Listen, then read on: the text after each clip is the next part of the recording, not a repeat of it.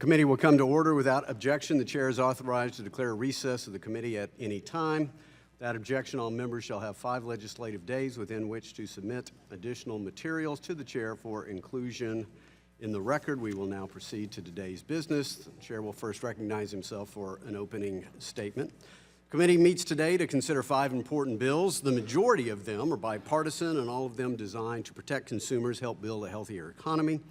Consumers are understandably concerned about our economy. We remain stuck in the worst recovery of the last 70 years, and at the same time, they're concerned that Washington is taking away their choices and raising many of their costs. Our committee has the privilege and responsibility to fight for them because every American, regardless of what side of the tracks they grew up on, regardless of how humble their circumstances may be, have the right to shape their own financial destiny, have the right to economic freedom and choice, and have the right to expect that Congress will work to build a healthier economy with more opportunities. Our committee has already guided 41 bills through the House this year, but we still have much work to done, so let's begin by briefly reviewing today's agenda. Millions of Americans plan their retirements based on advice from financial advisors. Unfortunately, the Department of Labor has proposed a rule that will make that advice unavailable or unaffordable.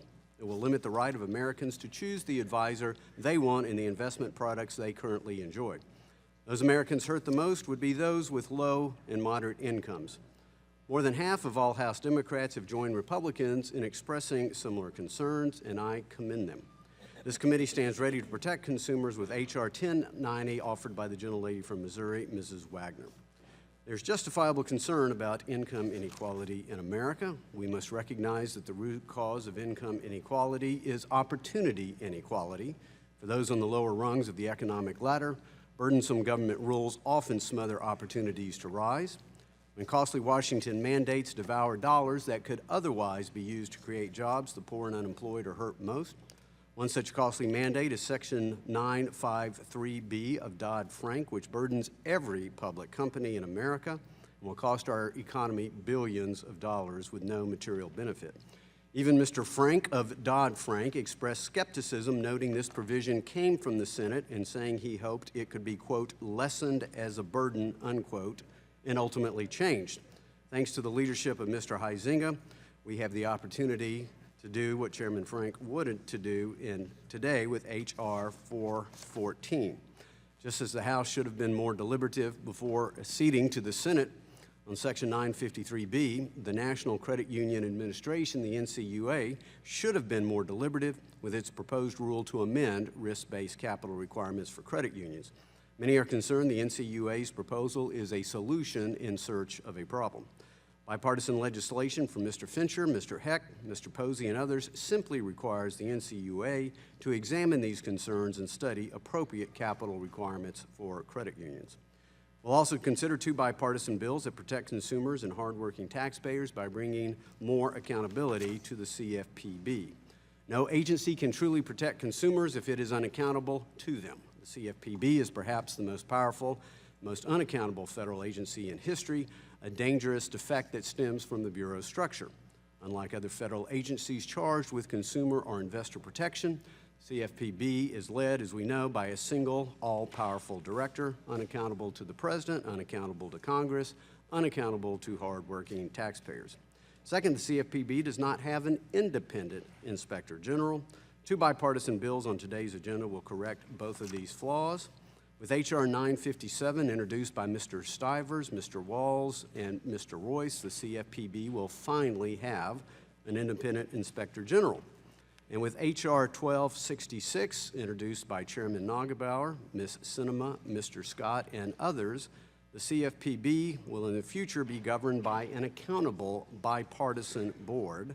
This is the very same structure that Democrats Elizabeth Warren, then Chairman Frank, our current ranking member, and many others originally supported. They were clearly for it before, they were against it. They will have another opportunity to be for it today. Properly designed, the CFPB is capable of great good. Let's pass these pragmatic bipartisan fixes so the CFPB can be the accountable consumer protection agency all Americans deserve. I yield back the balance of my time. At this time, I recognize the ranking member for an opening statement. Thank you, Mr. Chairman. Today, Our committee will mark up a handful of legislative proposals that threaten to hamper critical progress our nation has made toward bolstering protections for retirement savers, increasing transparency in our markets, and supporting the good work of the Consumer Financial Protection Bureau.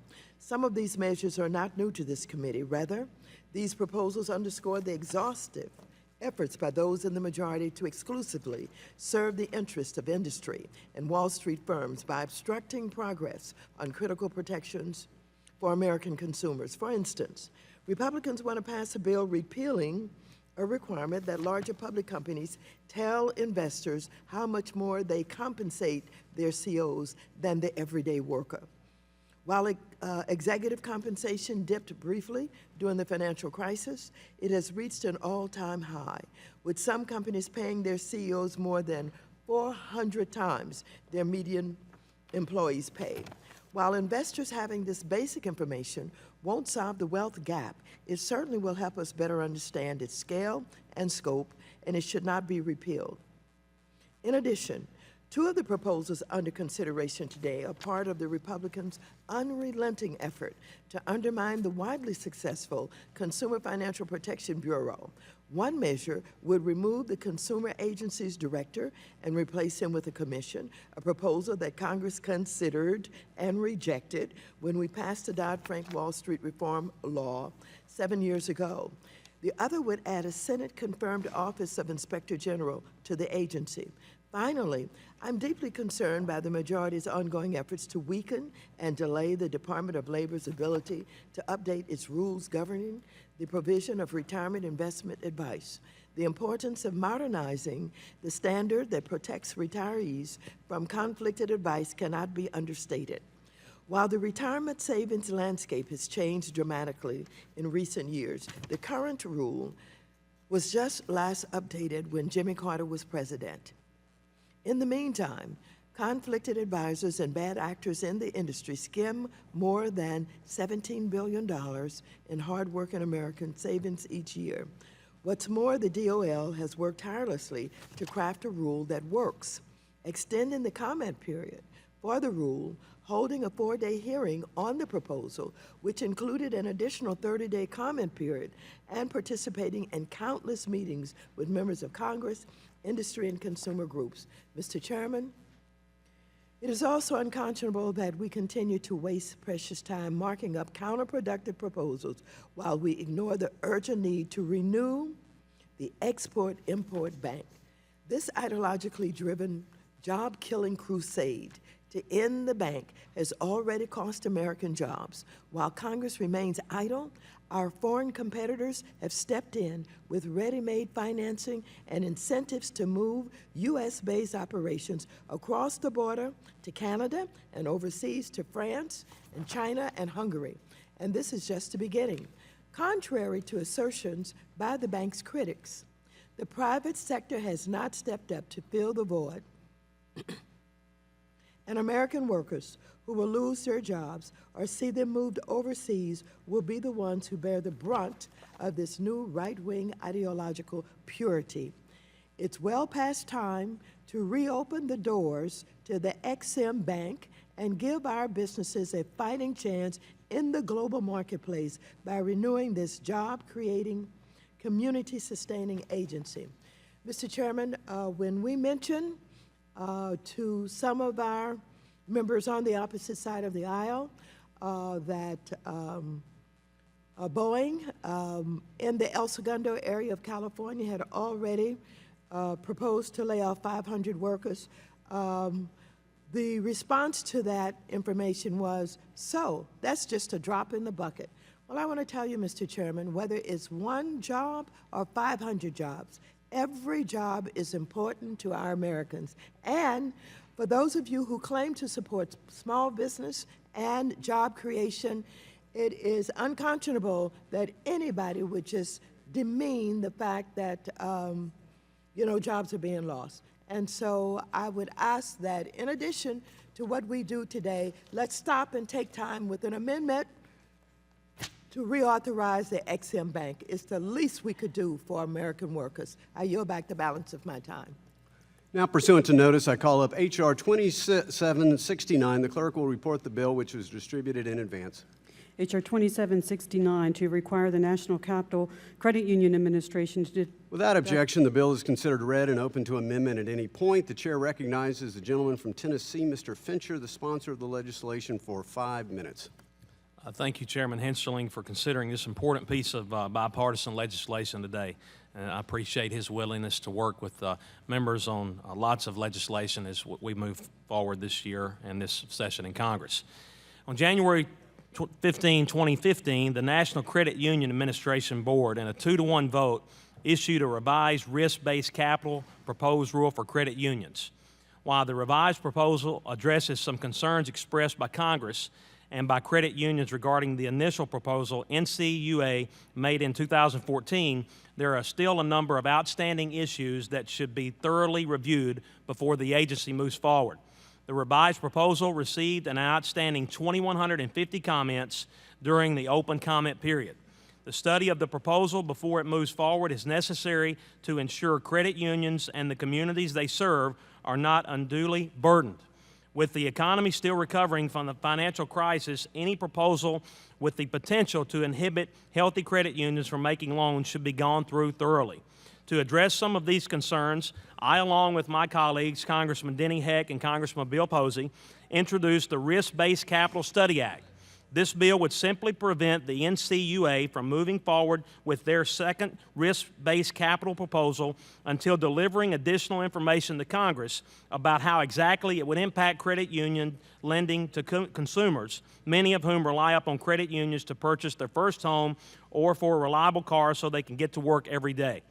This is an incredibly complex proposal, and NCUA failed to take credit unions' current capital buffers into account while calculating the cost of the proposal. The bill before us today would ensure the cost of this proposal is vetted relative to its impact on lending. My bill would also direct NCUA to fully explain their legal authority with respect to this proposal, a topic that has been hotly contested among the NCUA board members. It's my understanding that the agency sought an outside legal opinion that was arguably not strong enough justification for the NCUA's authority to implement a 2-tier risk-based net worth system.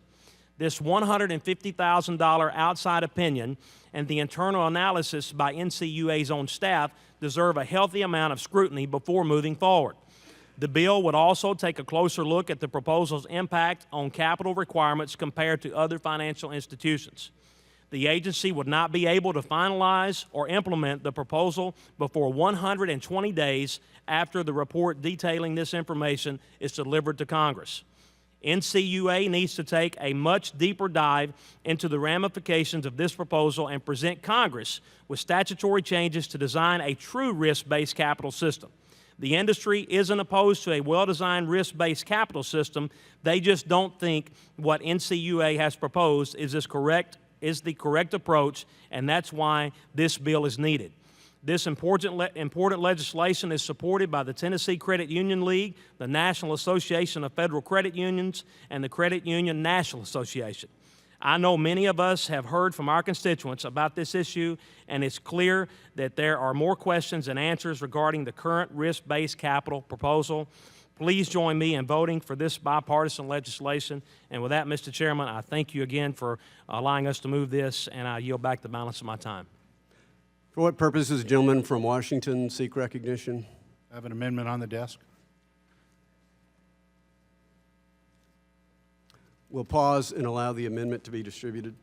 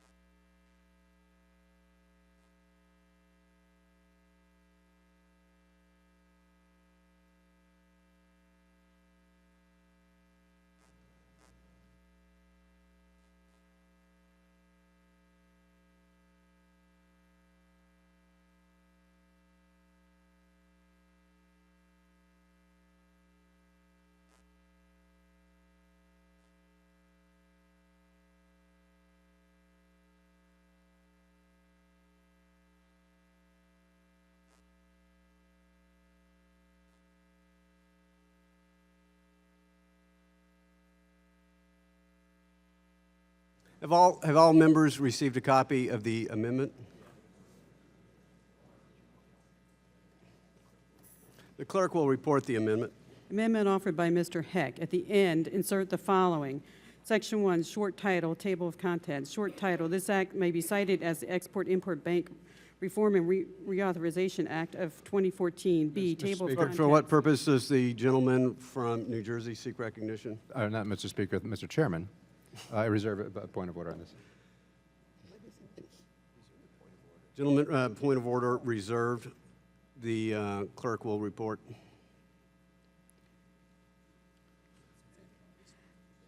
B, table of contents. The table of contents for this act is as follows. Section 1, short title. Without objection, the reading of the amendment is dispensed with. The gentleman is recognized on his amendment. Thank you, Mr. Chair. I like the underlying bill. I'm a co-sponsor, and I thank the gentleman from Tennessee for bringing it forward. As a matter of fact, I like working with him quite a bit. It's only one of about 5 bills that we're trying to work together on. One of those other 5 bills is this amendment that I've offered today, which would capture the language of the Kirk-Heidkamp language in the Senate to reauthorize the Export-Import Bank. This is actually Mr. Fincher's language that I am proposing as an amendment to make this good bill even better. Here's the situation.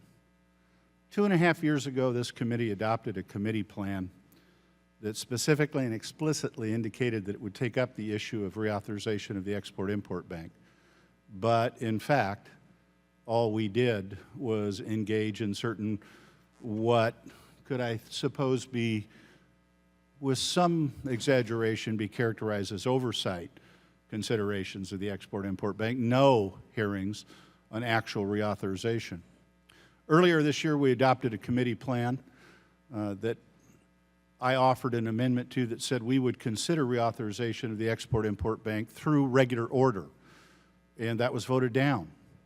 And I think the failure over the last now nearly 3 years to consider any reauthorization of the Export-Import Bank is stark evidence of the intent on behalf of the chair, which is we're not ever going to get to it in any way, in any form.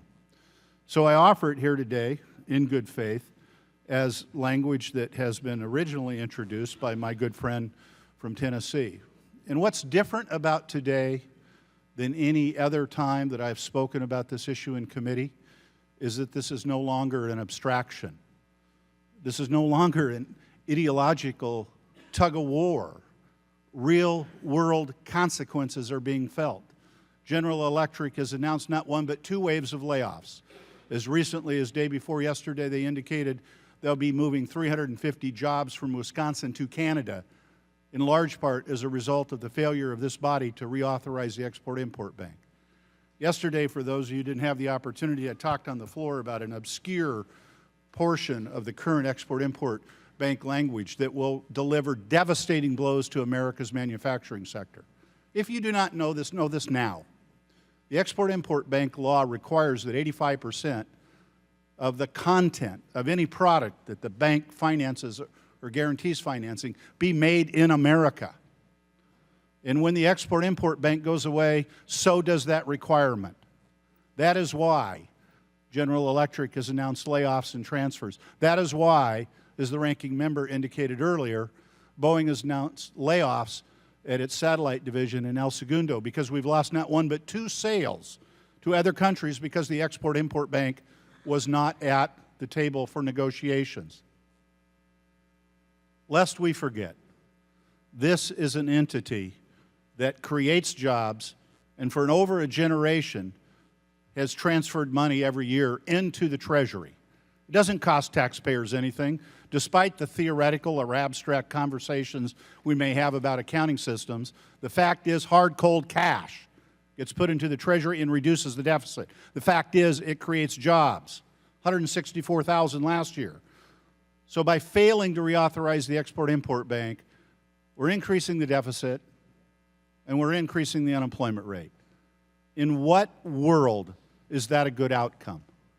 This language that we have before us now has been, in effect, indirectly endorsed by 67 of the members of the U.S. Senate. It can pass. It can become law. And the announcements, which have just begun with General Electric and Boeing, will continue. I implore you, this is no longer an abstract discussion. This is a real, concrete manifestation of our failure to act that is costing people their livelihoods for no constructive outcome or purpose, save other than to make an ideological statement. People are getting pink-slipped. Today, as we sit and do nothing, and it will get worse. So I ask you to support this amendment, which is the language of my good friend from Tennessee, to make a really, really good bill even better. Thank you, Mr. Chair.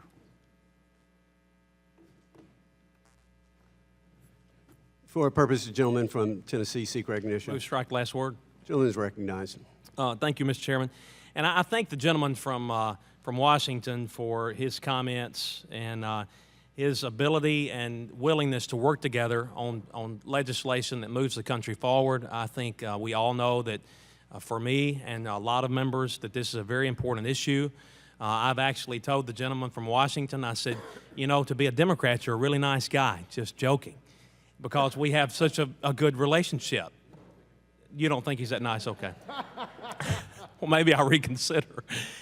But today's hearing and markup is about a lot of very important legislation.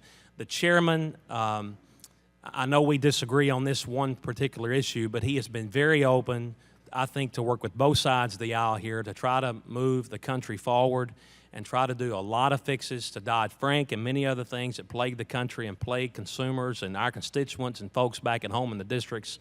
So I understand my colleague from Washington wanting to move this forward today.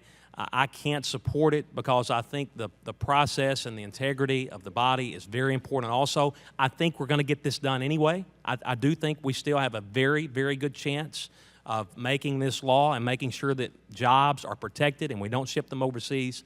But today I don't think is the right place to do this. I do appreciate the gentleman and what he's trying to do, but I appreciate the chairman and his ability to do what he does. So I'll yield back with that, Mr. Chairman. What purpose, the gentleman from New Jersey seek recognition? I will insist on my point of order here. The underlying legislation that is before us is H.R. 2769, dealing with the National Credit Union Administration, dealing with the specific purviews and authority of them under the Act creating therefore, dealing with the issue of their prescribing risk-based capital thresholds and whether or not credit unions are adequately capitalized or not, adequately whether they are well-capitalized credit unions, and specifically doing an analysis on these same said credit unions, specifically on the issue of their amount of credit union lending.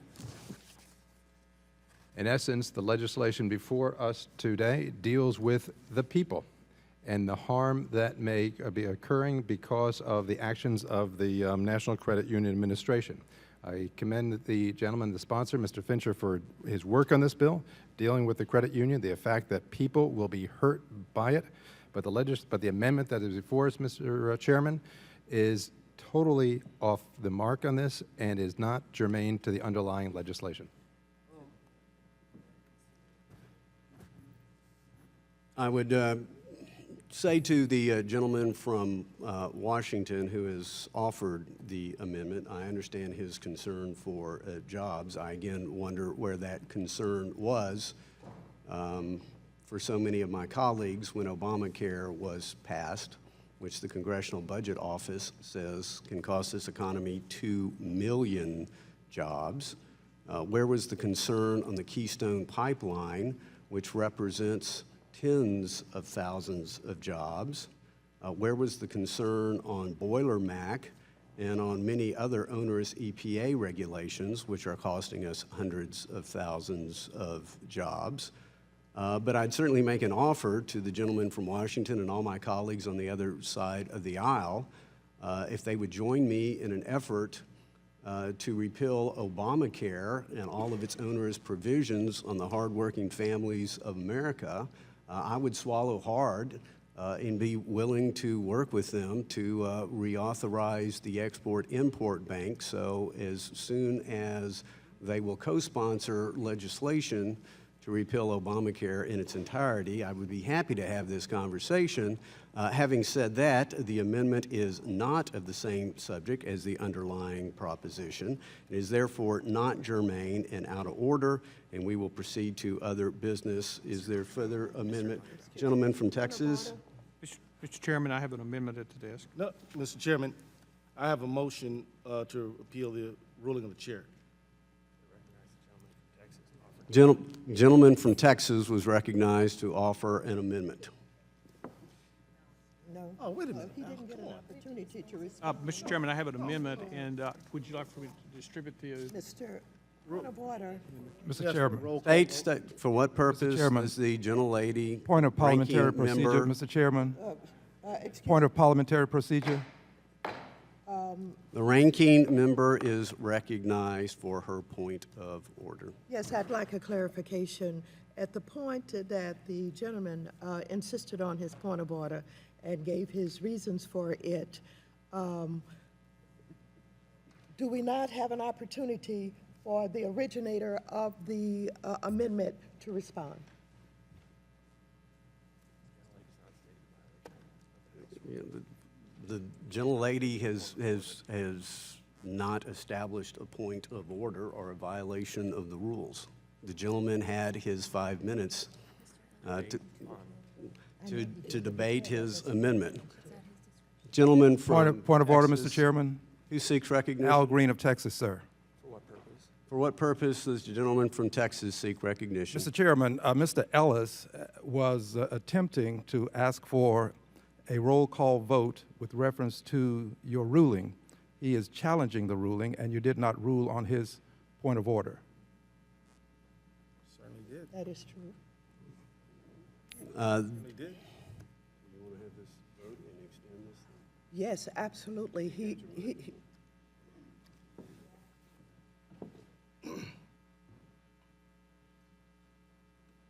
As I'm still being recognized, Mr. Chairman, the record will show, if we care to pull it, that his voice was recorded as he was attempting to acquire recognition.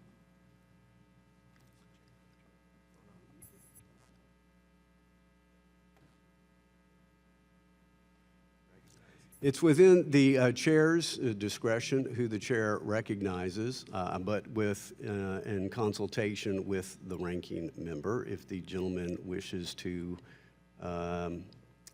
insist on his ruling of the appeal of the chair, I would ask that the gentleman from Texas withdraw his amendment at this time, and we will proceed. Mr. Chairman, I withdraw my amendment. Is this the gentleman? Yes, we would ask for a roll call vote in appealing the ruling of the chair. On the Mr. Chairman, For what purpose does the gentleman from New Jersey seek recognition? presumably the chairman, assuming that the chair has recognized the motion, the request, I hereby request a table of the motion. object. As for a roll call vote. The objection is unfounded, so I'll call for a the roll. questions as for a roll on call the vote. table of the motion to appeal the ruling of the chair. The ranking member has called for a roll call vote on the motion to table. All Chairman? in favor of a roll call Chairman, vote will on a raise their parliamentary inquiry? hand. Mr. Chairman? You cannot interrupt the roll call vote for a parliamentary inquiry. All those in favor of a roll call vote will raise their hand. A sufficient number having raised their hand. Roll call vote will occur. The clerk will call the roll. Mr. McHenry.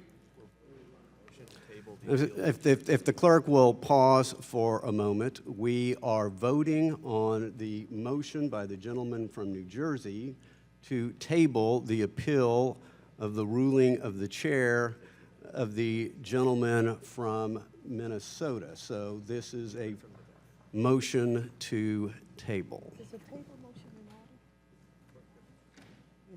The clerk will call the roll. Mr. McHenry, Mr. King, Mr. Royce, Mr. Lucas, Okay, sir. Mr. Garrett, Aye. Mr. Garrett, aye. Mr. Nagelbauer, Aye. Mr. Nagelbauer, aye. Mr. Pierce, Mr. Pierce, aye. Mr. Posey, Mr. Posey, aye. Mr. Fitzpatrick, Mr. Westmoreland, Mr. Lukemeyer, Mr. Huizenga, Mr. Huizenga, aye. Mr. Duffy, Mr. Duffy, aye. Mr. Hurt, Mr. Hurt, aye. Mr. Stivers, Mr. Stivers, aye. Mr. Fincher, Mr. Fincher, aye. Mr. Stutzman, Mr. Mulvaney, Mr. Holgren, Mr. Holgren, aye. Mr. Ross, aye. Mr. Pittenger, Mr. Pittenger, aye. Mrs. Wagner, aye. Mr. Barr, aye. Mr. Rothfuss, aye. Mr. Messer, Mr. Schweikert, aye. Mr. Ginta, aye. Mr. Tipton, aye. Mr. Williams, aye. Mr. Poliquin, aye. Mrs. Love, aye. Mr. Hill, aye. Mr. Emmer, aye. Ms. Waters, Waters, no. Ms. Waters, no. Mrs. Maloney, no. Ms. Vasquez, no. Mr. Sherman, Mr. Meeks, Mr. Capuano, no. Mr. Hinojosa, no. Mr. Clay, Mr. Lynch, no. Mr. Scott, no. Mr. Green, Mr. Cleaver, Mr. Cleaver, no. Ms. Moore, no. Mr. Ellison, no. Mr. Perlmutter, Mr. Himes, no. Mr. Carney, no. Ms. Sewell, no. Mr. Foster, Mr. Kildee, no. Mr. Murphy, no. Mr. Delaney, no. Ms. Cinema, no. Mrs. Beatty, no. Mr. Heck, no. Mr. Vargas, no. Mr. Chairman, may I ask how I'm recorded? Mr. Green, you were recorded as a no. Thank you.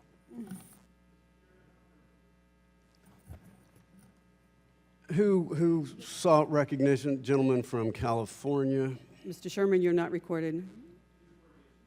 Mr. Sherman, no. Are there any other members who have not voted? Gentleman from North Carolina.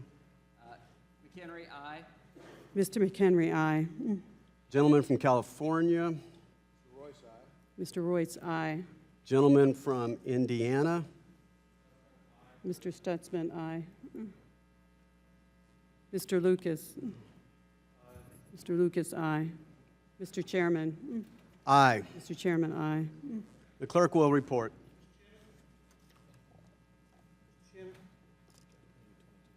Yes, gentleman from Massachusetts. Mr. Capuano, you're recorded as a no. Mr. Chairman. The clerk Chairman. will report. The Chairman. clerk Mr. will Chairman. report. Mr. Chairman, the ayes are 28 and the noes are 22. Gentleman from Colorado. Mr. Chairman. Mr. Perlmutter's a no. Mr. Chairman. The clerk will Mr. report. Chairman. Mr. Chairman, the ayes are 28 and the nays are 23. The appeal is tabled. Is there further debate? The clerk will report the count again. Mr. Chairman, the ayes were 28 and the nays were 23. The appeal is tabled. Is there further debate?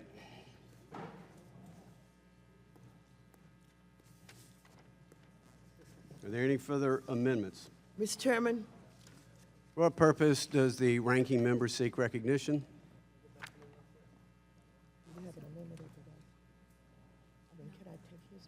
For what purpose does the ranking member seek recognition?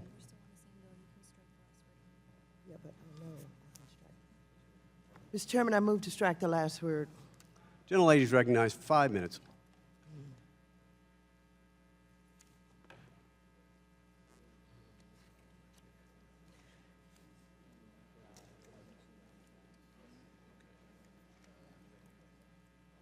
Excuse me.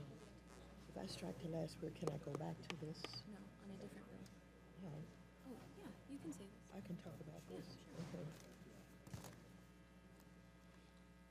Mr. Chairman, I'd like to commend the gentleman from Washington, Mr. Heck, for his tireless commitment to the interests of American workers through, among other things, his continued work to secure a long-term reauthorization of the Export-Import Bank. More than 3 months have passed since a vocal minority of Republicans led by Chairman Henselin succeeded in shuttering the doors of the Export-Import Bank, a move that has dulled our nation's competitive edge, leaving thousands of small U.S. businesses to question whether they have a viable future as exporters, while also forcing some of our largest exporters to move their operations to countries like China, Canada, France, and the UK, where export credit financing is readily available. Despite all the false claims we've heard from opponents of the Ex-Im Bank that the private market would fill the gap left by Ex-Im's demise, and Mr. McCarthy, as Mr. McCarthy said would happen, or that only the free market is empowering, as Chairman Henselin put it. These claims have simply not held true in the real world.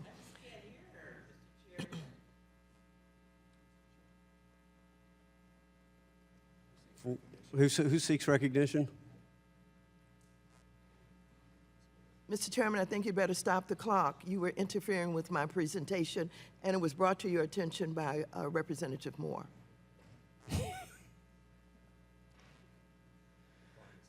The clock is stopped for the gentle lady. Thank you. I lost 2 seconds. I'd like to have it back at the end. I'll be surprised if the gentle lady stops at 2. The time belongs to the gentle lady from California if she wishes I will to yield yield to the time to gentle the lady gentle from lady. Wisconsin.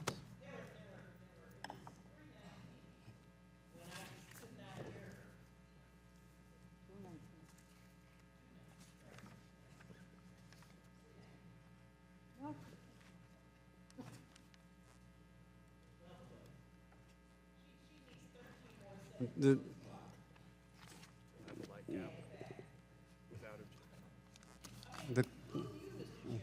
start the clock, please. The clerk will start the clock. Since the bank's doors opened on June 30th, one fact that remains clear is that shutting down the Export-Import Bank means fewer jobs in America. What is also clear is that every day this committee and this House refuses to take action to renew the bank's charter is another day that American workers continue to suffer the consequences. It pains me that the true victims of the Ex-Im shutdown are hardworking Americans doing their best to play by the rules and provide for themselves and for their families. These are ordinary Americans with businesses that make everything from pickles to satellites. Take Dave Ostick, for example, who works for a Nebraska-based company that sells agricultural products. As a result of the shutdown of the Ex-Im Bank, he said bluntly, quote, and I quote, "We've lost businesses. That's the easiest way to put it. We can't get those businesses back." Or take Panch Prasad, the owner of U.S. International Trading Corporation, based in Nevada, who has said that the loss of the bank means it will be difficult for him to even pay his employees. He goes on to say that the ideologically charged debate surrounding the reauthorization is like being stabbed in the back by people who should be defending you. Mr. Chairman and members, we should be ashamed of this failure to protect American jobs and businesses. We should be doing everything we can to grow jobs in this country and give U.S. businesses the tools that they need to succeed. So that is why I think we should have taken up this amendment, and I'm surprised that we have members on the opposite side of the aisle who did not support it. I'm really disappointed with Mr. Fincher. He has worked so hard with Mr. Heck, and I know that this is important to him. I know that sometimes we tend to get intimidated under certain circumstances, but I expected a lot more from Mr. Fincher. I thought he would stand up today with his friend, Mr. Heck, who he's been working so hard with to get this done. This amendment that he offered is identical to the bipartisan Kirk-Heitkamp amendment, which has already passed the Senate by an overwhelming vote of 67 to 29, and is identical to legislation introduced just last week, again by Representative Fincher, that has quickly garnered the support of a growing list of Republicans. Republicans, where are you?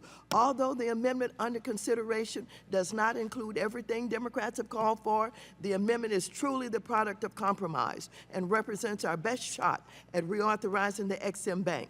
So I'm hopeful that despite the fact that we did not get the vote on this effort by Mr. Heck, to offer this amendment, we still have other members here who can speak to this, other members who may want to continue to offer an amendment. We've got to get this Export-Import Bank reauthorized before we leave here. And I yield back the balance of my time. Gentlelady yields back. For purposes, Parliamentary gentleman from Ohio seek recognition.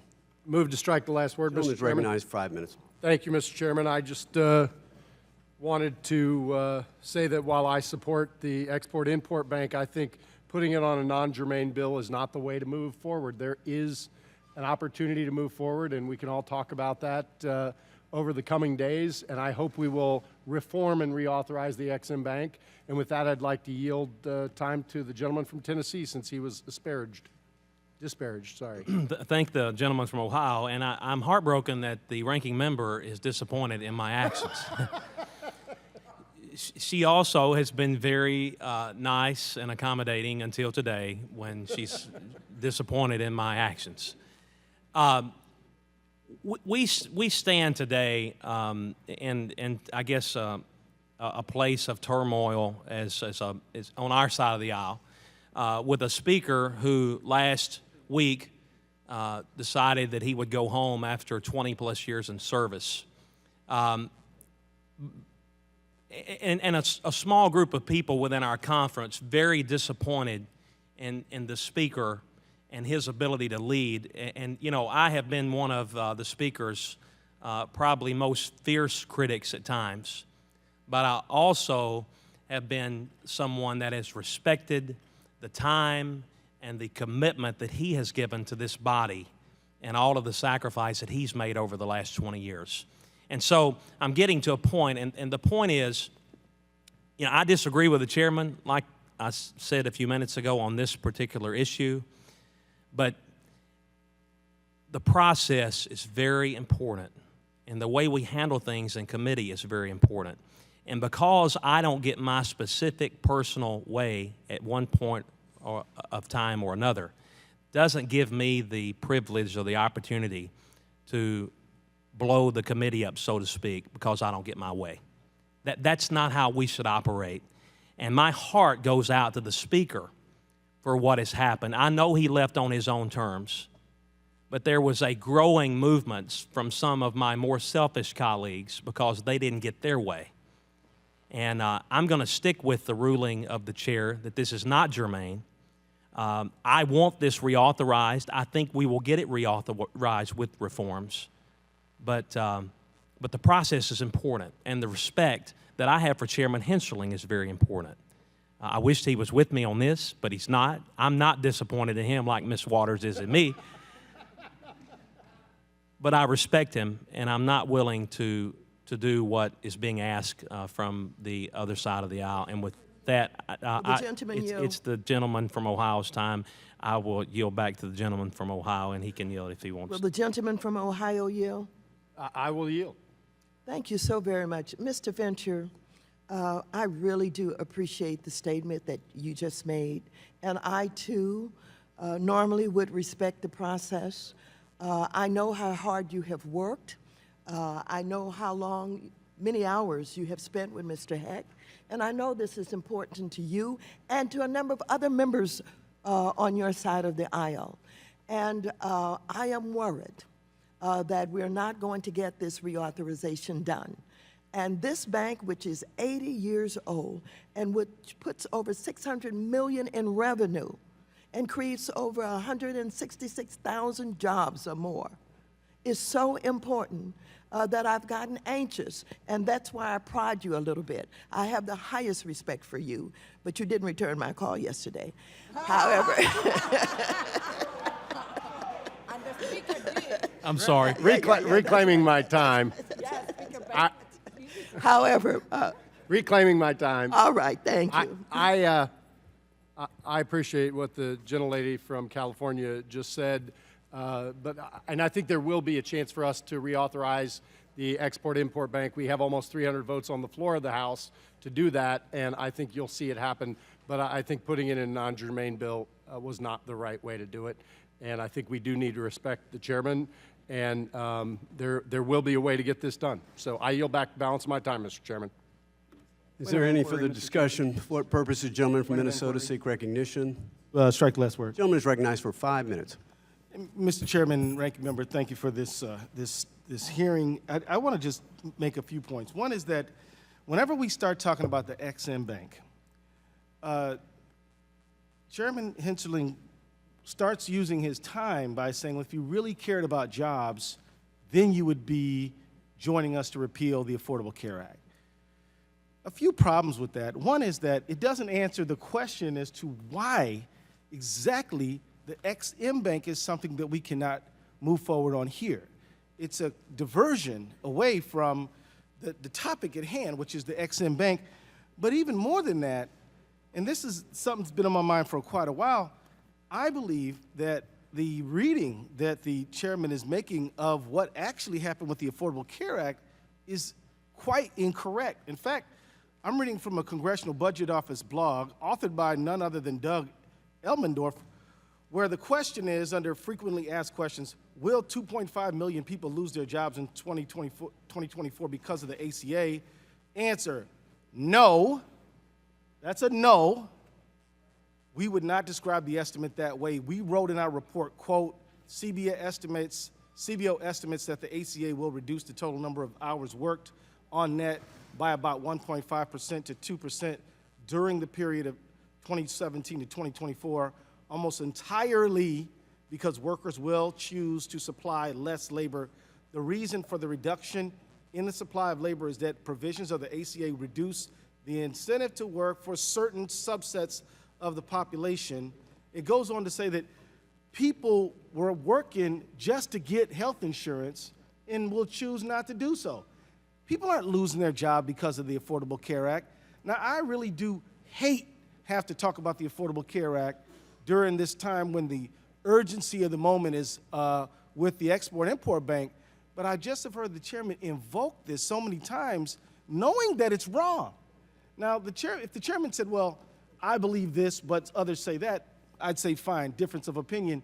But the chairman acts like Elmendorf has never clarified the statement that he relies on, and Elmendorf, who's the author of the report, or at least in charge of the authorship of the report, has directly refuted.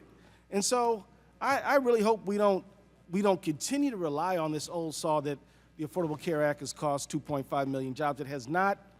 This is, I mean, you know, one thing that I appreciate about my conservative friends is that they believe in freedom. If people don't want to work because they don't have to do so because they need work, they need insurance at their job, and they have it anyway, that's their choice. And I wish we could stop relying on that. Now, let me just move to another topic, and that is this. I think that relying and sticking with this germaneness rule would make some sense 3 months ago. If we were 3 months ago and we came up with what was arguably non-germane and people wanted to vote against it even though they believed in the substance, I'd say, well, okay, that's just how the rules go. But we are looking at a real urgent situation. Mr. Heck has pointed out serious job losses, contracts not fulfilled, people looking out for work. You know, my friend mentioned that he respects the chair. Well, sure, we all respect the chair, but I respect people's jobs more. And I just think that we are letting protocol supersede substance at this point. And I would hope that if people really do believe that XM Bank is important, we are not at a theoretical stage. We are at a real stage where people are actually losing their jobs.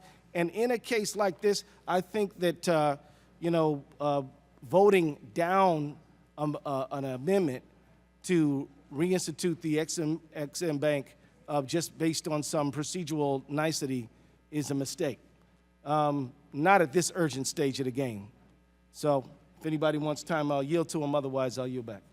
I yield back. Gentleman yields back. Any other members seek recognition? Are there any amendments? There being no further discussion or amendments to the bill, the question now occurs on ordering the bill reported favorably to the House. Those in favor shall signify by saying Chairman. aye. Mr. Chairman. Aye. Who seeks recognition? For Strike what the last purpose does the word. gentleman from Florida seek recognition? Strike the last word. Gentleman is recognized for 5 minutes. Thank you, Mr. Chairman. I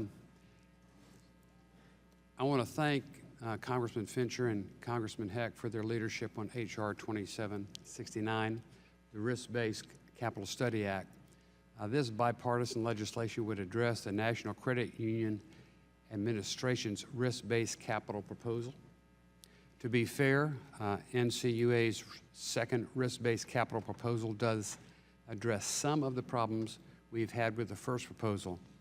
But as Congressman Fincher mentioned, the revised proposal received well over 2,000 comments during the open comment period. That's a very clear indication that there's still a lot of concern over the rule. I'm confident this bipartisan bill will set us on the right track toward a better designed risk-based capital system, a system that won't adversely impact our credit unions, their members, and the important services they provide in each and every one of our communities back home. Some of our legislation is a simple approach that would stop NCUA from moving forward on the rule until a comprehensive study is completed to ensure that this proposal won't unnecessarily burden credit unions or their members. What are the costs and benefits associated with this rule?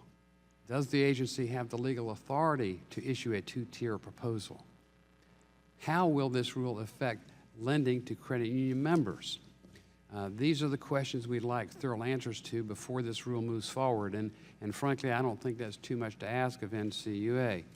Every regulator should take time and effort to make sure the regulations they impose, especially when they're as far-reaching as this proposal, are done right, and that's what this bill will ensure. So let's get back to the drawing board here, and who knows, maybe the third time's a charm. This bill enjoys your support of virtually every citizen who's a member of a credit union back in my district, and no doubt those who are members of credit unions back in your districts. They've been, credibly represented here by the Florida Credit Union Association and the National Association of Federal Credit Unions, just to name a couple. And I urge my colleagues to support this bill and yield back. Thank you, Mr. Chairman. Gentleman yields back. Any further member seek for what purpose does the gentlelady from Wisconsin seek recognition? Mr. Chairman, I move to strike the last word. Gentlelady is recognized.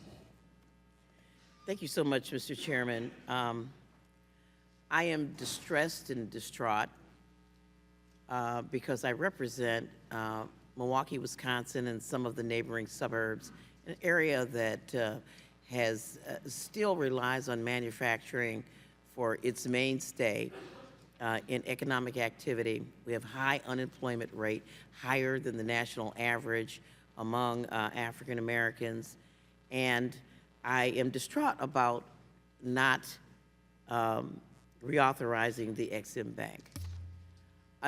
No one could have convinced me that I'd be coming to Congress and begging Republicans to support business and job creation. Being a left-wing liberal Democrat, nobody could convince me that this would be the the bulk of the work that I'm doing in Congress this session. I want to read to you a press release from GE, which has an impact on my district, because we are losing 350 jobs from the Waukesha plant, which is drive time from my home, and a supply chain in Wisconsin. We have $47 million worth of activity related to XM that is impacted. Below are other XM-related moves we've been forced to make recently. This is GE Energy. Last week, GE announced an agreement with the French Export Credit Agency, COFACE, for a line of credit for global power projects. This line of credit will initially support work in a number of international markets, including Indonesia, which is the deal most imminent. Also last week, we announced that GE will move its final assembly for aeroderivatives turbines from the U.S. to Hungary and China. As projects are bid and won in these two product lines, GE will move approximately 500 jobs from Texas, South Carolina, Maine, and New York to France, Hungary, and China. GE Aviation. Last week, GE announced several moves in our aviation business to gain access to other export credit agencies around the world to support our international aircraft engine customers. If XN Bank were operational, these investments would have been made in Ohio and other states where GE Aviation operates. Europe. GE will create a turboprop engine development, test and production operation, an investment that exceeds $400 million and approximately support up to 1,000 new jobs in France. In Europe. Canada, this is the one that affects my district. GE has designated its Brobank facility as the Global Robotics Center of Excellence and will build out this facility's capabilities. GE will also expand its engine testing capability in Winnipeg with $23 million in investments. Brazil, GE Aviation will invest $55 million to expand capability by building a new engine test facility in Selma. GE Oil and Gas. On Thursday, GE announced an agreement with the United Kingdom's Export Credit Agency, UK Export Finance, to access export financing for up to $12 billion. The agreement will initially support both confirmed and potential oil and gas technology orders in a number of international markets, including Brazil, Ghana, India, and Mozambique. As GE wins these orders, it will create up to 1,000 new jobs in the UK. GE's oil and gas business is currently headquartered in Houston, Texas. We do not make these decisions lightly and would prefer to be creating U.S. jobs rather than eroding our current U.S. manufacturing base. In the UK announcement today, our CEO, Jeff Immelt, said, in today's competitive environment, countries that have a functional export credit agency will attract investment. Export finance is a critical tool we use to support our customers. Without it, we can't compete against foreign competitors who enjoy export credit agency financing from their governments. David Cameron has touted it as a huge win for the UK. And I yield back the balance of my time. And ask lady. Unanimous consent to put this statement in the record. Without objection. Chair recognizes himself to congratulate the gentleman from Tennessee for his bill. We have heard from a number of our credit unions throughout the nation. I wouldn't say from a number, I think from just about every one in my district and my state, that the NCUA may not even have the legal authority to do what they are attempting to do. It is not a well thought out standard.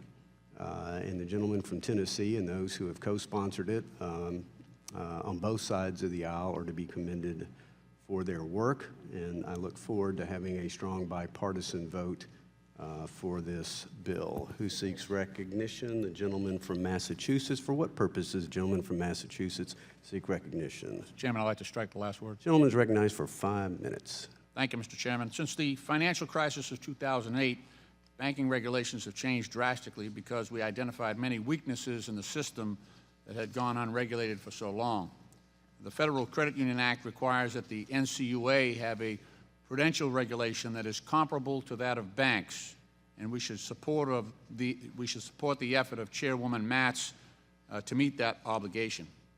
While we all know credit unions were not responsible for the financial crisis, we also know they were not immune to it. The federal government guaranteed $30 billion of bad mortgages from failing credit unions in order to protect the credit union system from collapse. Enhanced risk-based capital standards and credit unions will ensure that the government will not have to bail out the credit union system in the future. The NCUA has also, I believe, been exceptionally responsive and deliberative in this rulemaking process.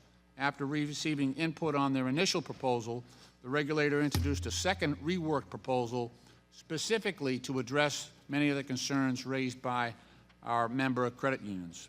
This resulted in a number of changes, including lowering the capital requirement for well-capitalized institutions. They exempted all credit unions with less than $100 million in assets, lowering the risk weight on entire asset classes, and actually delaying the implementation of new requirements until 2019. As a result, 78% of credit unions are exempt from the rule entirely, and only 27 institutions would be required to make any adjustment to their balance sheets to continue to be considered well-capitalized under the new standards.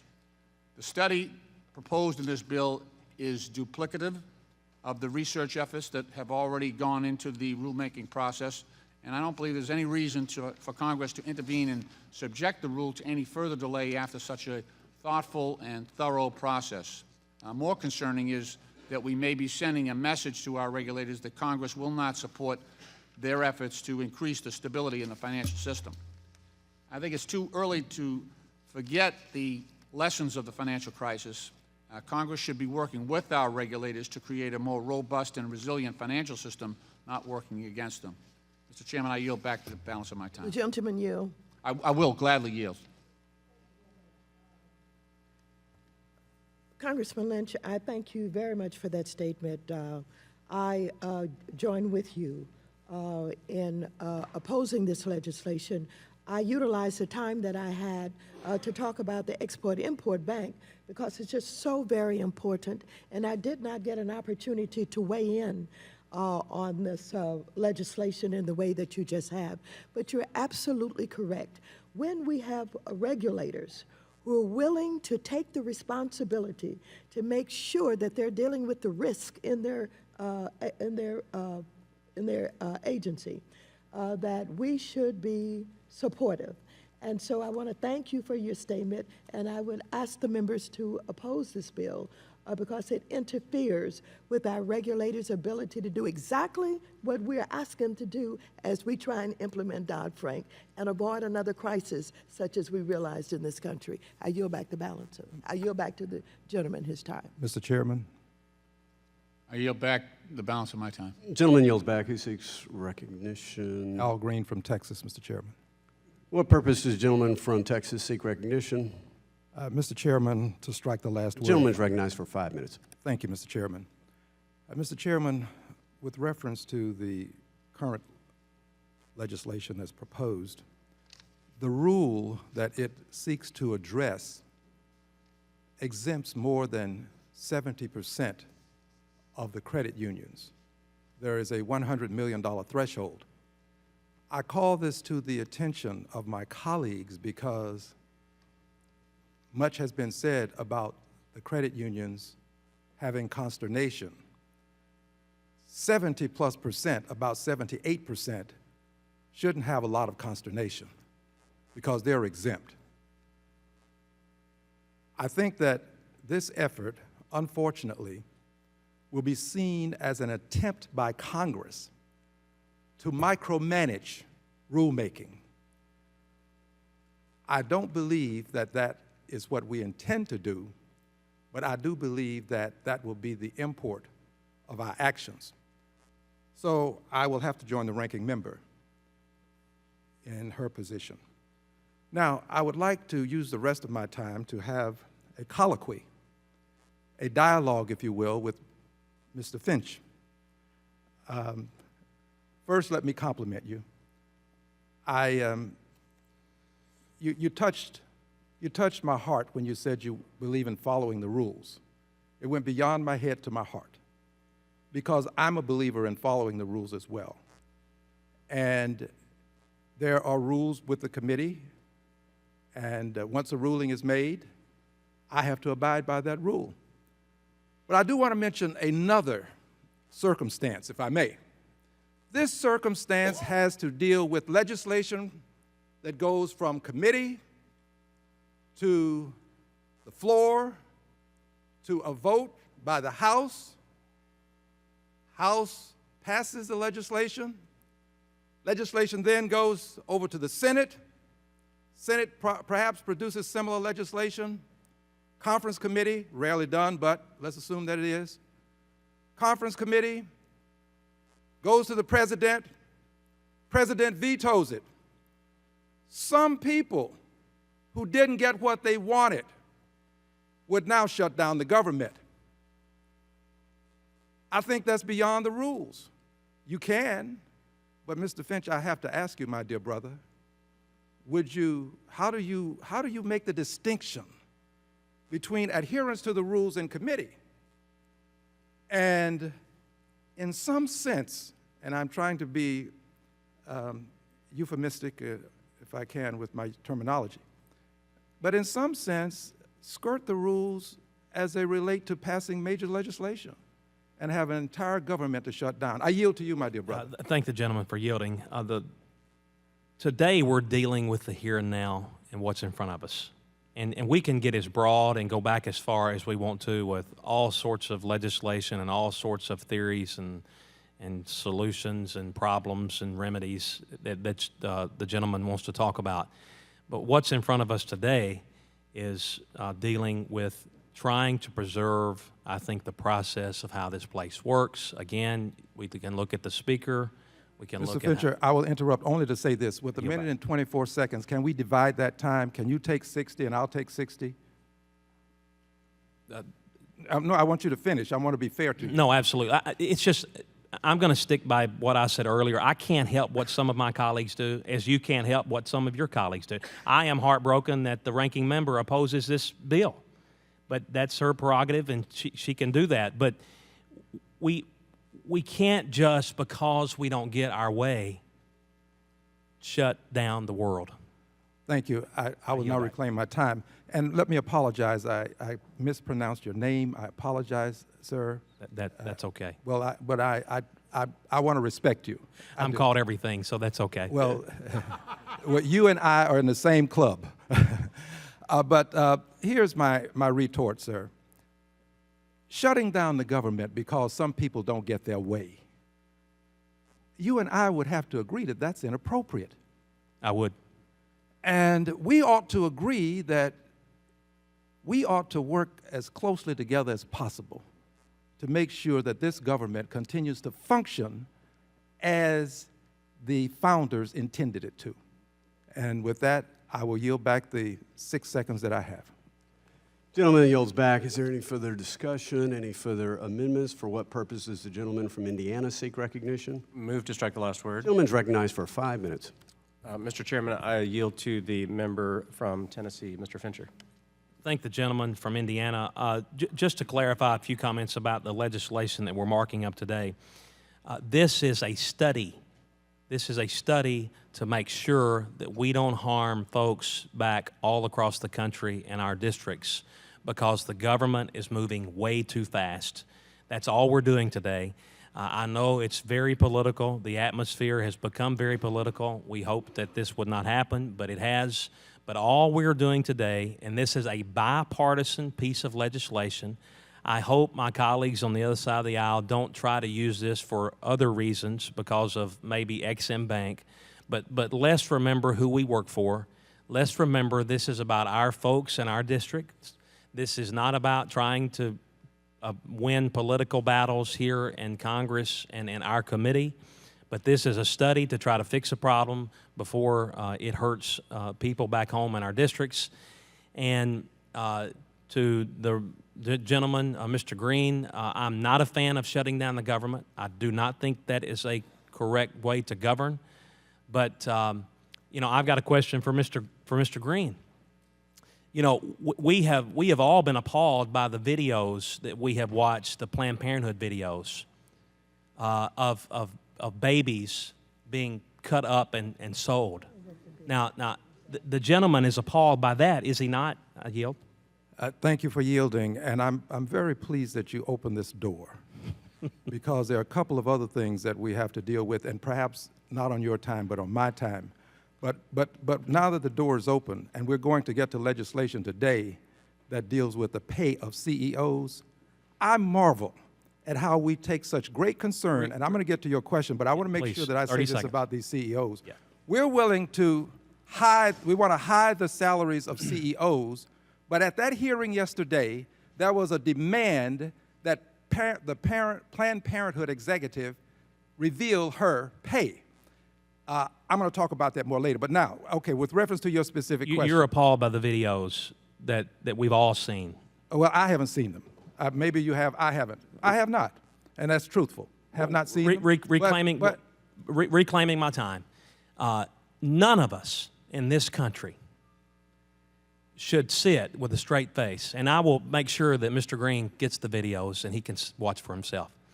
This is a very, very important thing, and it should not be held and be made lightly that this is happening. And no, I'm not a fan of shutting down the government, but I am a fan of representing my district, and they are also appalled by what's been happening. And we have a duty and an obligation to work for the folks back home. And so we need to get this right. We need to make sure we deal. Well, let's get back to this bill today. This is a study. This is what we came here to do. And let's move on with the business of this committee. And with that, I yield back Will the gentleman from yield? Indiana. Mr. Stutzman, it's time. Thank you, Mr. Chairman. If I could just make some comments, following up on that. We get caught up in a lot of different discussions around here. And I really appreciate, Mr. Green, and your colleague sitting right beside you. I respect both of you tremendously in your character. And I think that's why, when we talk, we have to keep the questions separate. But I do think that Mr. Fincher brings up an excellent point that, while we may have our disagreements about how the government should operate, there is a question on the character of our country today about these videos. And I think that it'd be good for all of us. You know what? We all draw our information from different places. I understand that. But we should be objective as members of Congress and look at all information. So I appreciate Mr. Fincher bringing up the point. And I would just encourage all of us, whatever information we have, that we should share it with each other so that way we are making the best decisions for our country, but especially when it comes to the question of character of our country and how do we handle an organization like Planned Parenthood. Is the evidence real? And if we look at it and we can draw conclusions for ourselves. So I would encourage you all to watch those videos. As being a strong pro-life proponent, I would just encourage you to take a step back and look at it, and then let's sit down and talk. So with that, Mr. Chairman, I'll yield back. Mr. Chairman. Gentleman yields back. Who seeks recognition? For what purpose? A gentleman from, I think I saw the gentleman from Washington. Has he spoken? No, okay, gentleman from Washington. For what purpose does a gentleman from Washington seek recognition? Move to strike the last one. Gentleman's recognized for 5 minutes. Thank you, sir. I just want to clarify, in an attempt to bring the discussion back to the underlying bill, that there are those of us on this side of the aisle who do support it. I believe three things. First of all, I believe that capital ratios are critically important to the health and welfare of the financial services sector. And most generally, I've been pretty supportive of those in whatever form they come in. But I also believe that the regulatory agencies don't always get it right. They don't always get it right. And as a matter of fact, I'm increasingly concerned that there is a mindset to not reflect enough of the nuances in different business models, because the truth of the matter is, depending on size and charter and all manner of other factors, they take quite different approaches to their efforts, either as a business for profit or as a member-owned, member-based co-op. I am personally enamored of those regulatory relief bills that pick up on the concept of Mr. Honing, I think if I'm pronouncing his name correctly, which would move in a direction of regulatory schemes that are more tailored to the business models of the institutions. And the other thing I believe is that it's important to remember this is a study, it's a modest delay, and in the interest of the health and the ability of credit unions to be able to undertake their service to their members, I don't think that's too big a price to pay to ensure that we get it right. And I will remind the members of the committee that we have legislation pending before us, not yet heard as I recall, I could be wrong, certainly not acted upon, which would give credit unions access to additional capital in certain circumstances. It just seems to me that we ought to be considering the broader issue of not just how much capital is appropriate, but how they are able to access it. So lest anybody conclude otherwise, there is, I believe, merit in this bill. I'm a proud co-sponsor with my friend from Tennessee, dear brother, to quote my friend from Texas, who was completely wrong-headed about the amendment I offered earlier of his language, but who is completely right-headed about this legislation. And I hope that my colleagues will support it. And with that, I yield back the balance of my time, and I thank you, sir. Gentleman yields back. Who seeks recognition? For what purposes? Some gentleman from Missouri. I think we saw Mr. Cleaver first. Gentleman, for what purposes, gentleman from Missouri? Mr. Cleaver seek recognition. We'll strike the last one. Gentleman's recognized for 5 minutes. Mr. Chairman, I'd like to yield my 5 minutes to my colleague, Mr. Green of Texas. Thank you, Mr. Chairman. Thank you, Mr. Cleaver. I greatly appreciate it. Mr. Fincher, I think you have posed an important question, and I regret that the time ran out before I had an opportunity to respond.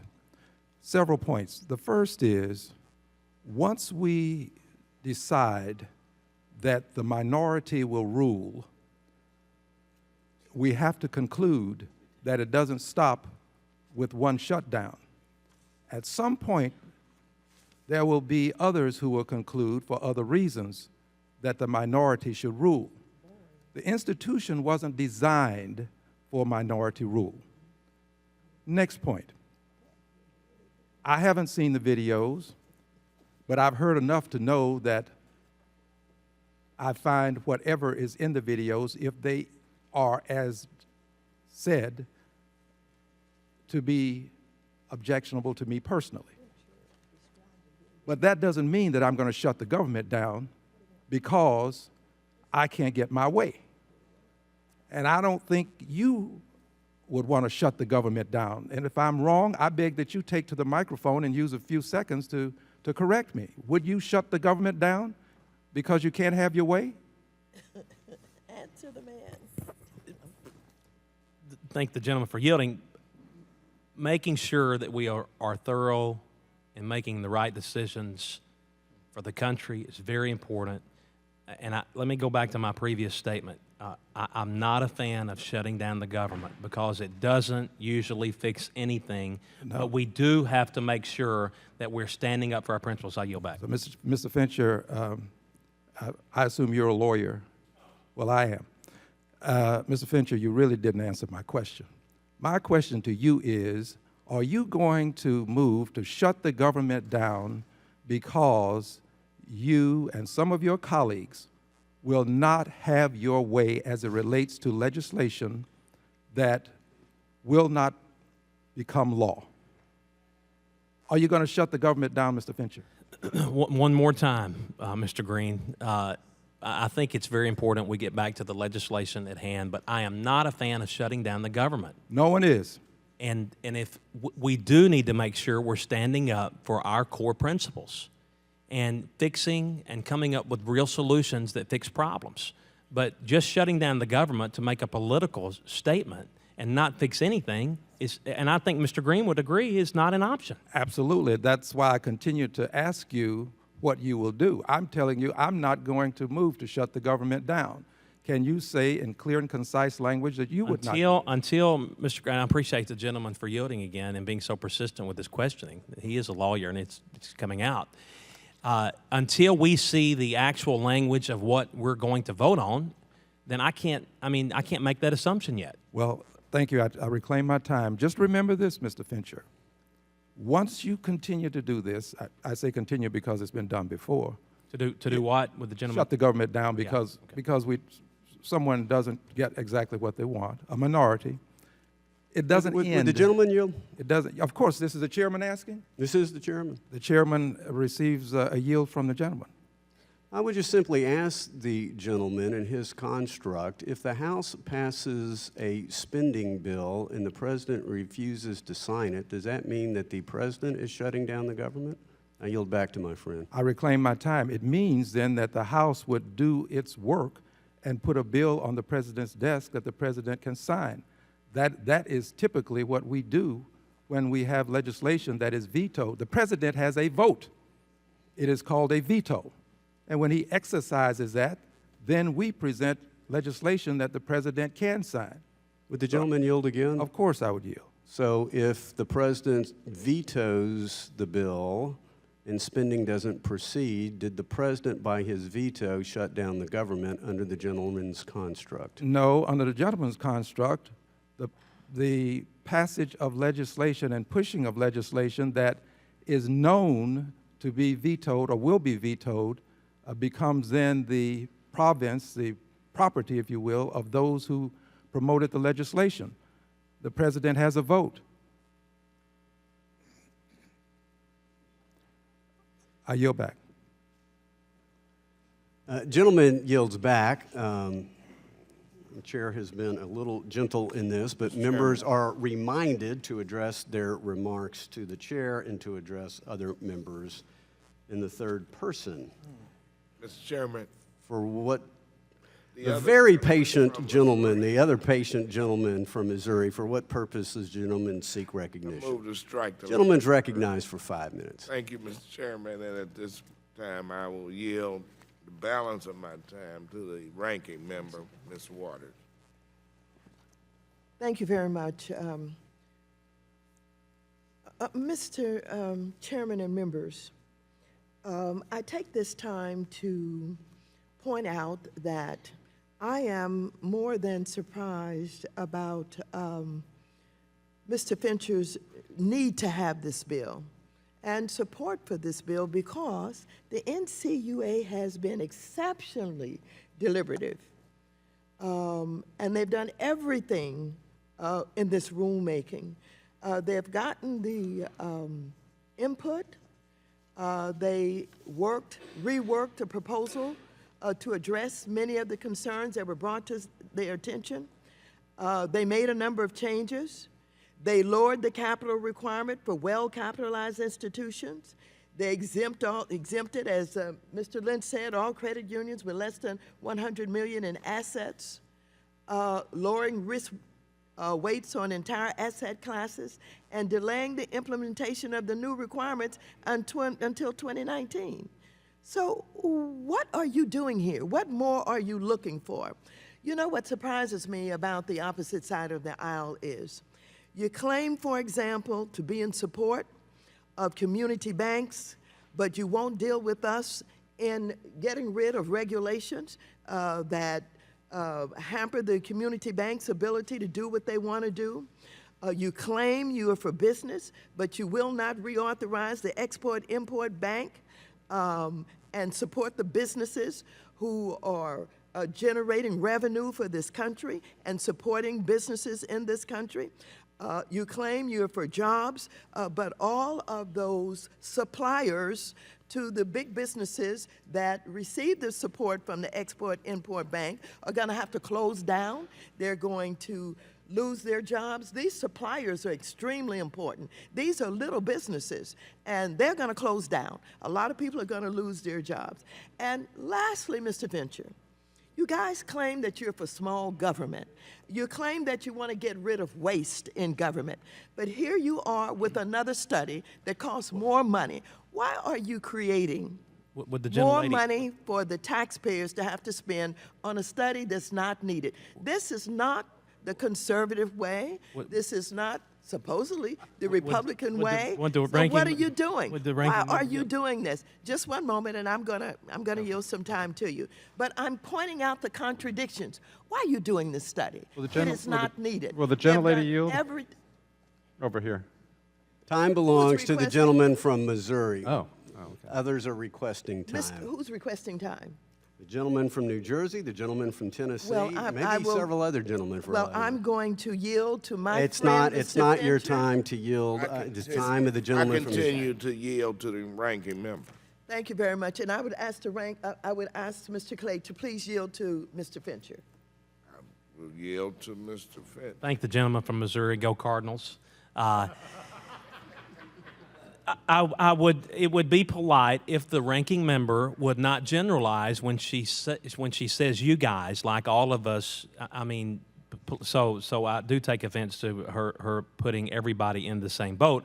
This piece of legislation, and we, again, one more time, it is a study to make sure that we get it right. That's all we're asking for. We can see the ramifications of too much government, too fast, over the last 6 years under this administration, and this is a bipartisan effort to make sure that we get it right. That's all we're doing. That's it. I know it's got political because some of my colleagues on the other side of the aisle want to take the committee out of order, but this is all we're doing here. I yield back. Mr. Chairman, I will yield the remainder of my time to Ms. Waters. Thank you very much, and I'm sorry that you may be a little bit offended by saying you guys. Let me be clear, the Republicans on the opposite side of the aisle. And so, on the opposite side of the aisle, you claim that you want to reduce government, you want to get rid of waste in government, and here you are with a worthless study that's going to cost the taxpayers more money. And I'm just pointing out these contradictions. The contradictions continue to pile up as we watch what you do.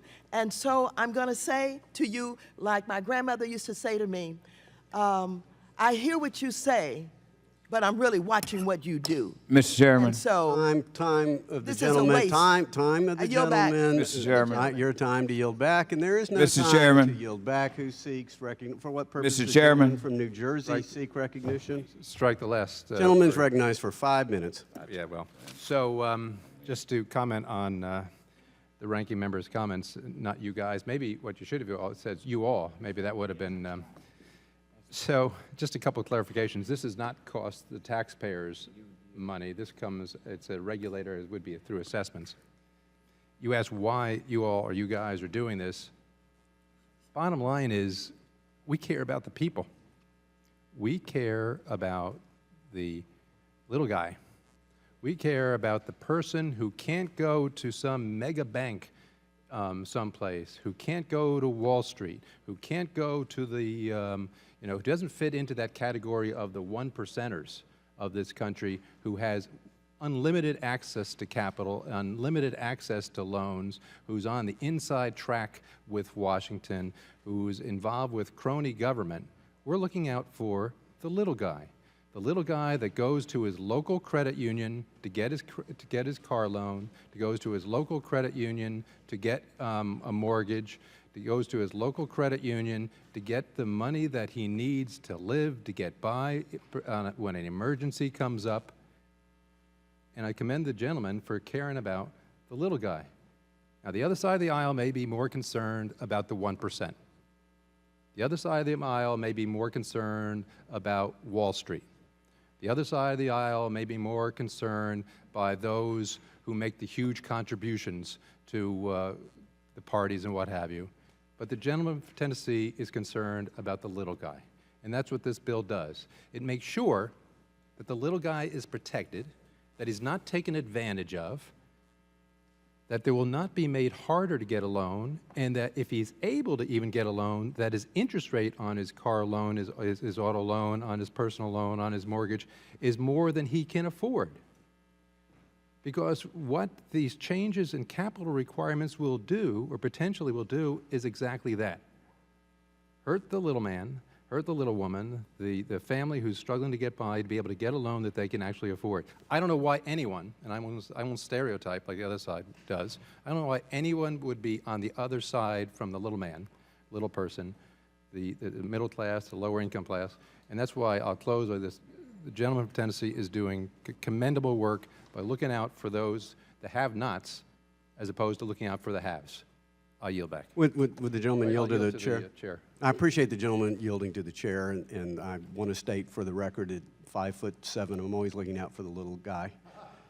But I will also say I was really taken aback by the ranking member saying that for some reason this side of the aisle wouldn't cooperate on regulatory relief. I don't know what committee she has been in. I would hope that she would have been in this one, and recall that we have passed numerous bipartisan measures, and I compliment members on both sides of the aisle who'll come together almost universally in the opposition of the ranking member.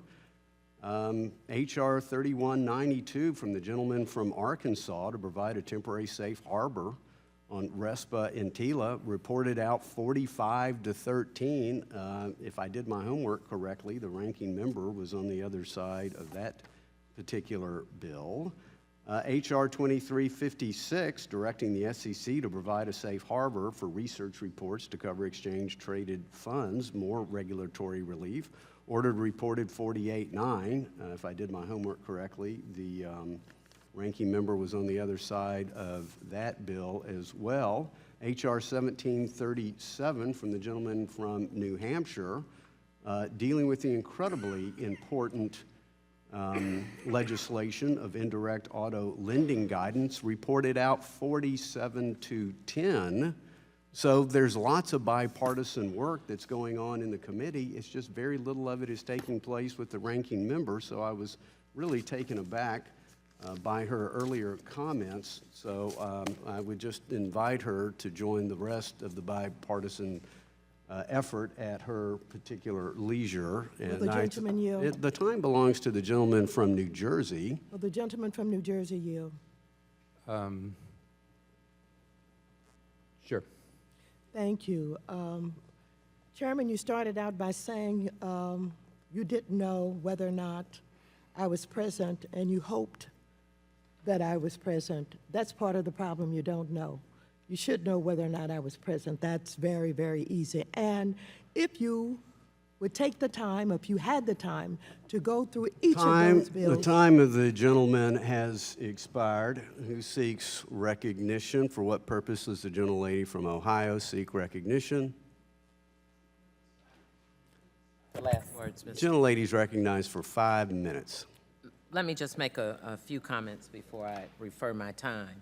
I find it very interesting sitting here that we're talking about the little people. First, it started out that we were talking about the bill, and then we asked not to be political.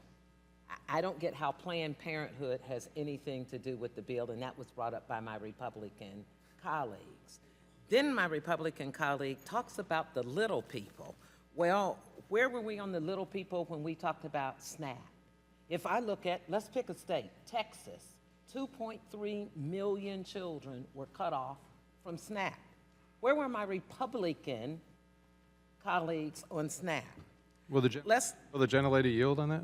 Yes. So where the Republicans were was With the little people. we were with the people who actually needed it. What we have found out is that there are some people who need it, and we believe that they should get it. But we also found I out— take my time back because now you're going to do what I refer to as redlining. You're going to make a difference between the little people and the little people. No. And so I yield my time back. It belongs to me. Okay. So when I look at the long list of things in my time that I have been here, pick housing, pick anything, getting loans for African Americans, Amway. When I look at all of the things that affect little people, I have not seen my colleagues on the other side standing up. And for us to sit here and play a game on something that could be a good bill, whether it's XM, and I remind you, when we look at the votes on XM in 2012, when we voted on XM, a lot of Republican colleagues who were there then and here now voted for it, as maybe some Democrats. But it was a good bill, and it's a good bill today. But when we say let's not make this political, And then we make it political by bringing in our speaker and what he's doing and supporting a chairman who's on the opposite end of it. It's political while you're doing it. Come on, you're for it, but you're caught in the middle of your own political battle, and so you have to make a decision. So you're siding, in my opinion, with your chairman because your speaker, our speaker, is going to be gone. And so you're making a political decision because everything you have said and written is in opposition, in my opinion. And you would the brought up gentlelady yield? Planned Parenthood. Would the gentlelady yield? I will. The reason I brought up Planned Parenthood is because your side of the aisle brought up the CR and Ex-Im Bank and things that aren't germane to the bill today. So all I'm saying is Ex-Im Bank is very important. And I do think we're going to... And we agree. We agree, and I do think we will end up getting it reauthorized. But let's just move on with today's business. Then let me appreciate that. But that's why I brought it. Yes, ma'am. And I thank you. You brought up the question to my colleague, Congressman Green, about the video. Yesterday, I read... After he brought up the CR. Yesterday, I read in the clips with quotes with names that said we have, from Republicans, we have crazies in the Congress. Beware of false prophets. Do you think you have crazies in the Congress who are Republicans? That was a quote from a Republican. So since we're going to ask Tim about the video, do you agree that you have Republicans who want to burn down the House, quote, by Republicans? To me, and I've not seen the video either, but what I've heard that the videos were from individuals and not Planned Parenthood. So if we're going to go to challenging individuals or organizations, respond to me about the crazies, about burning down the House. Would the gentlelady yield? I will yield for you to answer that. Do you agree with yes or no? What I'm going to ask the gentlelady is, surely we're all open to investigating whether the videos... I yield my time back. I asked you to answer my question. I'm not in the plan. You've asked a bunch of questions and made a bunch of statements. Well, do the last two, the crazies and burning down the House. Well, answer my question. Would you be open to an investigation or looking into the I take my time back, and I yield the balance of my time to Congresswoman Moore, Mr. Chairman. And thank you so much for yielding the time. I had a lot to say, but I just wanted to clarify a few things about the videos, and I've seen many of the videos. One of the videos I saw was a stillbirth, sad occasion, but it was marketed as an abortion. The mother of that unfortunate baby was pro-life and said that it was not true. All of the segments of the video that were edited out were parts where the doctor said, we don't sell fetal tissue. And by the way, fetal tissue research was passed under Ronald Reagan, hero of the Republican Party, which supports research for Parkinson's, which Reagan died of, ALS. The time of the gentlelady has expired who seeks recognition. For what purpose does the gentleman from Texas seek recognition? Move to strike the last word. Gentleman is recognized for 5 minutes. Well, Mr. Chairman, we seem to have gotten a little off script here. I think we came here at 10 o'clock this morning to mark up some bills that, quite honestly, most of which I think enjoy bipartisan support. And I think we have a general consensus that we all want to do what is in the best interest of the American people, and that oversight is an important part of what we do in making sure that the regulators and the agencies that administer our government, are doing it in an appropriate way. And I want to thank the gentleman from Tennessee. I believe it's been so long since I remembered who introduced that. It is Mr. Fincher, I believe, and and he has bipartisan support for this bill. And basically, this is what we're supposed to be doing. In other words, if we think that one of the agencies is moving too fast or moving in a direction that is not in the best interest, as my gentleman, my good friend from New Jersey said, the little guy, a lot of people rely on our community financial institutions. And one of the things that's concerning a lot of us is the demise of our community financial institutions. We've lost over 1,000 credit unions, over 1,000 community banks.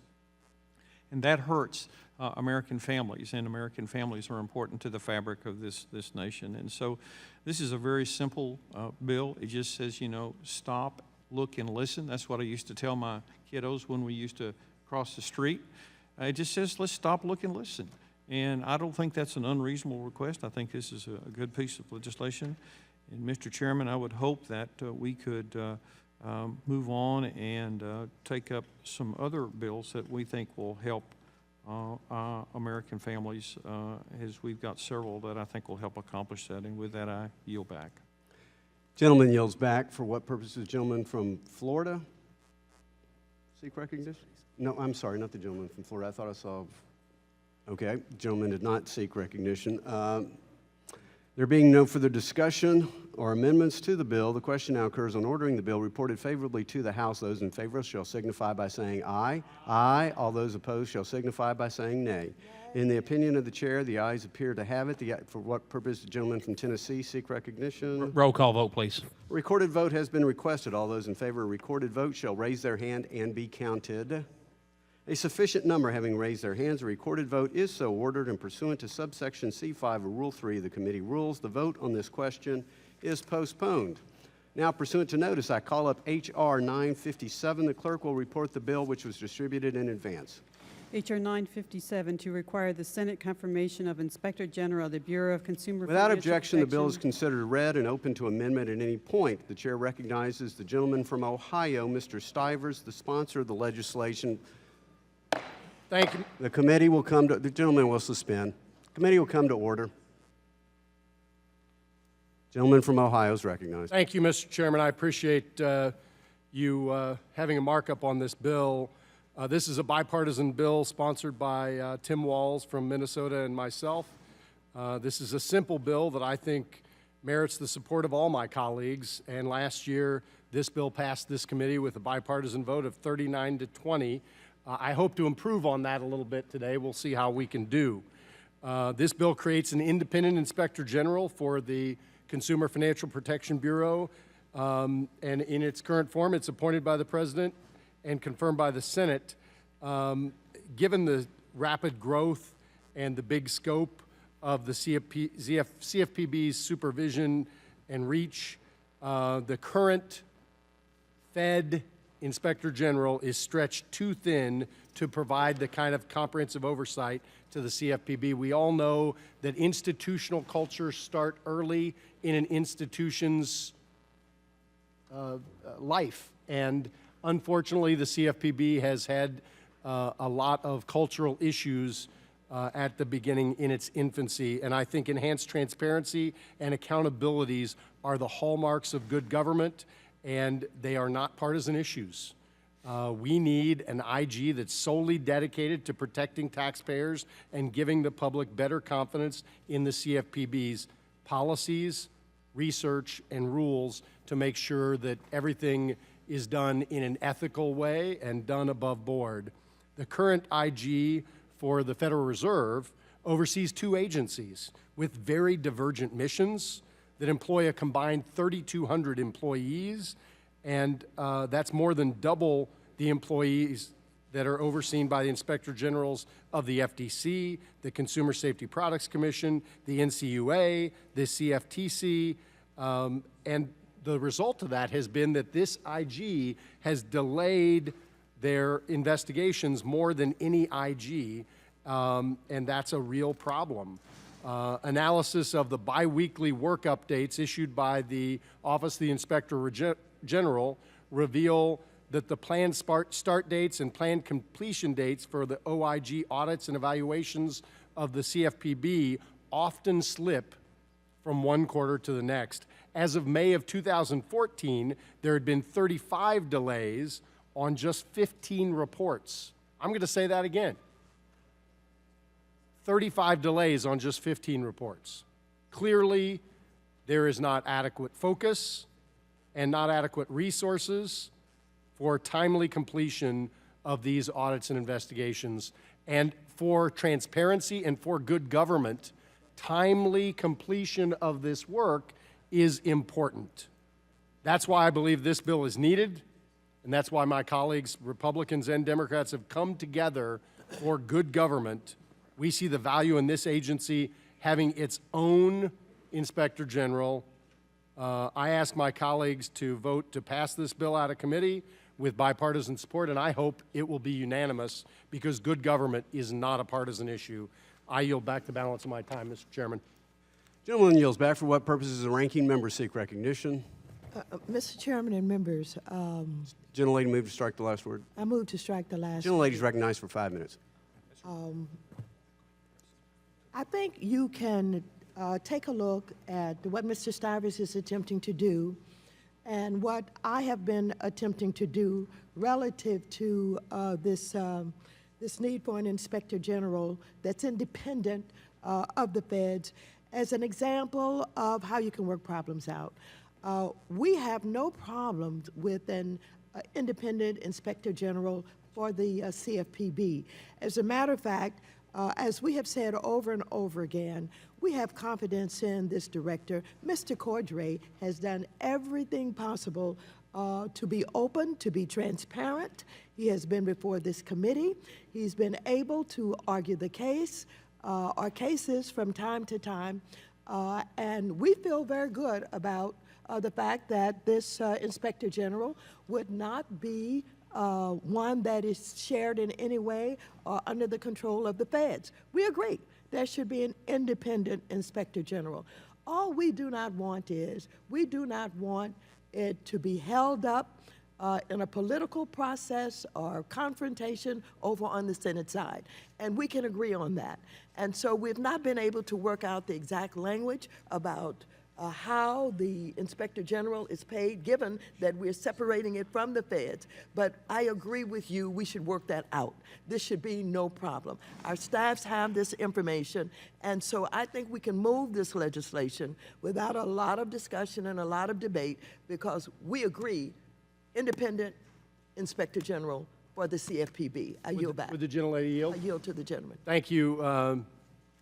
Thank you to the gentlelady from California. I look forward to working with you on this. I pledge to work with you to make this happen. Let me help my colleagues understand what the gentlelady proposes so it's really clear. As opposed to a presidentially appointed Senate-confirmed Inspector General, this would be an Inspector General much like the Securities and Exchange Commission, much like the CFTC that we have oversight over. They would not be presidentially appointed and Senate-confirmed, but in the original amendment as she drafted it, it would have removed the funding stream. I'm unwilling to accept that, but we're going to work that out because I think it would be unfair to allow an independent Inspector General to be at the funding whims of the people they would be investigating. So we have to work that out, but I think we have a gentleman's agreement to work that out, and I look forward to that. This should not be a partisan issue. Oversight is not a partisan issue. We need to get this done. 35 delays on 15 reports is unacceptable. I appreciate the gentlelady's willingness to work with me and meet me halfway, there are, I think, general points of agreement, and I think we can work through it, and I look forward to having this hopefully pass this committee in a unanimous vote. Thank you, Madam. I yield back to the gentlelady from California. Let me just make sure that we are clear. We do not want the Inspector General to be at the whims of the CFPB director, depending on them for their budget. That you and I are clear on that, is that right? Absolutely. I yield back the balance of my time. Gentlelady yields back. Who seeks recognition? For what purpose does the gentleman from Arkansas seek recognition? Move to strike the last word, Mr. Chairman. Gentleman's recognized for 5 minutes. Mr. Chairman, I want to rise in support of Mr. Stivers' efforts, and I'm pleased to hear the exchange of views with the ranking member. And I thought Director Cordray yesterday in testimony before this committee seemed confused about whether having an independent Inspector General was a good thing or not. I hope he took the gentleman from Maine's advice and went and Googled last night all the other financial regulators and 50 other agencies that do have an independent Inspector General, most of which are appointed by the President and confirmed by the Senate. And I just would, while I understand where Mr. Stivers and the ranking member are coming from, I would add my thoughts that I remain concerned about the funding independence, and I'd like to make sure Mr. Stivers has that clear and that we're comfortable with that, because I would support an IG that was not appointed by the President, confirmed by the Senate, if there were an independent commission, for example, over the CFPB. So I am a supporter of Mr. Stiver's efforts. I appreciated the comments by the ranking member, but I do have caution about making sure that truly that CFPB IG is truly independent. And with that, Mr. Chairman, I'd like to reserve the balance of my time and yield it to the gentleman from Ohio if he'd like to use it. Well, and I appreciate that, the gentleman from Arkansas, and I understand the importance of independence, and I think as long as we have an independent funding stream, I think that's really important, and I think that we can get where we need to go on this, and I look forward to working through the differences. But there are other agencies certainly that have non-Senate confirmed inspector generals, and you know, I understand the Senate doesn't do very much right now, and there are people concerned about anything that goes through the United States Senate. They have brokered a deal on appointments with regard to the filibuster and the cloture rule that does not require 60 votes, but I am willing to work that out, and I hope we can make it work. Thank you, and I yield back the time to the gentleman from Arkansas. Will the gentleman yield to the chairman? I yield to the chairman. I thank the gentleman for yielding. I personally have a strong preference for Senate confirmation. I just have a stronger preference for a strong bipartisan bill. So this seeming agreement has been negotiated in good faith with the ranking member. So I simply want to urge all members to be of accord. It would be important to have this modest step forward at the CFPB, and I would echo the aspiration, again, that ultimately our aim is to make the independent inspector truly independent, and so getting the funding stream right is critical. But I appreciate the bipartisan nature. I would hope, perhaps indeed with the ranking member's support, that maybe this could prove to be a unanimous bill within this committee. I thank the gentleman for Arkansas. I yield back to the gentleman from Arkansas. And I yield back my balance of my time, Mr. Chairman. Gentleman from Arkansas yields back the balance of his time. Who seeks recognition? For what purpose does the gentleman from Massachusetts seek recognition? Mr. Chairman, I'd like to strike the last word. Gentleman is recognized for 5 minutes. Thank you, Mr. Chairman. And I have enormous respect for Mr. Stivers and obviously for the ranking member. I get the feeling I'm the caboose on this train towards compromise, and I just have some. Would the gentleman yield? I think the Briefly, proper yeah. metaphor is skunk at the garden party. But All right. Yeah. Well, I'm not sure. I like my metaphor better. I'm in the gentleman from Arkansas's camp. I'd like to believe that we can come up with a compromise, but I do have some concerns that I'd like to lay out. As we know, Dodd-Frank established that the Federal Reserve Office of the Inspector General has oversight authority over the Consumer Financial Protection Bureau. And this bill, at least in its original form, not including the proposed compromises, reverses this by requiring the CFPB to have an office of the Inspector General separate from the Federal Reserve OIG. And this bill would also require this position to be appointed by the President originally and confirmed by the Senate, and that the CFPB set aside 2% of its annual budget to fund the new office. The new IG would be required to make additional reports to Congress beyond those already required by the Consumer Financial Protection Bureau, and would also require that an IG be confirmed within 60 days of passage. In November 2014, the Congressional Budget Office issued its cost estimate for this legislation and determined at that time that this bill, if enacted, would increase the budget deficits by $49 million over a 10-year period. That's not, in its original form, I don't believe that's necessary and would be an undue cost for the taxpayer. But since the CFPB was created under Dodd-Frank, we've had an OIG providing independent and comprehensive oversight. And I've been communicating regularly with the Federal Reserve OIG to better understand if there is a need for the CFPB to have an OIG separate from the Federal Reserve. I'm pleased to learn that the current Inspector General at the Federal Reserve has over 25 years of experience conducting audits and investigations with the unique framework of the Federal Reserve System, including the CFPB. Additionally, since the establishment of the Consumer Financial Protection Bureau, the IG has engaged in extensive hiring of experienced audit and investigative staff with banking, financial, and consumer examination backgrounds. And as a result, the current Inspector General is well positioned to conduct robust, substantive oversight of both the Consumer Financial Protection Bureau and the Federal Reserve. Since the CFPB began operations, the IG has issued 32 reports evaluating the CFPB's progress.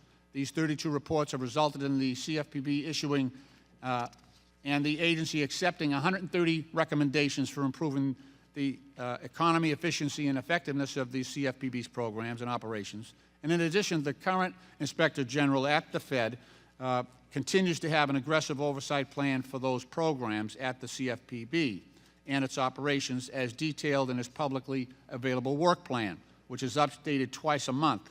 The current work plan includes 16 ongoing or planned projects that address issues ranging from the CFPB's risk assessment framework for prioritizing examination activities to the CFPB's 2015 Information Security Program. To establish a separate IG now would be duplicative and inefficient, I believe. A new CFPB IG would need to obtain separate office space, establish a new leadership and management team, hire sufficient administrative, informational technology, procurement, human capital, budget, and legal staff members, and employ enough audit and investigative staff members to conduct the rigorous oversight already being performed by the IG at the Fed. In summary, after learning more about the IG's work and accomplishment, I'm certain that the current IG is effectively providing aggressive oversight of the CFPB's program and operations. And if we're going to do something like this, in this compromise, we might want to bring in the Fed IG in here and ask them what kind of job they're doing over there. Would the gentleman yield? I would. Briefly. So we brought in the Fed IG last year. We had a hearing, and we talked about the 35 delays on 15 reports. Do you find that acceptable?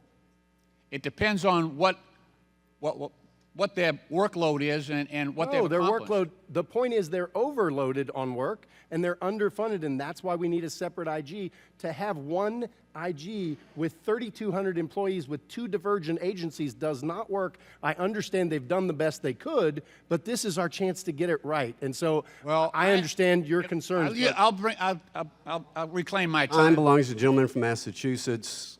We'll ask a unanimous consent for the gentleman to have an extra 30 seconds. Unless I'm in the wrong committee, the long-time effort of my colleagues on the other side have been to defund CFPB and cut back on their ability to function. So unless there's been a epiphany on your side of the aisle, you have not been a supporter of the CFPB and of the IG in that respect. You've been trying to damage that agency from the get-go. The extra time of the gentleman has now expired who seeks recognition. There being no further discussion or amendments to the bill, the question now occurs on ordering the bill favorably to the House. Those in favor shall signify by saying aye. Aye. All those opposed shall signify by saying nay. In the opinion of the chair, the ayes appear. Mr. Chairman, I'd like a roll call vote. A recorded vote has been requested. All those in favor, a recorded vote shall raise their hand and be counted. A sufficient number having raised their hands, a recorded vote is so ordered, and pursuant to subsection C5 of Rule 3 of the committee rules, the vote on this question is postponed. Now, pursuant to notice, I call up H.R. 1090. The clerk will report the bill which was distributed in advance. H.R. 1090 to amend the Securities Exchange Act of 1934 to provide protections for retail customers and for other purposes. Without objection, the bill is considered read and open to amendment at any point. The chair recognizes the gentlelady from Missouri, Ms. Wagner, the sponsor of the legislation, for 5 minutes. Thank you, Mr. Chairman. I move to strike the last word. Gentlelady is recognized. Thank you. I'm pleased that this committee is considering H.R. 1090, the Retail Investor Protection Act, at this time. We currently stand at a crossroads today in this committee. The Department of Labor has proposed a rulemaking that will make sweeping changes to the way that millions of Americans receive financial advice towards their retirement savings. Based on the testimony from the hearing this committee convened a few weeks ago and the significant comment and negative feedback the rule has generated, this could ultimately force millions of low and middle-income Americans from the retirement investment advice market and replace it with robo-advisors, being the only remaining and available option for advice. And for those who are still able to receive advice, they could be forced to pay duplicative fees of up to $1,500 per household. This point cannot be stressed enough, Mr. Chairman. This is not a talking point or rhetoric. Constituents in every member's district sitting on this panel will be affected. Just look at what happened in the United Kingdom across the pond when they enacted a similar regulation. Over 300,000 investors stopped being served by their financial advisor, and an additional 60,000 people were not accepted as new clients. The same thing could potentially happen over here in the United States, and people will be wondering why Congress didn't do something. That is why we're taking up this legislation at this critical moment. The DOL has demonstrated at every possible instance that they don't have the capability or the desire to listen and to make necessary changes in the final rule. They're also clearly on a deadline to get this rule out the door before the end of this administration. Both of those points mean that the likelihood of a final rule will still bring unintended or perhaps intended consequences to millions of Americans, investors saving for retirement. Personally, I don't want to leave such a monumental task in the DOL's hands to carry out. That is why it is Congress's duty to act now. The SEC is the agency that Congress designated to oversee and regulate the conduct of persons providing investment advice. And Congress gave the SEC authority to look at imposing a fiduciary standard on broker-dealers as part of the Dodd-Frank Act. My bill will restore Congress's original intent on how these new rules should be developed and implemented. This bill is not about being against a best interest standard for financial advisors. In fact, every group and association that supports the Retail Investor Protection Act also supports a best interest standard. They are simply concerned that the path the DOL is taking is ill-guided and will result in major consequences that will disrupt the financial advice market for retirement savers. These are groups that represent advisors and financial professionals giving advice to Americans from all walks of life in every corner of the country. They are not Wall Street. They are Main Street. And at the end of the day, and with all due respect, writing letters and having contentious meetings with the Secretary Perez and closed-door meetings telling industry and their customers what they may want to hear will not help millions of low and middle-income Americans keep their access to their financial advice. It is time, past time, for action. This legislation enjoyed significant bipartisan support last Congress, and the legislation is 95% identical to that legislation. In fact, this time around, we decreased the requirements put on the SEC in issuing a uniform fiduciary standard rule, making it easier to go forward. I hope that the Democrats who were there with me on this issue last Congress, and there were 13 of them in this committee and ultimately 30 on the House floor, will vote for this legislation again in order to protect their constituents. Unfortunately, I know that the moment that President Obama and Senator Elizabeth Warren decided to make this a political issue, when they held a press conference back in February, they put the retirement security of millions of low and middle-income Americans at risk by making it difficult for the minority to oppose this harmful regulation. As a member of Congress, though, especially on this committee that oversees and has jurisdiction on these issues, we are obligated to serve our constituents and protect them from regulatory overreach here in Washington. I believe that everyone should receive the best advice possible when it comes to saving for retirement, and that we in Washington should be doing more to empower Americans to save more. That's why I strongly support H.R. 1090. It will protect retail investors from increased cost, lower access, and fewer choices when it comes to saving for their retirement. I yield back the balance of my time, Mr. Chairman. Gentleman yields back. For what purpose does the ranking member seek recognition? I move to strike the last word. Gentlelady is recognized for 5 minutes. Thank you, Mr. Chairman. H.R. 1090 seeks to stop dead in its tracks an effort by the Department of Labor to close the 40-year-old loophole in the regulation and oversight of retirement advice, a loophole that currently costs our nation's workers and retirees an astounding $17 billion each year.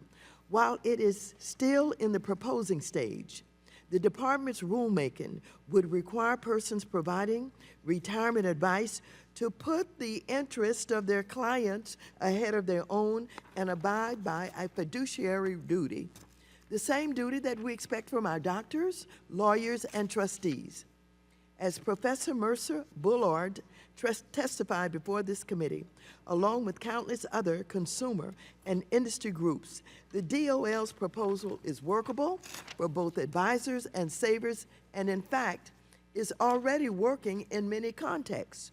What's more, the Department of Labor, and indeed the Secretary himself, have been more than generous with their time, meeting with me and many of you, along with other interested stakeholders, as they work to perfect the rule.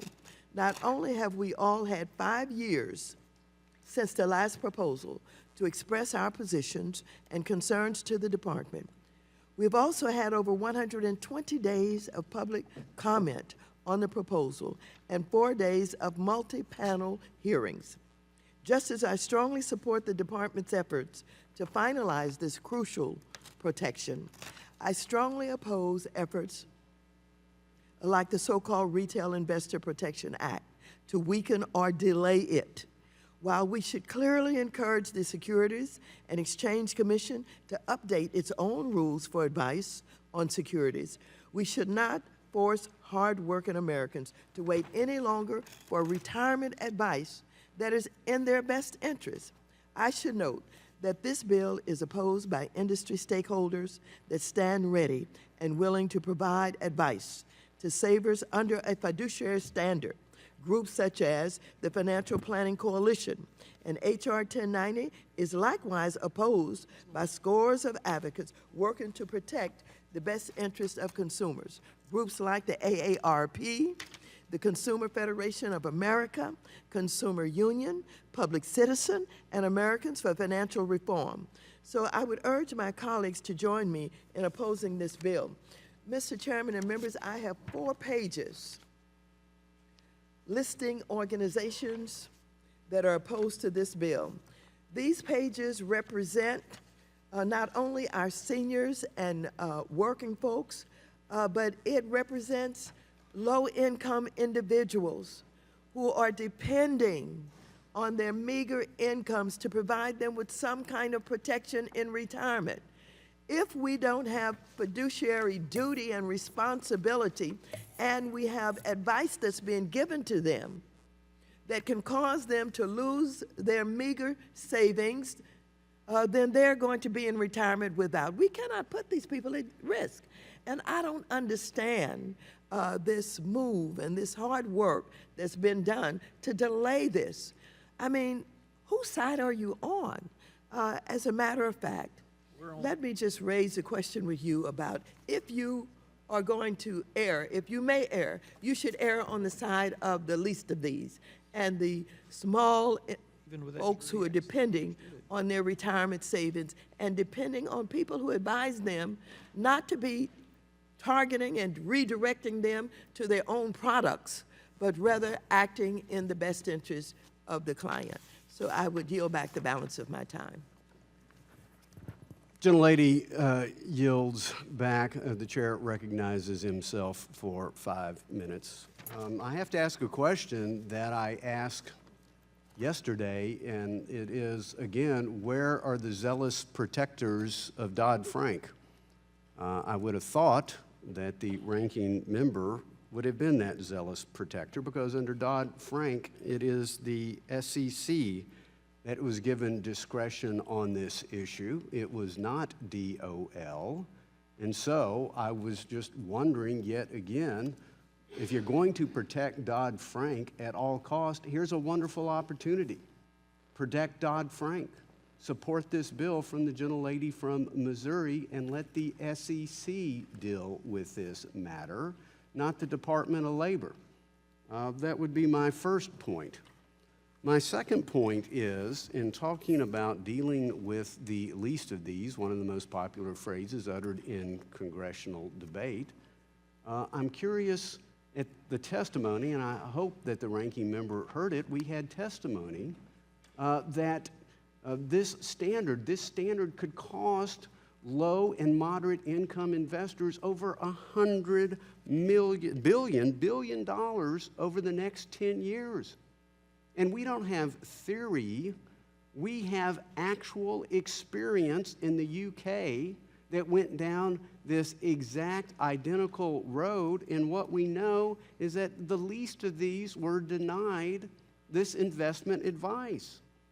The number of advisors serving retail accounts in the UK plunged 23% as they banned commissions, which is what the DOL fiduciary standard will effectively do. And so that's why there are other organizations that very much support the work that the gentlelady from Missouri is doing. And I want to salute her. This is an incredibly important issue. I mean, when I sit here and think about how many Americans are basically living paycheck to paycheck, when we think about our seniors who, due to the monetary policy decisions of the Fed, can receive no interest to speak of off their savings, now it's more important than ever that we save the rights of low and moderate income Americans, that we save the rights of seniors to be able to save and chart their own financial independence. Perhaps it's one of the reasons that the National Black Chamber of Commerce has said, quote, the DOL regulations will likely result in fewer commission-based services in the marketplace, leaving only fee-based and managed account services that are not affordable options for many individuals in our communities.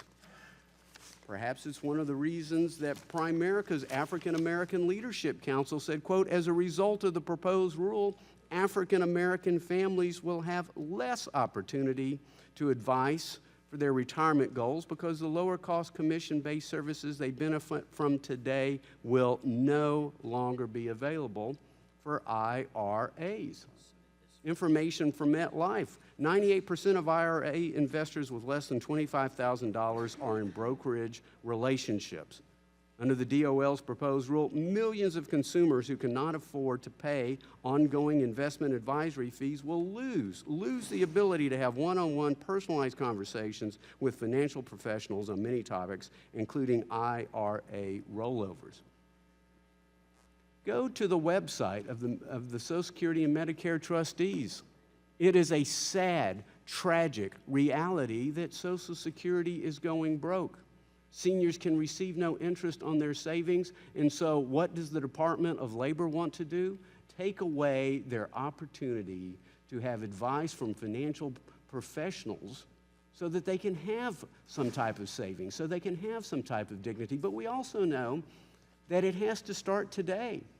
The financial position of Social Security is only going to get worse, and that's why it's important that 20-year-olds and 30-year-olds and all the millennials start these IRAs today so that they can grow and take advantage of compound interest, but not if we allow DOL to functionally come in and outlaw this business model. This is harmful to low and moderate income Americans, and we ought to say stop. Stop. And so I know there is bipartisan support. We need to grow bipartisan support for the gentlelady from Missouri's bill. I applaud her for her leadership. This is one of the most important matters that we're going to deal with in this committee all year. I yield back the balance of my time. Who seeks recognition? For what purpose does the gentlelady from Wisconsin seek recognition? I move to strike the last word. Gentlelady's recognized for 5 minutes.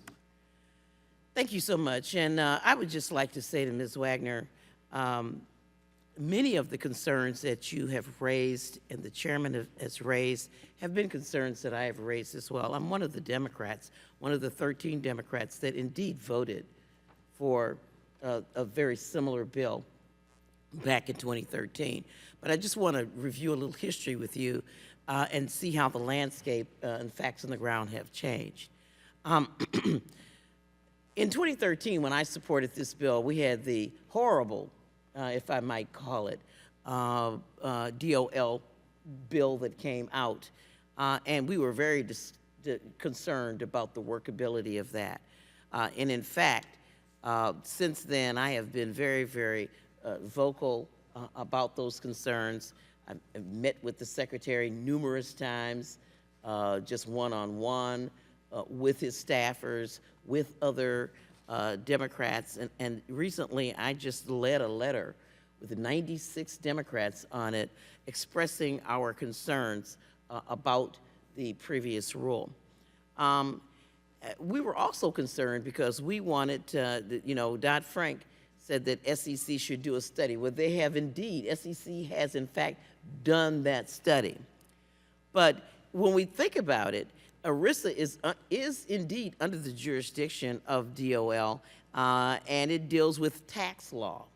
We, in fact, don't really have primary jurisdiction over this issue, I would say. I guess the other thing that has really changed is that the comment period, which has been extensive, and I have been a person who's availed myself of this comment period, which has been extended, ended last Thursday, like 6 days ago. So whatever is the point now in stopping the rulemaking in its tracks? Will the gentlewoman, I will yield. I thank the gentlelady for yielding, and I brought up at the last hearing, and I appreciate your support and the concerns that you've expressed over this issue.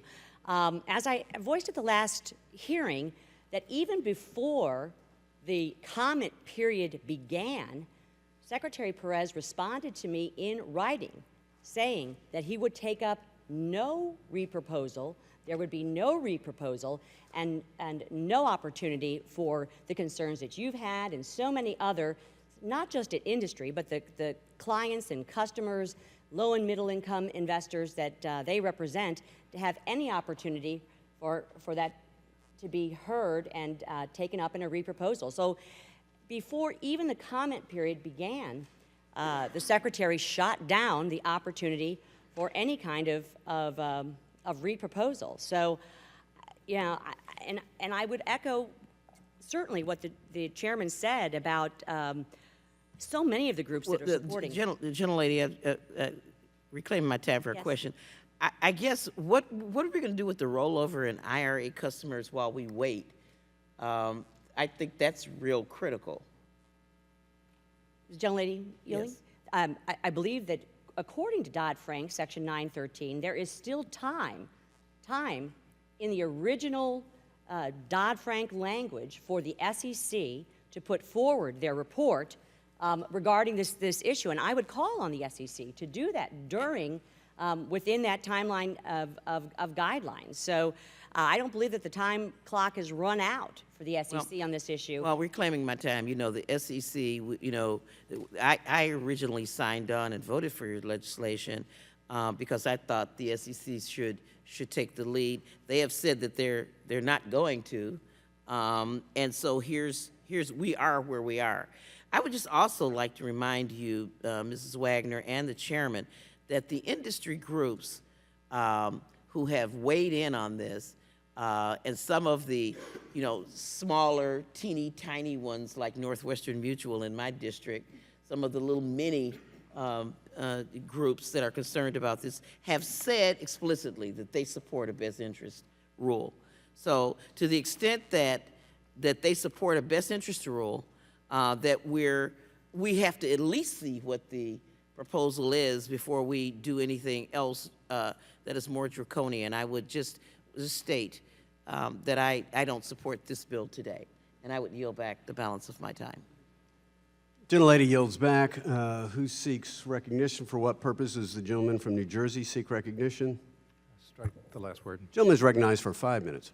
Thanks, Chair. So two things. First of all, the question was asked by not this speaker, but the prior speaker, who are we doing this bill for? And the answer is for the people who will be hurt if the DOL rule goes forward. Basically, the 99% again, the people who are middle class, working class, people who will lose opportunity, lose chances to have a sustainable retirement plan in place despite working 40, 50, 60 hours a week. These are the people that we're trying to look out for, and that's why I commend the sponsor, Ms. Wagner, for the bill. But I want to put aside, and I'll be brief, I want to put aside for a second what the likely impact is, the negative impact is that the DOL rule is going to have on the low and the moderate income folks. There seems to be, from both sides of the aisle actually, and from the data, pretty broad consensus that as I said before, the little guy is going to really get harmed should the rule go into effect. But instead, I want to do is spend a moment just to focus specifically on some comments made just last year by Phyllis Borsey, who is the Assistant Secretary of Employee Benefits at the DOL, who is spearheading this rulemaking. Here's a quote that she said last year, quote, "Today, you can't get Congress to pass a Mother's Day resolution. So what we're doing is we've shifted the way that social change and legal change and financial change is accomplished through congressional action to, instead, two different avenues for making changes. The main one being regulation, and the second one being legislation." So, to the opponents on the other side of the aisle and elsewhere, I pose a question. Do you really find it appropriate for an unelected regulator to have such disdain, if you will, for you, for elected representatives, to the point of cutting you out altogether of the process? If you think about it, the situation was flipped around and it was Republican in charge over at the Department of Labor. Would the other side of the aisle favor the Labor Secretary simply taking unilateral action, as we see here, against other parties that you may favor or that we may favor, against unions or such, without any input, without the consent or involvement of you in Congress? I have to say that whether you are a Republican or whether you're a Democrat, Phyllis Borsey's words ought to scare the heck out of you, because it's further evidence that we've moved away from being governed by us, elected representatives, and you, elected representatives in Congress, instead to be governed by faceless, unelected bureaucrats in Washington. So if you believe that Congress has absolutely no role in the potential overhaul of our entire retirement savings systems for every American, then by all means, vote no on Ms. Wagner's bill and allow the regulators here in Washington to run basically roughshod over an entire marketplace that has served investors well for decades. But if you believe, as we do, as elected representatives of our constituents, that we should step in on their behalf to bring about some kind of sanity, if you will, to this situation, then I urge you to support her bill and will undoubtedly prevent everyday Americans from being harmed by bureaucrats here in Washington. And with that, I yield to the prime sponsor of the bill. I thank the gentleman for yielding, and let me be clear that I absolutely believe that every single investor should receive the best advice possible that is in their best interest. In fact, I believe that the vast majority of advisors already provide advice that's in the best interest of their customers, despite Senator Warren and this administration referring to an entire industry as snake oil dealers. And frankly, the second proposed rule has been touted by those low and middle income investors and savers, along with industry, as being even worse than the first rule. I care deeply about the least of these. And I would go back to Prime America's African American Leadership Council, who said, as a result of the proposed rule, African American families will have less opportunity to advise their retirement goals because the lower cost commission-based services they benefit from today will no longer be available for IRAs. This space is already highly regulated. Broker-dealers and other agents and financial professionals have profound oversight by the SEC, by FINRA, by their state regulators also. This is the purview of the Securities and Exchange Commission, not the Department of Labor. A 1,000-page ruling of over-regulatory reach by the Department of Labor, which has no business, I believe, in this space. I yield back my time. Mr. Chairman. Thank the gentleman. Mr. Chairman. Well, the time of the gentleman has expired. For what purpose does the gentlelady from New York seek recognition? Thank you, Mr. Chairman. I oppose... Move to strike the last word. I move to strike the last... Gentlelady's recognized for 5 minutes. And I apologize that I had a conflict with a joint economic committee, but in any event, I oppose this bill delaying the implementation, but first I'd like to say a few words about the Department of Labor's fiduciary duty rule. The DOL's fiduciary duty rule, which I support, advances an important principle. If you are giving investment advice to retirement savers and you are being compensated for your advice, then you have to put your customers' interests first. I think that is a standard that should be supported. and it's one that the President believes in strongly. This much-needed update of the rules governing investment advice to retirement savers will plug one of the key holes in our regulatory regime. That said, the DOL's proposed rule is not perfect. There are definitely changes that need to be made before the rule is finalized, and even though I support the principle underlying the rule, I have been urging them to make some necessary changes as well and have written them several letters on this.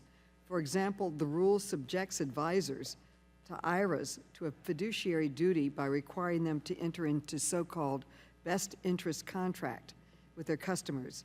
But does this mean that advisors have to get potential customers to sign on the dotted line as soon as they walk through the door or ever speak? I really don't believe so.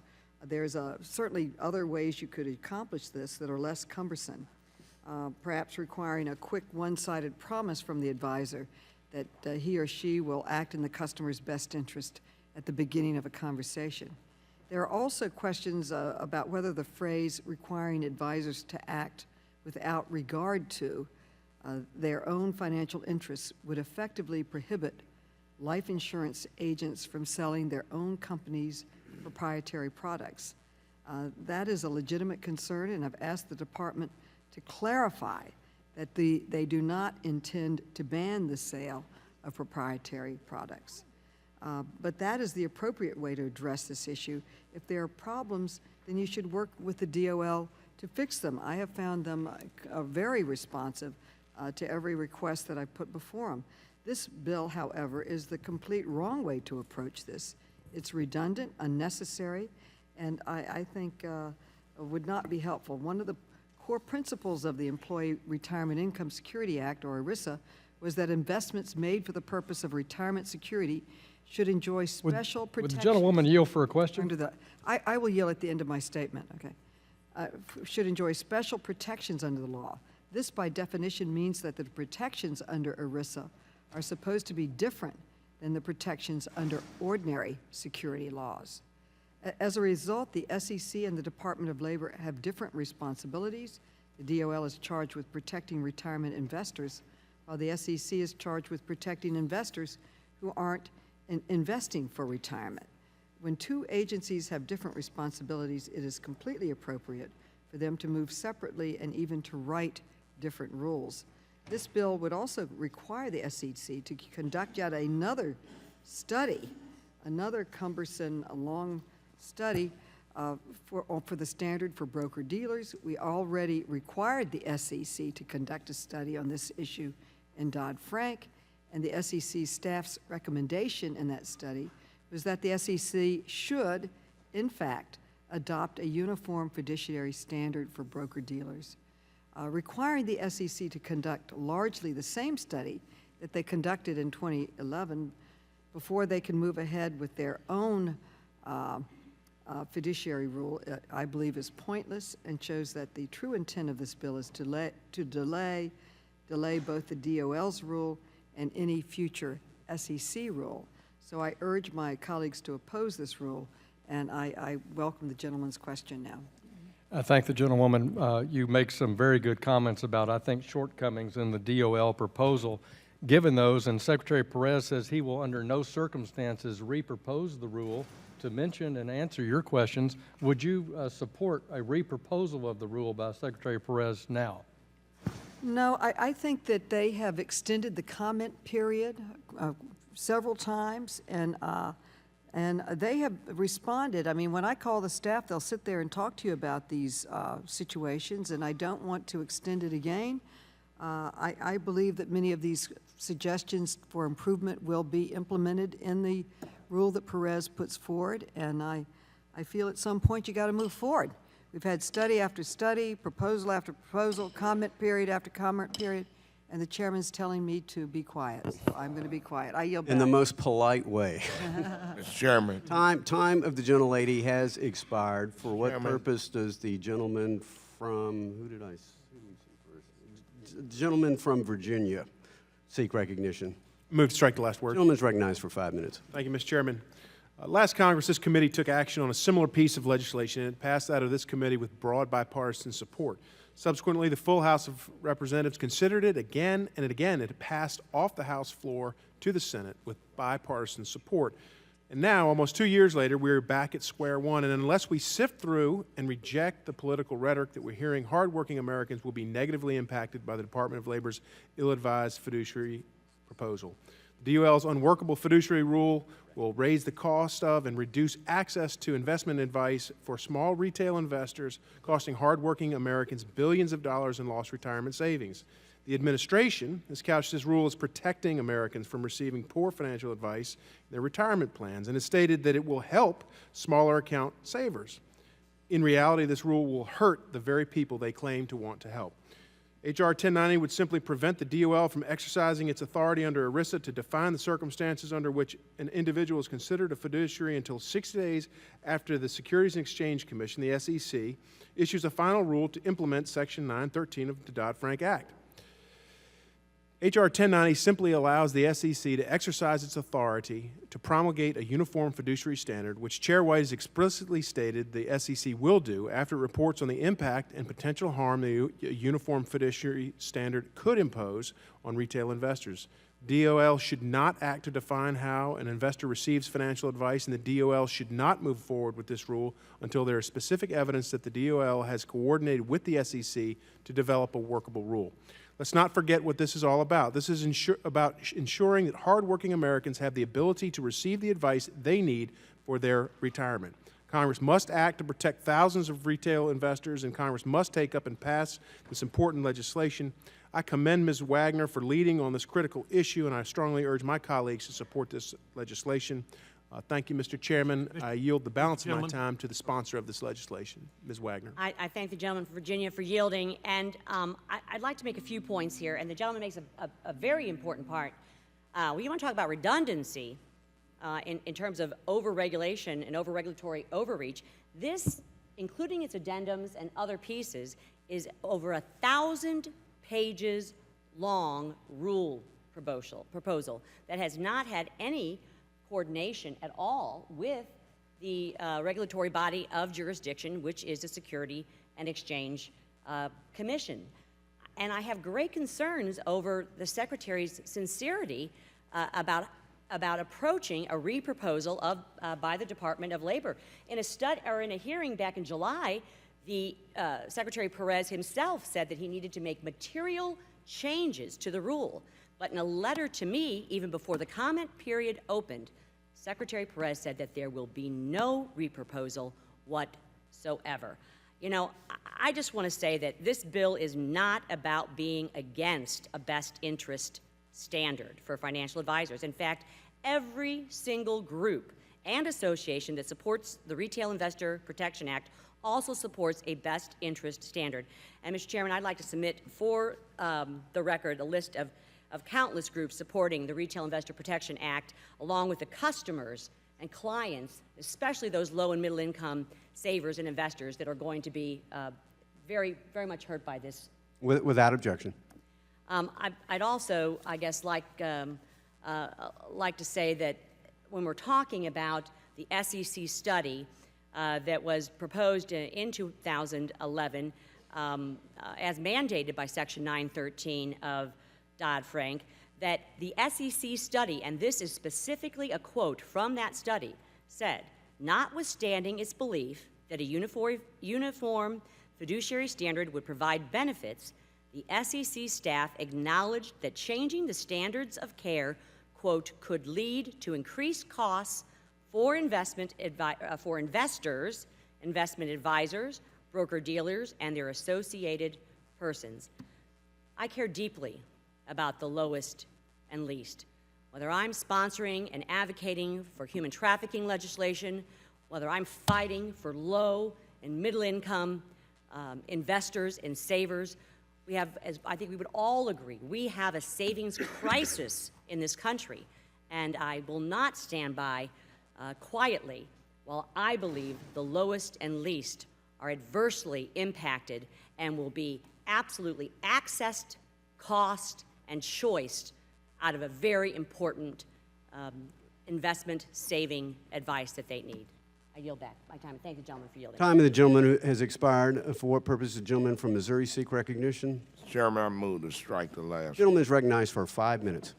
Thank you, Mr. Chairman. I want to thank my colleague from Missouri, Ms. Wagner, for bringing this legislation forward. And, you know, sometimes you don't, I don't know how I'm going to vote until I hear the debate, I hear the reasoning, and this is one of those cases. And, you know, Representative Wagner and I share the St. Louis region. We have 4 major brokerage houses that we represent. We divide the employees up in our respective districts. So this proposed rule will have an impact on those people as well as on the small investors. And my local daily, the St. Louis Post-Dispatch, didn't even bother to interview me to find out where, or to interview her to find out where we were on this position, but just took out after us, and it wasn't pretty. But let me, I would like to engage in a colloquy with my friend, Ms. Wagner, and perhaps you can help me answer a question. And I've heard from both sides. I've heard from the White House about their opposition to this legislation. And playing the devil's advocate, tell me, what do you find it?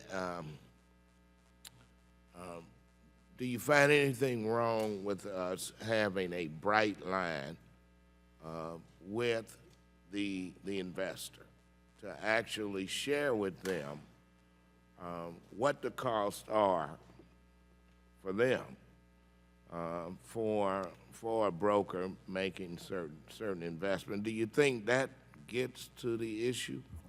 Well, I yield to you.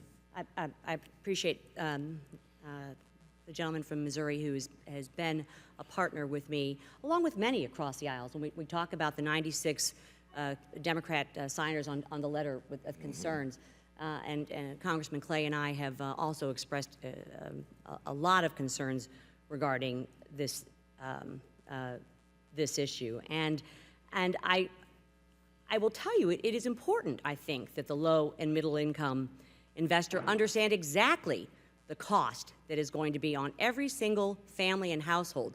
It was the American Action Forum, in fact, Representative Clay, a think tank, but it was headed by the former CBO director, Doug Holtz-Eakin, that said that, in fact, over $1,500 per household in additional fees. And I just don't know how those that are trying to receive investment advice can afford that kind of model. Or, quite frankly, I can't imagine asking retirees and savers to contact their nieces and nephews and grandchildren to help them fire up the internet and find a robo-advisors. We have seen volatility in the market, as we all know, dating back to 2008, when the market tanked and so many cashed in and played the market and ended up losing out on one of the greatest bull markets of the century, to just in the recent month or so. And I worry about those investors in our district. I worry about the job loss, but I think we have quantified, and I do think that the customers need to know the cost of this. Okay, so you don't have a problem with that. One more question. Now, I've heard you and others characterize Secretary Perez's position, and this legislation would delay the implementation of the rule. I don't know. My experience with Secretary Perez has been a little different, where he has come to the table and offered to negotiate with those that would be affected in the industry. And I don't know if you've had that experience with the Secretary or not, and I continue to yield to them. I thank the gentleman for yielding, and my only interface with the Secretary, sadly, is through letter. I haven't been invited to the table, and I have fought this fight on behalf of low and middle income savers and investors since the moment I arrived here in Congress. And all I can tell the representative is the supporting groups that care about best interest also feel that they have not been heard, and certainly during the comment period. I believe the Thank the gentleman. gentlewoman for her engagement. Time of the gentleman Chairman. has expired. Chairman. For what purpose does the gentleman from Texas seek recognition? I move to strike the last word. Gentleman's recognized for 5 minutes. Chairman, I think the ranking member said a while ago that the Department of Labor, this bill would stop them in their tracks, and that the SEC is not actually interested in taking this issue up. But I want to, for the record, a letter to Honorable Tim Scott, United States Senate, from the director saying, and this is dated September 18th, I am discussing these concepts with my fellow commissioners, and I have asked my staff to develop rulemaking recommendations for commission consideration. As a part of this analysis, the staff is giving serious consideration to, and among other things, the recommendations of the SEC staff's 2011 study under Section 913 of Dodd-Frank, and the views of investors and other interested market participants, potential economic and market impacts, and the information we receive in response to the 2013 staff request for data. So I think the statement that the SEC is not interested in that is not correct, and I would like unanimous consent to enter this letter for the record. Without objection. And with that, I yield back. Gentleman yields back. It is my understanding that the gentleman, I know we're having a robust discussion on the gentlelady's bill. It is my understanding that the gentleman from Illinois wishes to offer and withdraw an amendment, and he has been exceedingly patient, so I think we will Mr. take Chairman, a before we break get to that, from general debate. For what purpose does the gentleman from Illinois seek recognition? Mr. Chairman, I have an amendment at the desk. We will pause while the amendment is distributed.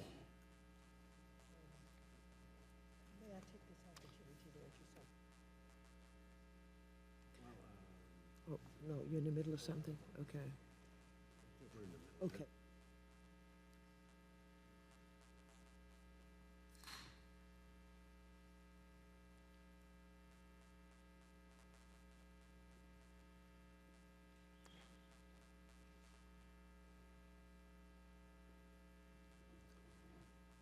Any member hasn't received the amendment? If not, the clerk will report the amendment. Amendment offered by Mr. Foster, strike all after the enacting clause, insert the following, Section 1. Without objection, title. the reading of the amendment is dispensed with. The gentleman is recognized to offer and then withdraw his amendment. Thank you, Mr. Chairman. My amendment would remove uncertainty over what good policy changes the Department of Labor could make to its proposed rule, particularly with respect to possible schedule issues involving the turnover of the administration and the possible need to repropose the rule if significant changes are required. Trying to get a handle on this complex issue has given me a profound appreciation for the work that the Department of Labor staff under Secretary Perez's leadership has done over the last couple of years. This proposal has been intensely debated, and I, like many of my colleagues in this committee on both sides of the aisle, see an ongoing and productive dialogue that could lead to the best rule possible. I do not consider it productive to scrap the work that has been done, so I oppose H.R. 1090 as introduced. I, like many of my colleagues, have in the past supported an approach that required the SEC to move first. However, since then, the Department of Labor has proposed a rule, solicited public comment, held public hearings, and made its staff available to members of Congress. It is because I view the Department's progress as promising and many of the comments submitted from all sides of this debate as offering a path forward that I offered this amendment, because it is clear that work remains to be done. I believe that some of the provisions of the proposed rule have the potential to limit access to high-quality retirement planning services for some investors with smaller account balances. I think that there are some common sense fixes that have been put forward by the businesses that would be impacted by this rule. Secretary Perez has assured me and other members of Congress that the Department is looking closely at all of the comments submitted and the testimony from the hearings, and expects that the final rule will reflect many of these comments. I will not spend a lot of time here pointing out all the areas and the many letters that have been received by the Department of Labor and the members of this committee. Some of these fixes are very technical on their face, but have profound repercussions for investors and the broker-dealers and advisors who provide services. So the details matter.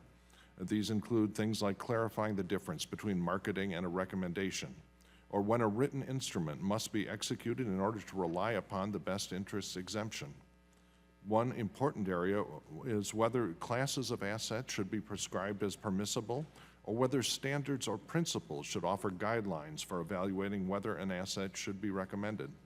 I tend to believe the latter, that part of the service retained is a comprehensive review of the market, not just a segment, and when we have all seen that our confidence in the safety of an entire class of products can, unfortunately, often be wrongly placed. However, if there is going to be a list of permissible assets, it's important that it be as exhaustive and expansive as necessary, including, for example, unit investment trusts and exchange-listed options.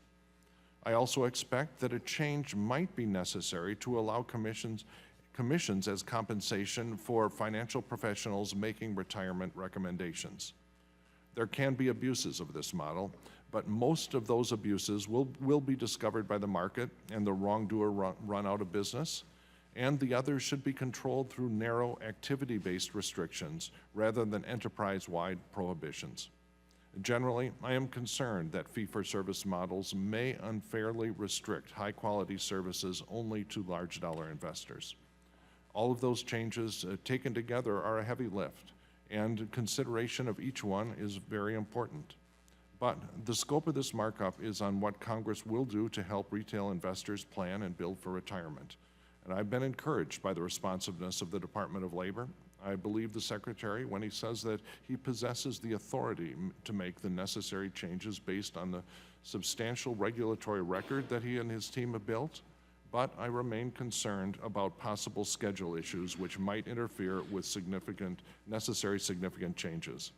So my amendment would remove any uncertainty over the authority that the Department of Labor has to make the changes that will protect investors, both in ensuring that financial professionals act in their clients' best interest and in ensuring the continued availability of high-quality personal guidance in retirement planning. I urge the Secretary to immediately contact and seek additional authority from Congress if deadlines are preventing promulgation of the best possible rule. What would be unacceptable to me is to end the current administration with policy ideas that we know about today that would have improved the rule but were not adopted because of the timelines that could be changed by Congress. So I'd urge my colleagues to oppose H.R. 1090, but instead direct your efforts to ensuring the Department of Labor can proceed with a productive delay, with a productive dialogue about the changes that have been highlighted by many members of Congress. And with that, Mr. Chairman, I ask unanimous consent to withdraw my amendment, and I yield back the balance of my time. Without objection, the amendment is withdrawn. Is there further discussion of the bill? For what purpose does the gentleman from Kentucky seek recognition? Move to strike the last word. Gentleman is recognized for 5 minutes. Thank you, Mr. Chairman, and I express my support today for the Retail Investor Protection Act introduced by my colleague, Congresswoman Wagner, and I want to personally applaud her for championing this issue and showing such diligence and strong advocacy for retail investors around this country. I'm proud to be a co-sponsor of this legislation again in this Congress. And I've heard from constituents in central and eastern Kentucky time and again that the Department of Labor's proposed rule to greatly expand the definition of fiduciary under ERISA will negatively impact them. And let me be clear, and others have said this as well, we all agree that financial advisors and brokers should act in the best interest of their clients. But what we do not believe is in the best interest of clients is a complex, burdensome, 1,000-plus page rulemaking that will cut off access to professional advice to retail investors. And this rule will do exactly that. It will significantly change how millions of Americans seek to help make their investment decisions and the relationships that they will have with their financial advisors. And I'm very concerned that this rule will make it more difficult for hardworking Americans to save for retirement. And this is a big problem because we have a savings rate problem in this country. The savings rate, the personal savings rate in this country has declined significantly. In 1960, the personal savings rate, the share of people's after-tax income that they saved, was about 11%. Today, it's just over 4%. According to a 2009 survey conducted by the market research firm TNS, indicated that nearly half of all Americans don't believe that they could come up with $2,000 in 30 days if they had to.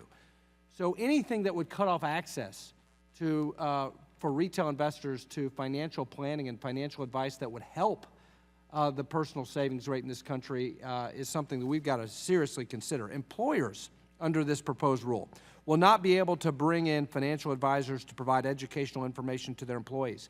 Investors with small accounts will not be able to receive advice for their 401k plans. Lower income and middle class investors will lose access to professional advice. And more Americans will be forced to seek information on the internet. This will have a disproportionate impact on low-income households who are in most need of sound retirement planning. And are we really willing in this Congress to align ourselves with a bureaucracy in Washington that wants to force retail investors out of long-established relationships with flesh and blood qualified financial professionals who know their clients personally and offer personalized financial advice, and instead put those people in touch with robocalls? Which advice is preferable? I mean, really.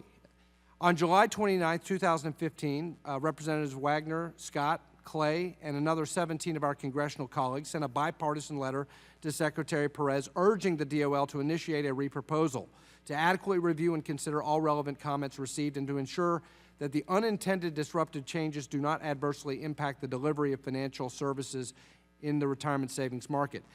And we cited the complexity of the rule. We cited the Department's solicitation of stakeholder input and the staggering volume of comments filed that would indicate that the final rule would differ from the initial proposal, warranting renewed notice and comment. But unfortunately, Secretary Perez responded with a statement that DOL would not entertain this request.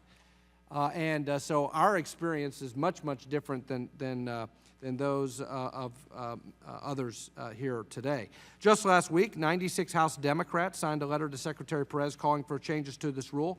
But based on the response that we received from the DOL, I doubt that my Democratic colleagues will have greater success in changing the Secretary's mind. So I urge Congress to act. The best path forward to protect small and retail investors is to pass the Retail Investor Protection Act. And again, we all agree that financial advisors should act in the best interest of their clients. But this goal does not mean that we need a massive 1,000-page, top-down, Washington-driven, one-size-fits-all regulation that will decrease access, reduce choice, and increase costs for millions of low- and middle-income Americans saving for their retirement. As one of my constituents persuasively pointed out in a meeting with me in August, if you think professional advice is expensive, wait until you see the cost of amateur advice or no advice. I would like to thank Representative Wagner for her leadership on this issue, and I would like to thank the chairman for bringing this bill to markup, and I hope the committee will continue to stand up for the millions of hardworking Americans whose ability to save for retirement will be negatively impacted by this expensive, harmful rule that will disproportionately impact small and retail investors. And with that, I yield back. Time of the gentleman has expired. For what purpose does the gentleman from Massachusetts seek recognition? Mr. Chairman, I move to strike the last word. Gentleman is recognized for 5 minutes. Thank you, sir. I just want to make several procedural points before I begin. But number one, when you say Congress should act, what this bill proposes is that we do nothing and we wait for the SEC. So that's the action that you're looking for. You want to do nothing, you want to stop the Department of Labor from doing anything, and you want to wait for the SEC, which is an agency that has never been known for its speed, even among Congress, which has its own problems with process. A couple of other things. There's been some complaints about lack of process, and I have great respect for the sponsor of this bill, but what she's arguing is not for a re-proposal, she's arguing for a re-proposal. This proposal came out in 2010. It was re-proposed. Then we had, as the gentleman from Kentucky described volume, a staggering volume of comments. Then we had 4 days of hearings at the Department of Labor, and we extended the comment period twice. So this whole process has received more time than any other bill I've seen in my time here in Congress. Secondly, Mary Jo White's comments on September 23rd, when asked about the SEC's process on their side, said that a formal proposal from the SEC ain't happening anytime soon. That was her direct quote, not quote, she didn't say ain't, she said it's not happening anytime soon. But, so that's just, and I understand there's a letter the gentleman from Texas offered on the 18th, but they must have updated it on the 23rd, because that's what Mary Jo White said. I do agree with one of the things that the chairman brought up about the condition of Social Security and how it is really in trouble. And so we need to act, I think, to shore up the other leg of the stool that most workers and retirees have, which is, you know, their retirement savings. And that's what this is about here. Social Security is weakening. We got problems with that. So we should be doing everything that allows people to maximize their retirement savings going forward, especially in a world today where, if you look back at 1974 when the original rule was adopted, we've dropped about 40% of the people who were covered by defined benefit plans. In a defined benefit plan, I used to sit as a trustee on a Taft-Hartley. You have collective advisors and you have employees sitting as trustees that can look at each investment and make the best judgment for the union or that group collectively. The number of those plans has gone down 40%.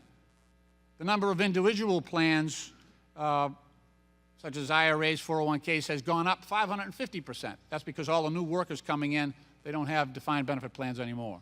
So they've got to make these decisions on their own, and that's what this bill is about. Now, you would not think that what the Department of Labor is doing would be controversial. They're saying something pretty basic, that for workers and retirees and investors, that if they're relying on that advisor to give them advice, that advice has to be in the best interest of the worker, of the retiree, of the pensioner. That's all they're saying here. Will the gentleman yield? And that's, with all due respect, not right now. So that's all they're saying, is that it's got to be in the best interest. Now, I bet most people out there think that this is already the case.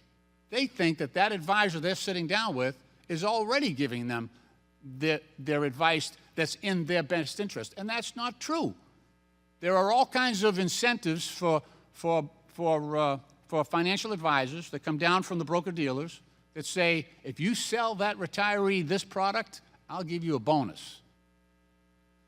Whereas that investment, that stock may not be in the best interest of that retiree. And that's what the Department of Labor is trying to get at. That's what we're trying to get at here. Now, I don't agree with the idea that every advisor out there is a crook. This is a very small percentage of people. You've got some great investment advisors out there. I got a lot of them in my district. They do the right thing. But unfortunately, we see a lot of incentives out there that induce the brokers, the financial advisors, to sell a certain product that's not in the best interest of the retiree, and that's what we're trying to get at here. Thank you, Mr. Chairman. Time of the gentleman has expired. For what purpose does the gentleman from Arkansas seek recognition? Move to strike the last word. Gentleman is recognized for 5 minutes. Thank you, Mr. Chairman. I want to speak in favor of Mrs. Wagner's bill, and I want to do that again, as I've said before this committee before, from the experience of over 30 years of being a financial advisor that has served as a trustee, served as a fiduciary, served as a retail broker, managed retail brokers, managed fee-based investment advisors. And I want to remind my colleagues that under the SEC current rules and under the FINRA rules, that clients are given the conflicts are disclosed to them. Clients are gone through an elaborate process to assure that products are in their best interest, whether retirement account or non-retirement account, and that conflicts are disclosed. We've had testimony before this committee about pricing on mutual funds just a couple of weeks ago, over and over again, and I would remind my colleagues that mutual fund pricing is set by the SEC by prospectus. Also, the FINRA has specific rules about sales contests and anything that would potentially be considered steering to an internal product versus an open architecture product. The next comment I would make is I believe Representative Scott did a fine job in the last few days talking about the contract aspect of this rule and how awkward and off-putting that will be to many clients, that they're asked to sign a contract before they can even have a consultative session with an advisor. And that's one of the awkward things about this DOL rule that's in complete conflict with existing rules, procedures, customs, traditions overseen by the SEC and FINRA governing all investment products. Whether retirement or not, all products are governed by the SEC and the FINRA as their SRO. The other point I'd like to make is on the study talking about some $17 billion that somehow is consumer harm. And in fact, that is a completely discredited study and is not in keeping with the losses experienced by clients that don't take into account and get professional advice. As I said before this committee before, less than 50% of citizens over 50 even have a will. We don't want barriers to our families and our hardworking single folks to start saving and having savings advice. The statistics are thorough. People with advice do better than people without advice. And so I would say, Mr. Chairman, Mrs. Wagner's on the right point. The Commission should have the oversight to perform this function of setting best interest or fiduciary standards. Rick Ketchum at FINRA laid out in May precisely how to do this within our securities rules, and I advise and invite my members to consider Mr. Ketchum's long, thoughtful speech. And to Mr. Barr's comment about length, I would remind my colleagues the entire Banking Act of 1933 was 37 pages when it passed this august body. We can surely need to do things in a better way than write 1,000-page rules. Thank you, Mr. Chairman. Will the gentleman yield the balance of his time? I would yield the balance of my time to the sponsor of the bill. I thank the gentleman for his strong support and for his 30 years of real-world knowledge in this industry.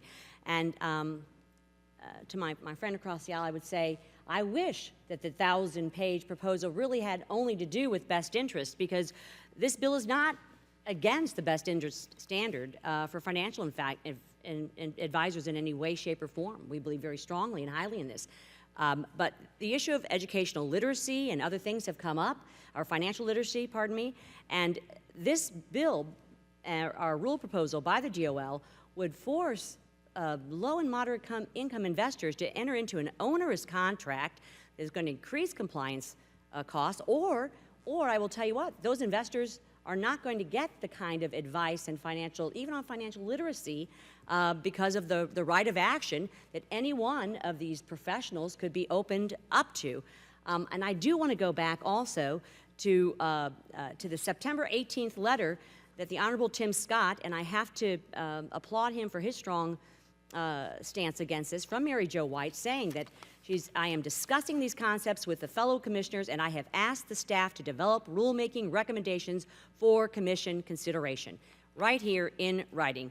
This is the Department of Labor's second attempt at issuing a fiduciary proposal. They issued their first one in 2010, and ultimately they had to withdraw it due to bipartisan congressional concern. This newest proposal has been panned as even worse than the first. I thank the gentleman for yielding. Time of the gentleman has expired. Do I understand that the gentleman from Massachusetts wishes to offer an amendment and withdraw? Not withdraw, offer an amendment. Was there anyone else on the minority side seeking recognition? If not, what purpose does the gentleman from, so the gentleman from Texas seek recognition? A point of inquiry, if I may, Mr. Chairman. State your point. After this amendment, will we still have opportunities to comment? Yes. Like last word? Yes. Well, I'll yield to the chair for the policy that For you what employ. purposes, gentleman from Massachusetts seek recognition? Mr. Chairman, I believe I have an amendment at the desk. We'll pause for a moment and allow the amendment to be distributed.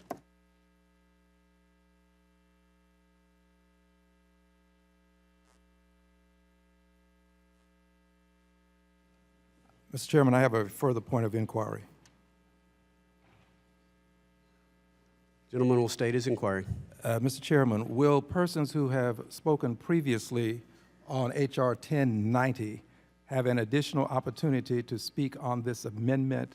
Because if that's the case, then I'd like to speak on 1090 so that I too may address the amendment, and that way I would have equal time. Well, the gentleman will have an opportunity to speak on both, assuming he has not spoken on the underlying. I have not. Gentleman will have an I'm trying to yield opportunity to the to chair. seek time on the amendment. The gentleman will have time to seek time on the underlying bill, both. Thank you, Mr. Chairman. The gentleman will have plenty of time to talk. Thank you.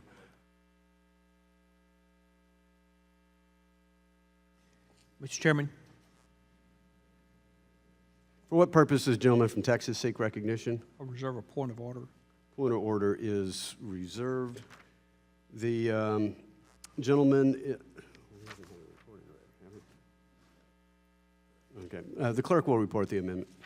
Amendment offered by Mr. Lynch. Amend Section 2 to read as follows. Section 2. Without rules objection, the funding- reading of the amendment is dispensed with, and the gentleman is recognized on his amendment. Thank you, Mr. Chairman. Mr. Chairman, I support rulemaking for a fiduciary standard by both the Department of Labor and the Securities and Exchange Commission. Investment advisors should be held to an essential standard of duty which requires that the advisor must act solely in the best interest of the investor. However, H.R. 1090 would harm investors by prohibiting the DOL from promulgating a rule until 60 days after the SEC finalizes its own fiduciary rule. And the SEC has no plans to finalize this rule anytime soon. Just last week, SEC Chair Mary Jo White said that while steps are being taken, a formal proposal for a uniform fiduciary duty for broker-dealers and registered investment advisors is not coming anytime soon. And again, we all understand the pace at which the SEC works. I've heard members on both sides describe it as glacial in terms of how fast they work. So, on the other hand, the DOL is very close to issuing its final rule, and that would ensure investors' savings for retirement receive investment advice that is in their best interest. My amendment would require the SEC to issue a rule for a fiduciary standard within 60 days after the DOL implementing its rule. In addition, the SEC would be required to coordinate with the DOL to ensure that the rules are in harmony. Basically, my amendment will ensure that consumers receive investment advice that is in their best interest. This is crucial because many people saving for retirement or investing in markets don't realize the distinction between what could be suitable and what is in their best interest, and the consequences of that difference. During our recent hearing on H.R. 1090, Professor Mercer Bullard highlighted conflicting compensation arrangements for investment advisors that are currently permissible under the suitability standards that would be prohibited under a fiduciary standard. For instance, and this is again in Mercer Bullard's Capital Markets Subcommittee testimony, already part of the record, the suitability standard allows an advisor to be paid $120 for recommending a short-term bond, or, on the other hand, $30,180 for recommending under a ratcheted payout grid another stock fund. This compensation arrangement, they can recommend one product and get $120, or another product and get $30,000. If it's not in the best interest of the investor, the retiree, the worker, which product do you think that advisor is going to offer them? The one where the advisor gets $120, or the one where the advisor gets $30,000? I think we understand what that answer would be in the great majority of cases. A fiduciary standard for investment advisors to ensure that investment advisors put the interest of their clients ahead of their own interests is needed now. I yield back the balance of my time. Gentleman yields back the balance of his time. Gentleman from Texas, withdraw. Mr. Chairman, I withdraw the point of order. Gentleman from Texas withdraws the point of order. The chair will recognize himself for 5 minutes in opposition to simply say that this bill actually reverses what the gentlelady from Missouri has done, essentially to tell DOL to go forward, and then telling the SEC to catch up. I believe that the gentlelady from Missouri, and I agree, believes that the SEC, again, under her legislation, ought to be the lead agency. I would urge members not to reject the amendment of the gentleman from Massachusetts, and I'd be happy to yield to the gentlelady from Missouri. Thank you, Mr. Chairman. Not only does the gentleman's amendment completely reverse and gut the Retail Investor Protection Act and my piece of legislation, it also guts congressional intent, which was found in Section 913 of Dodd-Frank, which was that the SEC is the regulatory agency that has purview in this space and sector. So I would urge my colleagues to reject this amendment. I yield back my time. Would the gentleman yield? I'll yield to the gentleman from Wisconsin. I think it's important that we look at what kind of advice is given under what type of system. If we look at the kind of advice that Mr. Perez advocates that one gets under his new rule, I think he's pointed folks to the Wealthfront webpage. And frankly, I was just on the page, and I mean, the personalized advice you get after answering 60 seconds worth of questions. They ask your age, your salary, your household income. What does your house look like? Are you single, married, dependents? What's the value of your current investment portfolio? They ask you a couple of questions about what kind of risk you're willing to take. And it spits out a result. And to think that Americans who are lower savers or of lower income shouldn't be allowed to get the advice of an advisor, a person who can actually have a full perspective of your investment needs, your retirement desires, your family considerations, and to think that we are going to relegate people to a website that asks very sterile questions and spits out very sterile results that aren't necessarily crafted to them, I think is a bad net end result. And listen, is there room for reform? Is it important that we make sure that people are treated fairly? Absolutely. And if that is the end goal, to make sure that, listen, people aren't driven in to high-cost funds where the advisor is, churning folks and making huge profits off them. I mean, listen, we're all on the same page on that. But to think that we can't have some form of a rule that allows people to maintain individual advice and consulting from a person of expertise, I think is a sad net end result of this rule. And so I guess I want to also congratulate Ms. Wagner for her work on this issue, making sure that we get to a space that can provide a result that works for all Americans, not just wealthy Americans, and gives everyone the ability to obtain good advice from good people. And with that, Mr. Chairman, I yield back. Mr. Chairman, can I'll yield back to the gentlelady from Missouri. I appreciate my colleagues' remarks, and I do believe that this DOL rulemaking establishes two classes of savers and investors: those who can afford professional advice and those who cannot.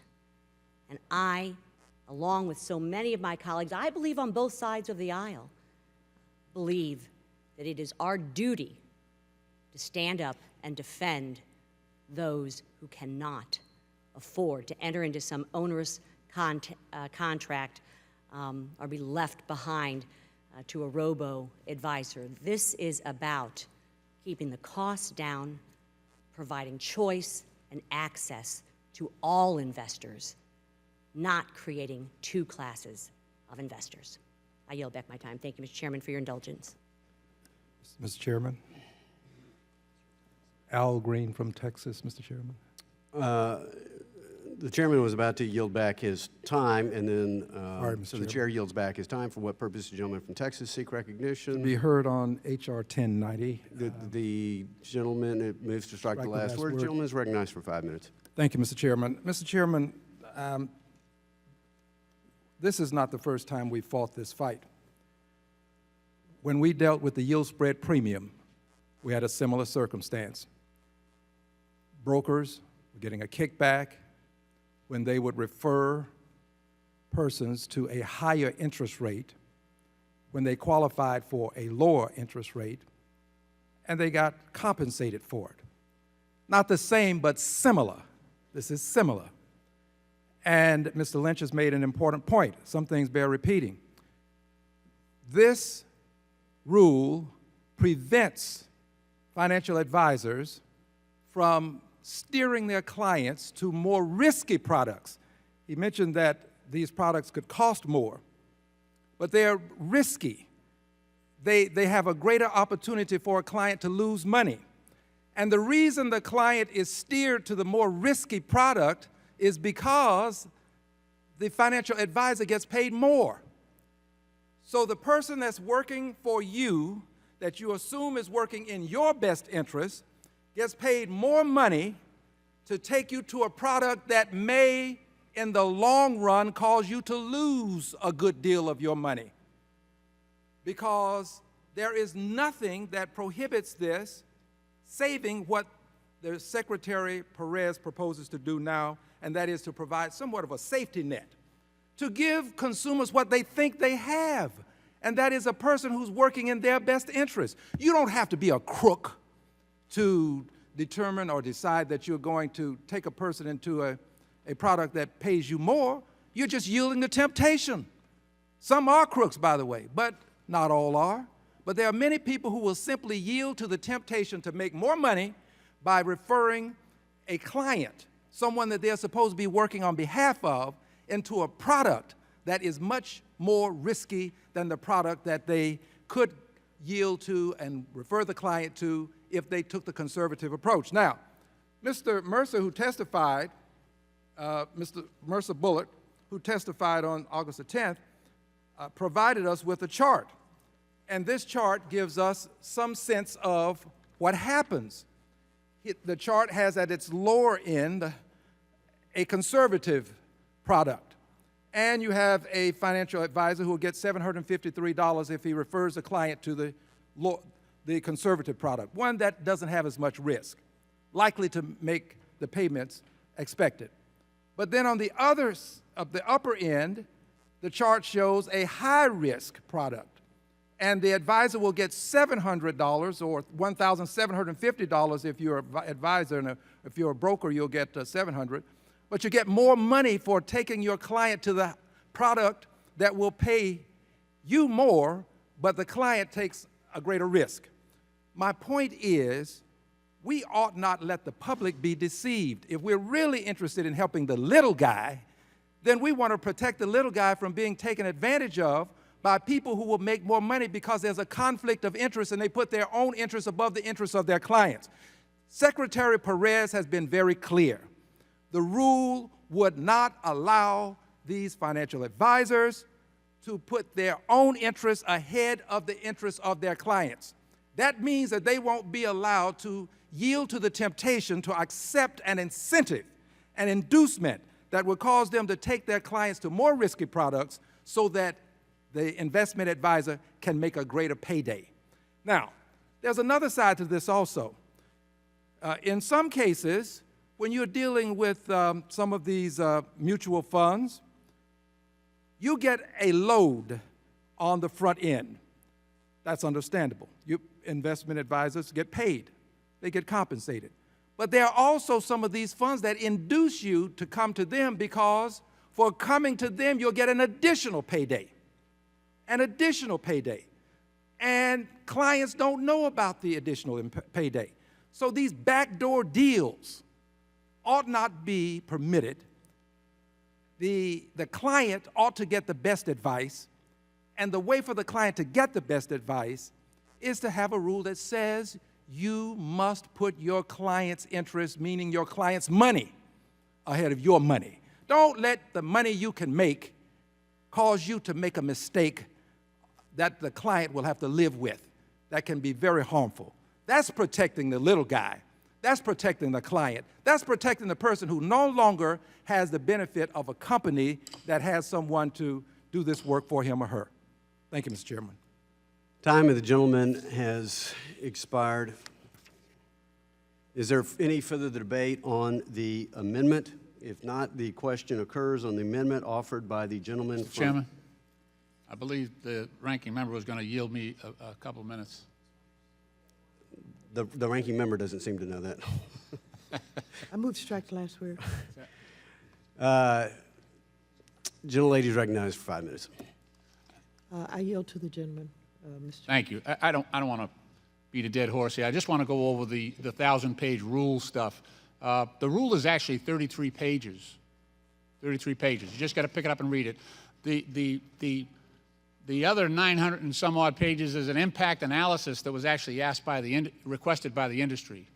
So the actual rule here that we're talking about is 33 pages, eminently readable and simple. And again, all it does is say that when financial advisors give advice, they must do so in a manner that is in the best interest of the client that is relying on them, whether that's a worker or an investor or a retiree.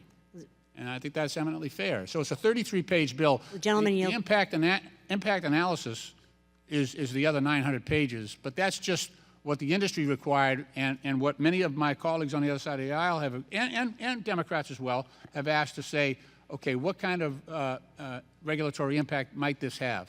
And it's exhaustive. It's an exhaustive analysis that they've provided. So I would happily yield, yes. I thank the gentleman for yielding, and let me just clarify, it is not a 33-page rule. Yes, there is economic analysis that is included in this. You are also leaving out the hundreds of pages of addendums that are a part of this. So it is north of 1,000-page rulemaking. I thank the gentleman. Well, I'll let people, the document speaks for itself. The rule is 33 pages, but again, yeah, to explain that and to provide the analysis behind it, yeah, Addendums. The Department of Labor has added the other 900 some odd pages to explain it. No, the gentleman would yield. This is not just about economic analysis. It is about the addendums, which are a vital part of the substance of the rule. I yield back. I'll reclaim my time. It's just the operational part of this rule is 33 pages long. And yeah, we've requested addendums to explain what the regulatory impact might be, and they have done, as I said before, it's exhaustive what they've done here. But it has nothing to do with the operation of the rule itself. It's what the possible impact might be. That's what the analysis provides. So I'll yield back and thank the gentleman. The gentleman yield for Well, just a moment. technically, the time belonged to the ranking member. Would the ranking member yield before she leaves? It's for a very brief moment.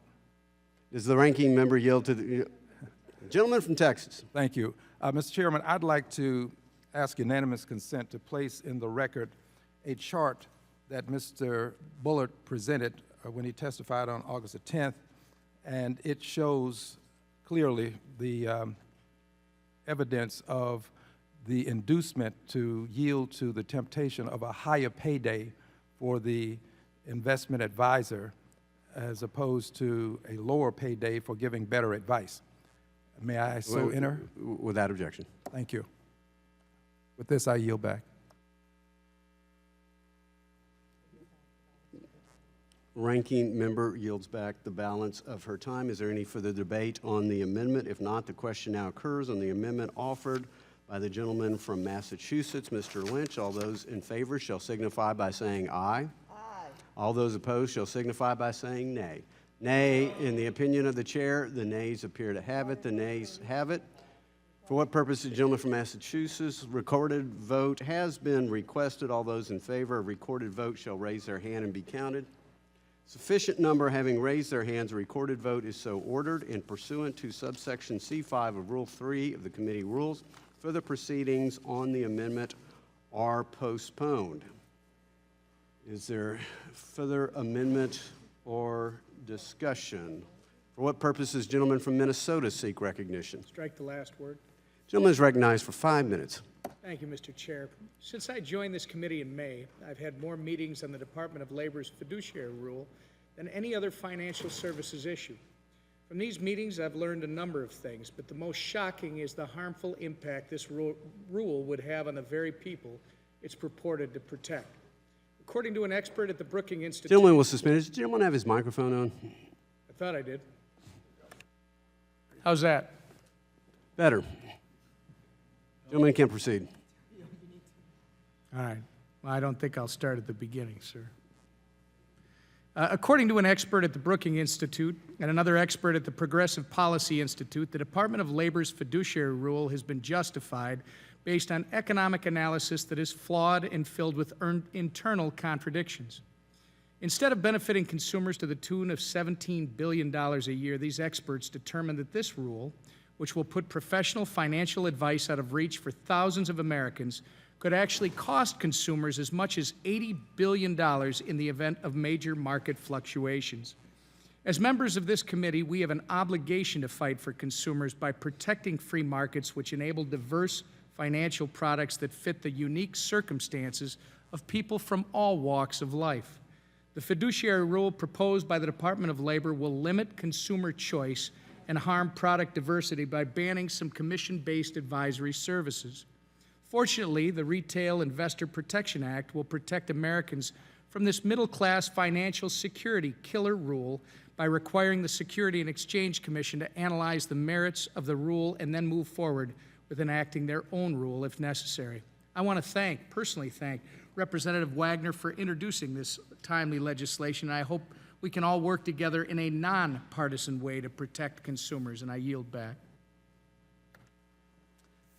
Gentleman yields back. Who seeks recognition? Are there any other amendments? There being no further amendments, recorded votes on the pending amendment has been postponed. Once that vote is taken, the committee will immediately consider the motion to report the measure. I now call up H.R. 1266. The clerk will report the bill which was distributed in advance. Mr. Chairman, point of clarification, a roll call vote on 1090, correct? After the amendment vote? There will be an opportunity to call for a roll call vote after the amendment. I now call up H.R. 1266. The clerk will report the bill which was distributed in advance. H.R. 1266 to amend the Consumer Financial Protection Act of 2010 to make the Bureau of Consumer Financial Protection. Without objection, the bill is considered read and open to amendment at any point. The chair recognizes the gentleman from Texas, Mr. Nagelbauer, the sponsor of the legislation, for 5 minutes. Thank you, Mr. Chairman. Today we mark up H.R. 1266, the Financial Product Safety Commission Act, which reforms the current CFPB leadership structure from a single director to a 5-person bipartisan commission. Commissioners are to be appointed by the President and confirmed by the Senate to serve 5-year staggered terms. No more than 3 commissioners can represent the same political party. Commissioners are selected based on their experience in their consumer financial products and services. H.R. 1266 also pulls the CFPB out of the Federal Reserve System to make it truly an independent agency. However, and I want to stress that no provision in H.R. 1266 amends, reforms, or scales back the CFPB funding from the Federal Reserve. Mr. Chairman, I introduced this legislation because of the importance of consumer protection and the importance of the impact of this agency. Consumer protection is important to a well-functioning and sustainable financial marketplace. However, consumer protection must be done in a smart, tailored, and politically neutral manner. It must preserve consumer choice, credit availability, and keep costs low. It must ensure transparent and fair products and services. It must not pick winners and losers in the marketplace, and it should not promote the ideological choices of policymakers. If the pendulum of consumer protection swings too far, you have nothing left to protect. This Congress, I am pleased to be joined by many Republican co-sponsors, and 2 of my friends from across the aisles, Ms. Sinema and Mr. Scott. Before we move further, it is important to understand the historical background of the CFPB Commission idea. In 2007, Professor Elizabeth Warren published an article, Unsafe at Any Rate, which originated the idea of Consumer Financial Protection Agency led by a 5-person bipartisan commission. In June 2009, the Obama administration released a white paper on financial regulatory reform in the wake of the financial crisis. The white paper, which was an official policy paper from the White House, advocated for the Consumer Financial Protection Agency led by a 5-person bipartisan commission. And in fact, during the same year, both the House Financial Services Committee Chairman Barney Frank and Senate Banking Committee Chairman Chris Dodd, authors of the Dodd-Frank Act, supported a Consumer Financial Protection Agency to be governed with the diverse and bipartisan viewpoints provided by a commission leadership structure.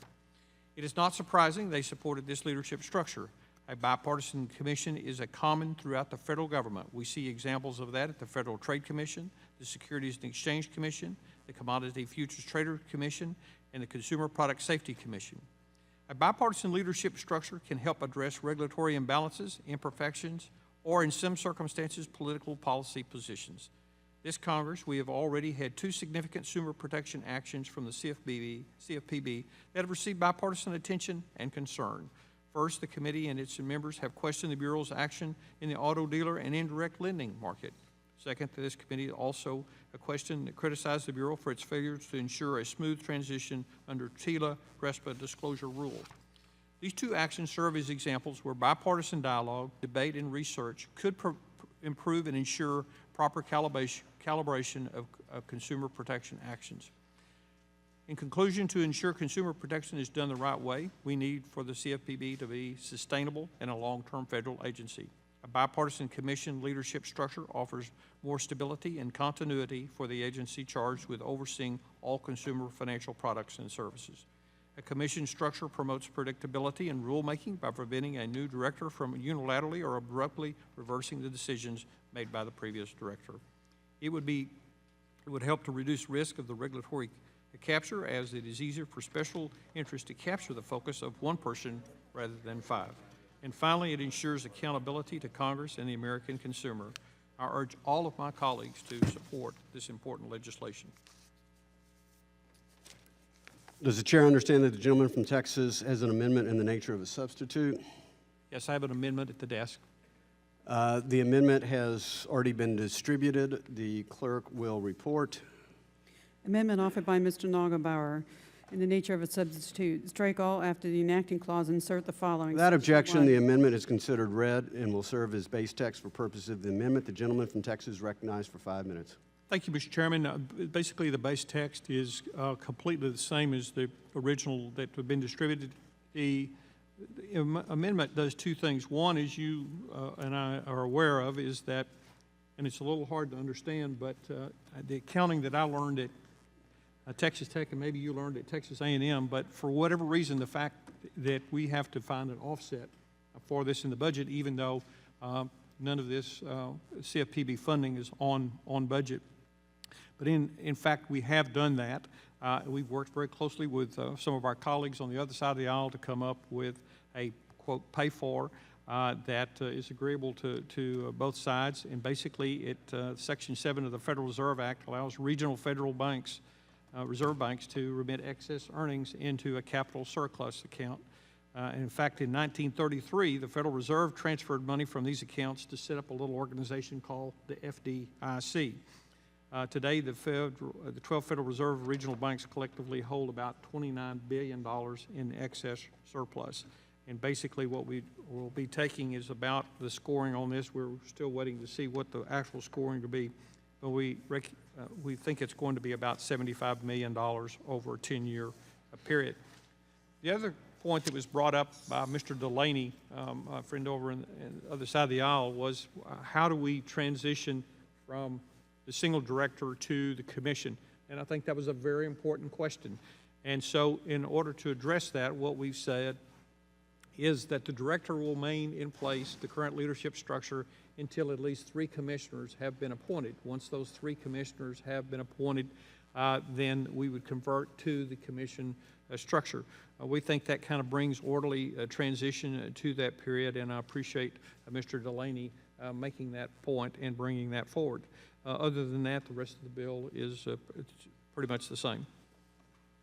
Now, with that, I yield back. Will the gentleman yield to the chairman? I would yield to the chairman. I, again, wish to urge all members to support the gentleman from Texas's bill. I appreciate what he has done to work on a bipartisan basis. I know there are many differences with respect to all of the work being done at the CFPB. I would simply wish to emphasize what the gentleman has said. No powers are diminished of the CFPB through this bill. No funding is diminished through the passage of this bill. This is simply the governance. This bill simply has to do with the governance of the CFPB, and as the gentleman from Texas pointed out, this is hardly a radical plan, or frankly, in many respects, this is the original plan. As the gentleman pointed out, it was the original concept of Senator Warren. It was the original concept approved by the Obama administration.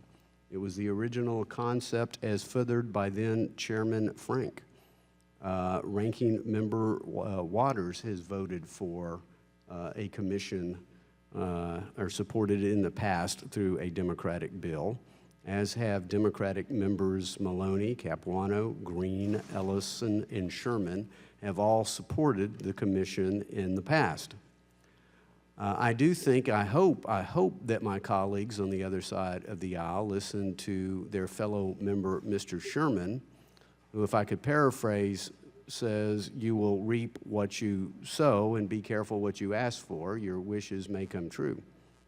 At some point or another, I expect Republicans will win the presidency. I hope it's not in my lifetime, but perhaps at some point the Democrats may win over Congress. But should the Republicans take over, then if you have a single-person commission, I know that regrettably, Mr. Nagelbauer has announced his retirement. Maybe he doesn't go too far, and maybe Mr. Nagelbauer becomes the next single consumer financial product dictator of America, and I have no doubt that he would rule quite differently than the current dictator of consumer financial products. At some point, I would hope that basic rules of good governance would come to play, because right now, everything that Mr. Cordray has done with his pen and his telephone could certainly be undone, in my hypothetical, by Mr. Nagelbauer's pen and Mr. Nagelbauer's telephone. We do not think the people of America are well served by this. Again, no powers are diminished here, no funding will be diminished here. Democrats will still be in control, thorough control of the CFPB. I would hope there would not be a knee-jerk reaction to, again, simply protect all things Dodd-Frank. We've heard from the ranking members and others that you stand ready to make minor clarifications and modifications. Again, this wasn't an original Republican idea. This was an Elizabeth Warren idea. This was a Barney Frank idea. Apparently, at one point, it was a Maxine Waters idea and an Obama administration idea, and it just happens to be the way that most other agencies are governed. So again, I appreciate the gentleman from Texas for his leadership. I appreciate those who have reached out from across the aisle to co-sponsor this. I would urge all members to co-sponsor a simple good governance provision. And I thank the gentleman from Texas. I yield back to him. Gentleman yield back his 16 seconds. Gentleman yields back his time. Who seeks recognition? For what purpose does the gentleman from Massachusetts seek recognition? Thank you, Mr. Chairman. I am in opposition to this bill. Gentleman, move to strike the last word. I do, yeah. The gentleman is recognized for 5 minutes. Thank you, sir. I just want to sort of push back on some of the assumptions regarding other former members and what their positions were. I have here a quote, a public statement from former Chairman Barney Frank, who says, quote, "I was always personally for a single director. I had to accept a compromise with Energy and Commerce Democrats, Mr. Waxman was attempting to protect the FTC, and we didn't have the votes. When it came to conference and the Senate had the single director language for the CFPB, we accepted it without a fight because we had the votes to do that. I've always been for a single director of the CFPB, and I think the experience has shown it was good, close quote. And then he says, I didn't think it was much of a secret, but in fact, I preferred it to be a single director of the CFPB. Chris Dodd also has said, this is another quote from Chris Dodd, I am strongly opposed to changing the CFPB to a commission, which would weaken the CFPB, close quote. And also Elizabeth Warren, who has earlier been cited and quoted, she said, changing from a director to a commission structure would just make the agency a weaker watchdog for consumers. We need to stay firm and protect the consumer agency. We were sent to Washington to level the playing field for working families, not to undermine the protections, to make it harder to cheat consumers, close quote. And in closing, I would just add my own affirmation that a single director is much more powerful in terms of being an advocate on behalf of consumers. I'm often amazed at the amount of vitriol and animosity against the only agency that has been established solely for the purpose of protecting the American consumer. The efforts of my Republican friends has been relentless in trying to kill this agency. That's the only agency out there that's ought to diminish their effectiveness when their only job is to protect American consumers. So I yield. The gentleman back. yield? I sure would, yeah. Yeah. So I think one of the things that a lot of people focus on, Mr. Cordray, I think what we're trying to do with this bill is focus on continuity, and I think one of the things that brings some continuity, Mr. Cordray has been, leading that organization now for, 3 or 4 years. And I think if you were to bring him in again to testify today and say, what do you know more about how that organization should operate than you did the day that you came in? The issue is, from a continuity standpoint, is that I think Mr. Cordray's term is up in 2017 or 2018, I believe, is that on that day he walks out, then you have to bring a new director in. And so that, quite honestly, to me, would probably be somewhat of a disruptive process, whereas on commissions where we have, in our particular bill, we have staggered terms. And so you have people that will be have experience in this agency on an ongoing basis, and you don't have that learning curve of somebody having to come back in and, and start saying, today I'm going to start being the director of the CFPB, whereas other people that are already in there bring the continuity and so that decision-making process. And so I hope that, I introduced this bill not because of my feelings about Mr. Cordray. I introduced this bill because I think it's good governance. It's worked at the SEC, it's worked at the CFTC, it's worked at a number of other agencies, and it's brought a lot of continuity. We're seeing right now at the SEC, we're seeing a changing of the guard, but not everybody's leaving. Imagine at the SEC, the CFTC, is everybody walks out December 31st and you bring a whole new group of people in to start running that agency. And I don't think that's good business. We don't do that in... Reclaiming my time. And I apologize, but thank the gentleman. I'm running out. The gentleman makes a fair point, and if this were the only measure directed towards the CFPB, I might be persuaded. However, we sit here on this committee where continuously folks are trying to strip the CFPB, trying to of their funding, and perpetrate other attacks on the effectiveness of this bureau. So I have to take your attempts here, which may be well intended, in the context of other proposals to damage the CFPB. But I thank the gentleman. I yield back.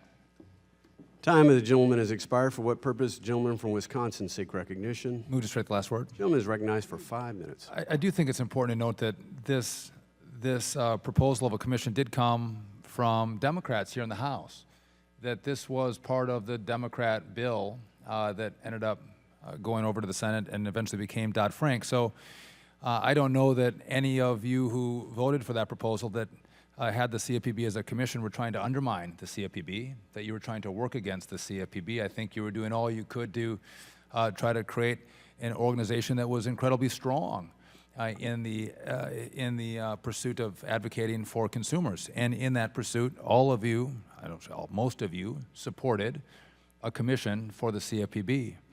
And so now to make the argument Does that... the gentleman yield? Not quite yet. Well, Maybe in a okay. sec- I wanna- I'm I on a didn't couple support points. it. Okay. But many of your colleagues did, including Barney Frank.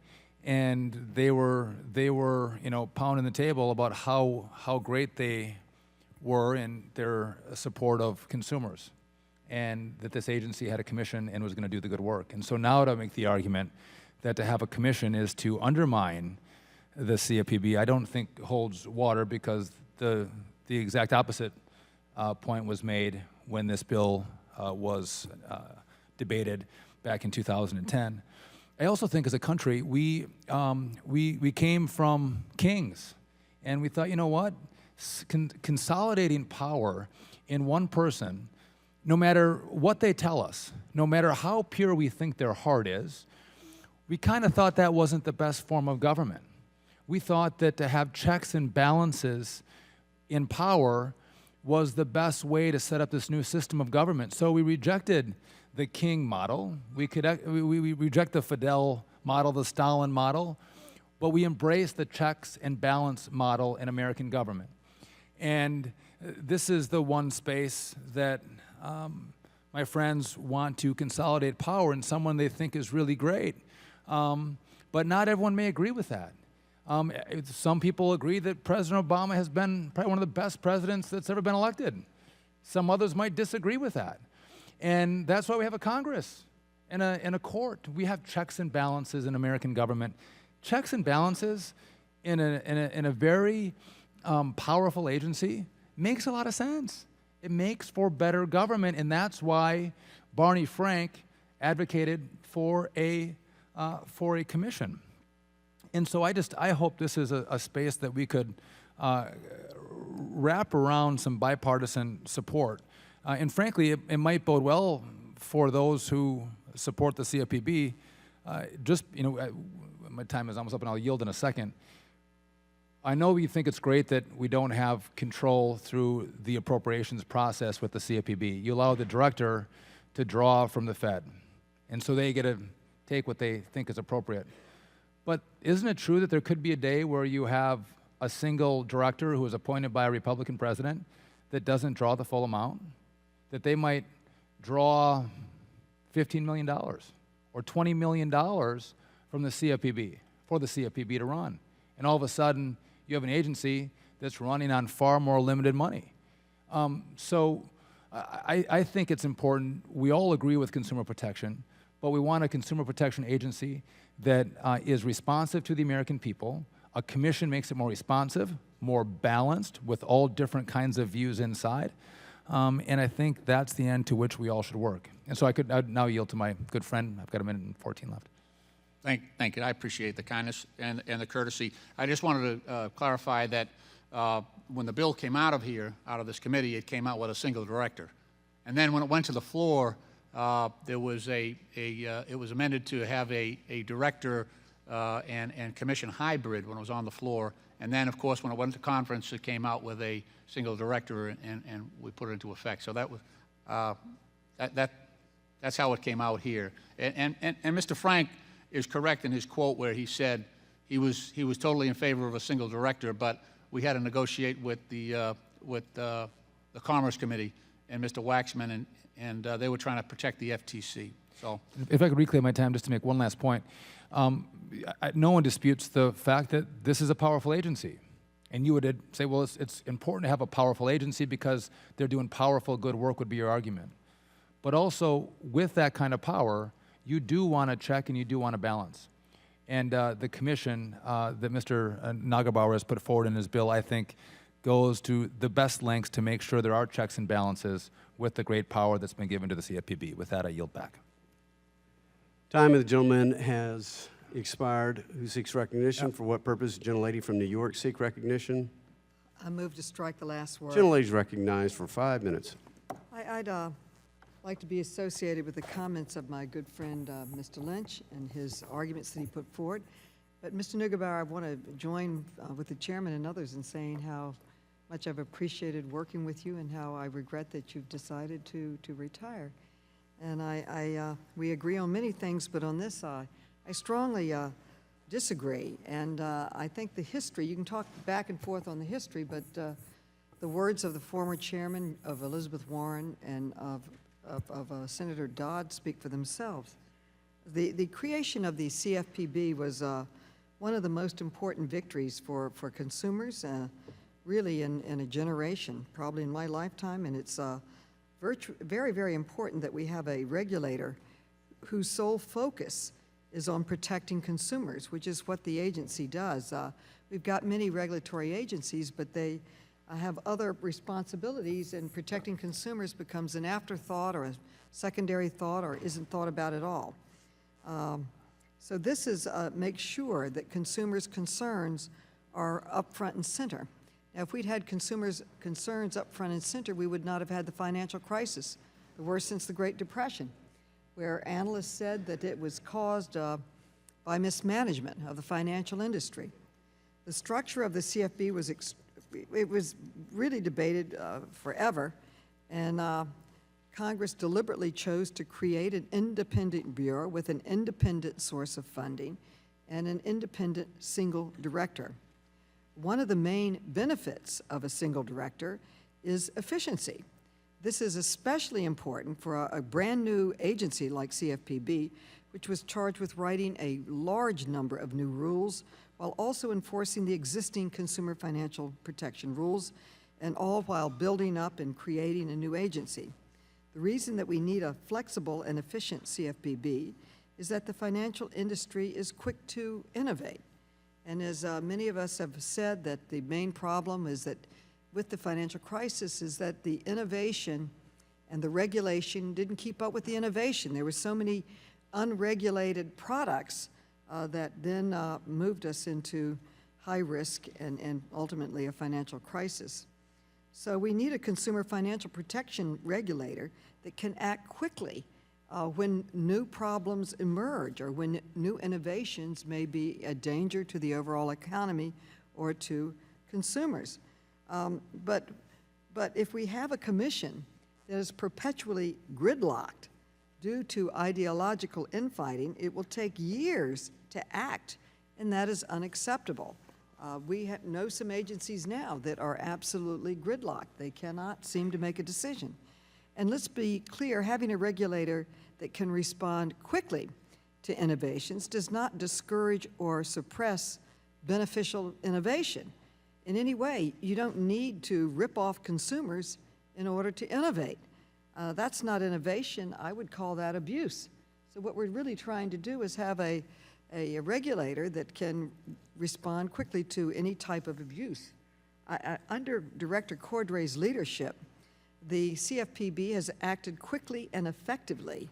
The Bureau has managed to finalize over 50 substantive rules in just a few short years. And if you put that in contrast with the SEC, which was created with a 5-member commission in 1934, they didn't get around to adopting the main anti-fraud rule until 1948, over 14 years after the SEC was created.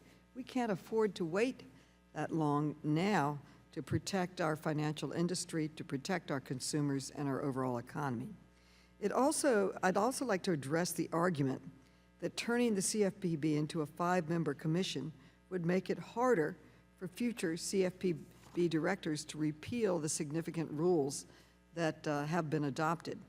What this argument fails to understand is that a future CFPB, whether it's a single director or a commission, that wanted to roll back the current rules, they would still have to go through the full notice and comment rulemaking process laid out by the Administrative Procedures Act, or APA.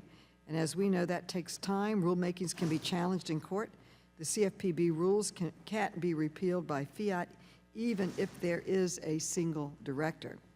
The time it would take to roll back existing CFPB rules has nothing to do with a single director versus a commission, and everything to do with the Administrative Procedures Act. All the evidence suggests that Director Cordray has run an open, thoughtful, and transparent rule writing process. The Bipartisan Policy Center praised the CFPB's rule writing process for the qualified mortgage rule in a report last year stating, and I quote, "Throughout the rule writing process, the CFPB listened to concerns expressed by industry participants and consumer groups and also relied on multiple additional sources of industry and marketplace data to inform its rulemaking process. All this has been done at the CFPB without a, oh, he's telling my time is up. May I just 40 note? seconds. I just would like to know that after Cordray was nominated in July of 2011, it took 300... Gentlelady's time has more than expired. 731 days to confirm Gentlelady's time has expired. Can you imagine Who how else long it would is- take with 5 commissioners? Mr. Barr is I now am recognized opposed for to the 5 minutes. underlying bill. Move to strike the last word. Gentleman is recognized. Thank you, Mr. Chairman. I also express my support for H.R. 1266, the Financial Product Safety Commission Act. And I thank Mr. Nagelbauer for his leadership on this. This common sense legislation would transition the Bureau into the Financial Product Safety Commission, an independent regulatory body similar in structure to many other independent regulatory agencies with similar missions of consumer protection, including the Federal Trade Commission, the Securities and Exchange Commission, and the Federal Communications Commission. I want to briefly address my colleague and friend from New York who just talked about the need for efficiency in government. And I think efficiency in a lot of places is a good thing. But in fact, the founding fathers of our country were very, very worried about efficiency in government. And I'll quote from James Madison in Federalist 51, who said, "Ambition must be made to counteract ambition. The interest of the man must be connected with the constitutional rights of the place. It may be a reflection on human nature that such devices should be necessary to control the abuses of government. But what is government itself but the greatest of all reflections on human nature? If men were angels, no government would be necessary. If angels were to govern men, neither external nor internal controls on government would be necessary. But in framing a government which is to be administered by men over men, the great difficulty lies in this. You must first enable the government to control the governed, and in the next place, oblige it to control itself. A dependence on the people is no doubt the primary control on government, but experience has taught mankind the necessity of auxiliary precautions.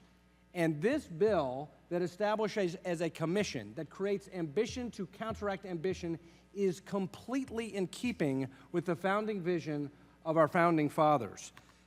And so what I would say is the move from a single director to an independent bipartisan commission of 5, subject to Senate approval, with the majority representing the president's party, will provide greater accountability for this agency, allowing for a clear, deliberative process ahead of rulemakings, the issuance of guidance, and other regulatory activity under the new commission's jurisdiction. One of the major criticisms I've heard from my constituents is that they feel that their concerns and the comments that they've submitted to the Bureau have been totally ignored. Another concern is that because the Bureau is unaccountable, it's a single director instead of a bipartisan commission, it regularly disregards the requirements of the Administrative Procedures Act. It issues guidance without notice and comment rulemaking, even for legislative rules. Now, the Bureau would say, no, they're interpretive, these fall in exceptions, but the fact of the matter is, this agency is actually trying to make law not only outside of control by this Congress and the elected representatives of the American people, but not even through the notice and comment rulemaking process. So a new multi-party governance structure will ensure and document that minority opinions are heard and considered prior to major regulatory actions. Furthermore, a commission will provide regulatory continuity. And my colleagues on the other side of the aisle should bear in mind that in just over 15 months, a new president will be settling in to 1600 Pennsylvania Avenue. The current directorship structure of the CFPB would allow a president of either party to sweep aside the previous director's work in short order. So I want to thank again Chairman Nagelbauer, Congressman Scott, Congresswoman Sinema, who have worked on a compromise to provide a smooth transition from a directorship to a commission ensuring that there would be no lapse in quorum that would prevent the immediate functioning of the new commission. And finally, this legislation's modest score over the 10-year budget window is fully offset through the use of the Federal Reserve Bank's capital surplus accounts. Crafting a good bipartisan bill that achieves the goal of enhancing transparency and good governance is difficult enough, but finding a non-controversial funding offset is truly a remarkable achievement, and I commend my colleagues for that. Our constituents are begging for clarity and greater insights into the regulatory activities of this Bureau. While there are additional reforms I would like to see made to the Bureau's organizational and funding structure, this legislation would add fundamental accountability and consistency metrics by establishing a commission in the mold of other consumer protection agencies that have come before. I'm proud to be an original co-sponsor of this bipartisan legislation. I again cite cite to the Founding Fathers and their understanding of human nature, that we ought to have a system of government that includes checks and balances. That is just simple good government. It's not partisan. It's about making sure that we preserve liberty through checks and balances in our government scheme. And so with that, I look forward to its approval by this committee and yield back the balance of my time. Time of the gentleman has expired. For what purpose does the gentleman of Maryland seek recognition? Mr. Chairman, I have an amendment at the desk, if it's time for that. We will pause for a moment and allow the amendment to be distributed.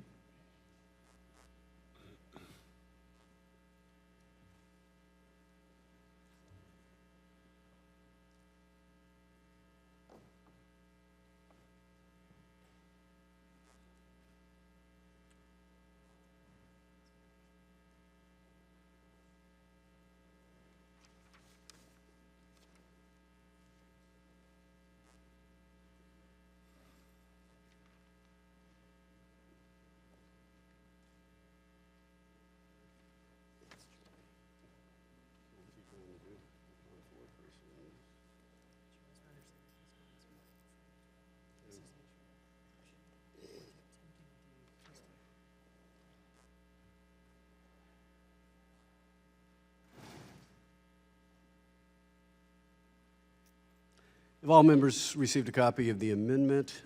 If so, the clerk will report the amendment. Amendment offered by Mr. Delaney, page 13, line 17, strike. Without objection, the reading of the amendment is dispensed with. The gentleman from Maryland is recognized on his amendment. Thank you, Mr. Chairman. And my good friend from Texas, I think, has brought up a very important point with his piece of legislation, which is a governance question, which is really what's the most successful way to govern a government agency or a new bureau like the Consumer Finance Protection Bureau. And to my mind, a commission structure directionally could be the right way to govern an organization like the CFPB, provided the commission is structured appropriately and that the transition from a director to the commission is done successfully. And that's what my amendment aims to do. And the reason I believe directionally a commission structure could be the best practices, if you will, is threefold. One, as my friend from Texas has pointed out, it does ensure better continuity between different administrations, particularly if they're of different political parties. Secondly, I think when you have a bipartisan commission at an agency, over time what happens is the Congress starts viewing that agency as in less of a political context and more as an agency that is probably working in a more collaborative bipartisan manner. And I think it could lead to the politicalization of the Consumer Finance Protection Bureau diminishing over time, which I think is really important. And thirdly, I think it's an organization structure that just allows it to be a more enduring entity within our government, which is really important to me because for all of the reasons my colleagues on the Democratic side have stated in their testimony, which I associate myself with their comments, I think it's a very, very important government agency, and it's very important that it continues to work successfully and work on behalf of the American consumer. So I want it to have the best governing structure. But I do think it's important how we transition from a director to a commission, because while a commission could be the best outcome, a kind of directionless agency that is neither director nor commission could be the worst outcome if that transition is not handled successfully, which is why my amendment requires there to be 5 commissioners fully in place before you can actually make that transition, because if we want to transition this to a commission, then let's make sure there's a commission in place. and let's not shut off the agency until that occurs. It also, and this is probably more just to be polite than anything else, it allows anyone who has been confirmed as a director to serve as a commissioner, which I think is very consistent with the way we should think about the standard for these commissioners, because if someone has met the standard of the U.S. Senate to be confirmed as a director, they certainly ought to be able to be one of a 5-person commission. And so that's what my amendment does. I've had very good conversations with my friend and colleague from Texas about it. We haven't quite reconciled our discussions, is how I would describe it, but it's been a great conversation. And like my other comments, my other colleague said, I appreciate working with you. So I yield back. Will the gentleman yield for a question over here? Yes. So when you are saying, I assume, I just want to make sure I'm clear, I assume you are not saying that he or she would serve consecutively. It's just past directors would then be eligible? Yes. A past director would not have to go through the confirmation process. They're deemed confirmed as a commissioner if they've been confirmed. And then as would a just be director. directly appointed by the president? Yes. Okay, and the president appoints all 5? Yes. Everything else is consistent with the gentleman from Texas. Yield back. Would the gentleman yield to the chairman for a question? Yes. First time I've seen the amendment, I understand what the gentleman is trying to get at here. But with respect to a director automatically being deemed a commissioner, that strikes me as perhaps running afoul of the Appointments Clause in the Constitution. I can't say it definitively. Again, I haven't studied your amendments first time I've seen it, but that does concern me. Did the gentleman look into the issue? Did he consult with outside constitutional scholars? Or perhaps another way of asking this, does the gentleman share my concern? I do share your concern, and it has been raised. We structured it to not name the directors individually, and as opposed to say anyone who's been approved as a director, to satisfy that. But I haven't reviewed the kind of the scholarship around the specific issue, if you will, from a constitutionality perspective. And so I would view that as a question that's been raised that I don't have a definitive answer. But we tried to structure around that concern by not naming the current director individually, but just saying any director. Now, as a practical matter, we've only had the one, so not completely responsive to your question, but that's my answer. Mr. Chairman. Time of the gentleman has expired. Who seeks recognition? For what purpose does the gentleman from Texas seek recognition? I'd smooth the strike word, last word. Gentleman is recognized for 5 minutes. And I think the gentleman from Maryland, he and I have had some productive conversations, and quite honestly, he was the one that broached the transition issue, and I thought it was a very important issue, and we have been having some ongoing dialogue. I don't think we're quite there yet. One of the points, and I think the chairman brings that up, one of the things that we're concerned with, particularly in with the current director, is the ability or the constitutionality of being able to deem that person a member of the commission, where this legislation specifically requires that membership of that commission be appointed by the president and confirmed by the Senate. What I would ask the gentleman is that possibly if he would consider withdrawing and letting us have some continued dialogue and see if we can come to an area of agreement, because I think we're very close, but I think we just need one. We don't want to do something that's not constitutionally, and then somebody's going to contest it. And I think we have some other ideas too on your assertion of going from 3 to 5, and we'd like to have an opportunity to discuss that with you. Do I need to be recognized, or can I just respond to the gentleman? I will yield to the gentleman. Okay. I think it's, I think that's a constructive approach, and I'm happy to withdraw the amendment and continue to work with you on it as it relates to that open issue and other discussions we've had. Without objection, the amendment is withdrawn. Gentleman from Texas, yield back. Is there further debate or Yes, discussion? Mr. Chairman. For what purpose does the gentleman, well, I'm sorry, we have to go to the Republican side because we have the Democrat side for an amendment. For what purpose does the gentleman from Maine seek recognition? Mr. Chairman, I believe you were with Mr. Nagelbauer, weren't you? On your side? Well, I'm sorry, that was on the amendment. Now the amendment has been disposed with. And I believe it's time to return to our side, isn't it?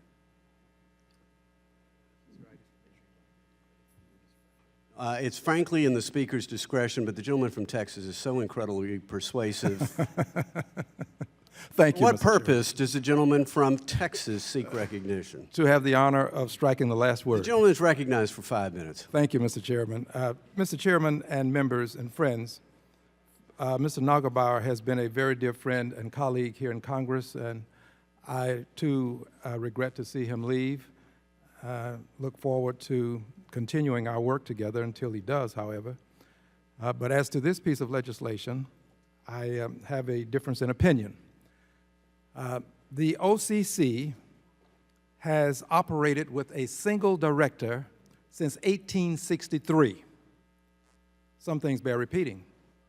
The OCC has functioned with a single director since 1863.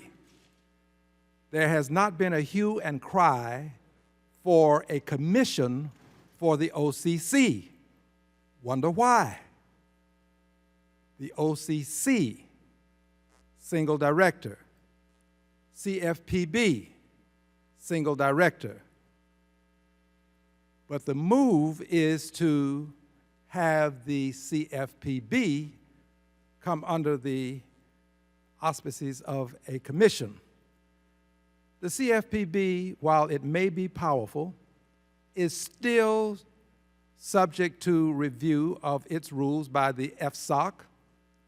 FSOC, by a vote of the board, by a vote of FSOC, can overturn rules of the CFPB. CFPB is subject to judicial review. Rulings can be challenged in court. The CFPB is audited by the GAO. The CFPB, while it does have a single director, is not so much unlike the OCC. And I believe that if we move to a commission, we will probably have a CFPB that functions less efficacious, if it functions at all, because you first have to get the commissioners appointed and get them through the Senate. A member earlier made a good point about how long it took to get Mr. Cordray confirmed. And she went on to say, Ms. Maloney, that can you imagine how long it would take to get 5 members appointed by the Honorable Barack Obama confirmed? The OCC has a single director. No hue and cry to remove the director. No clarion call to have a commission. Only with the CFPB have we had these challenges. I think that someone should give a response. As you know, I'm always eager to. Would the gentleman yield? Good. I yield to my colleague, Mr. Nagelbauer. Well, I thank you for that, and I'm aware of that. I think they have a little bit different charge. Safety and soundness may be a little bit different than, having purview over consumer products. But I think what I hear my colleagues on the other side of the aisle saying that possibly what the next piece of legislation we need to look at then is to make the FTC, the SEC, the CFTC, and the Consumer Product Safety Commission abolish those commissions then and reclaiming my time, because that is entirely. Well, no, would you support that? No, reclaiming my time. I support what we have with the CFPB. But would you support? No, I wouldn't. Why? Because I believe that the CFPB merits a director who can move quickly on behalf of consumers. And I also believe that the OCC, in its charge, has been taking care of its responsibilities. But consumers have a right to be protected too. And all of these efforts seem to be moving toward having consumers have less protection. Let me just add this. Well, I'll yield to you, but if you get additional time, you'll have to yield to me. Okay, but Mr. Duffy, I just yield to make- you. to answer your question, I think that as you and I have debated many issues and not always agreed, I don't think America is better off just because we have your idea or my idea. I think our country is better off when we actually share our ideas and we debate. And the end product is always better when you have a group of people from let me diverse let me backgrounds reclaim and my time mindsets. because you've led me to what I wanted to, the point I wanted to make as I close. You're welcome. A lot of what has I ask happened. unanimous consent that the gentleman from Texas be accorded the next 30 seconds without objection. Thank you, Mr. Chairman. Mr. Frank and a good many of us have been persons who are willing to compromise.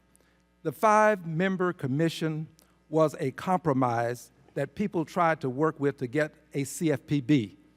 Every person in this room has voted for legislation wherein you found something that was unacceptable, but in the main you found the legislation something that you felt compelled to support.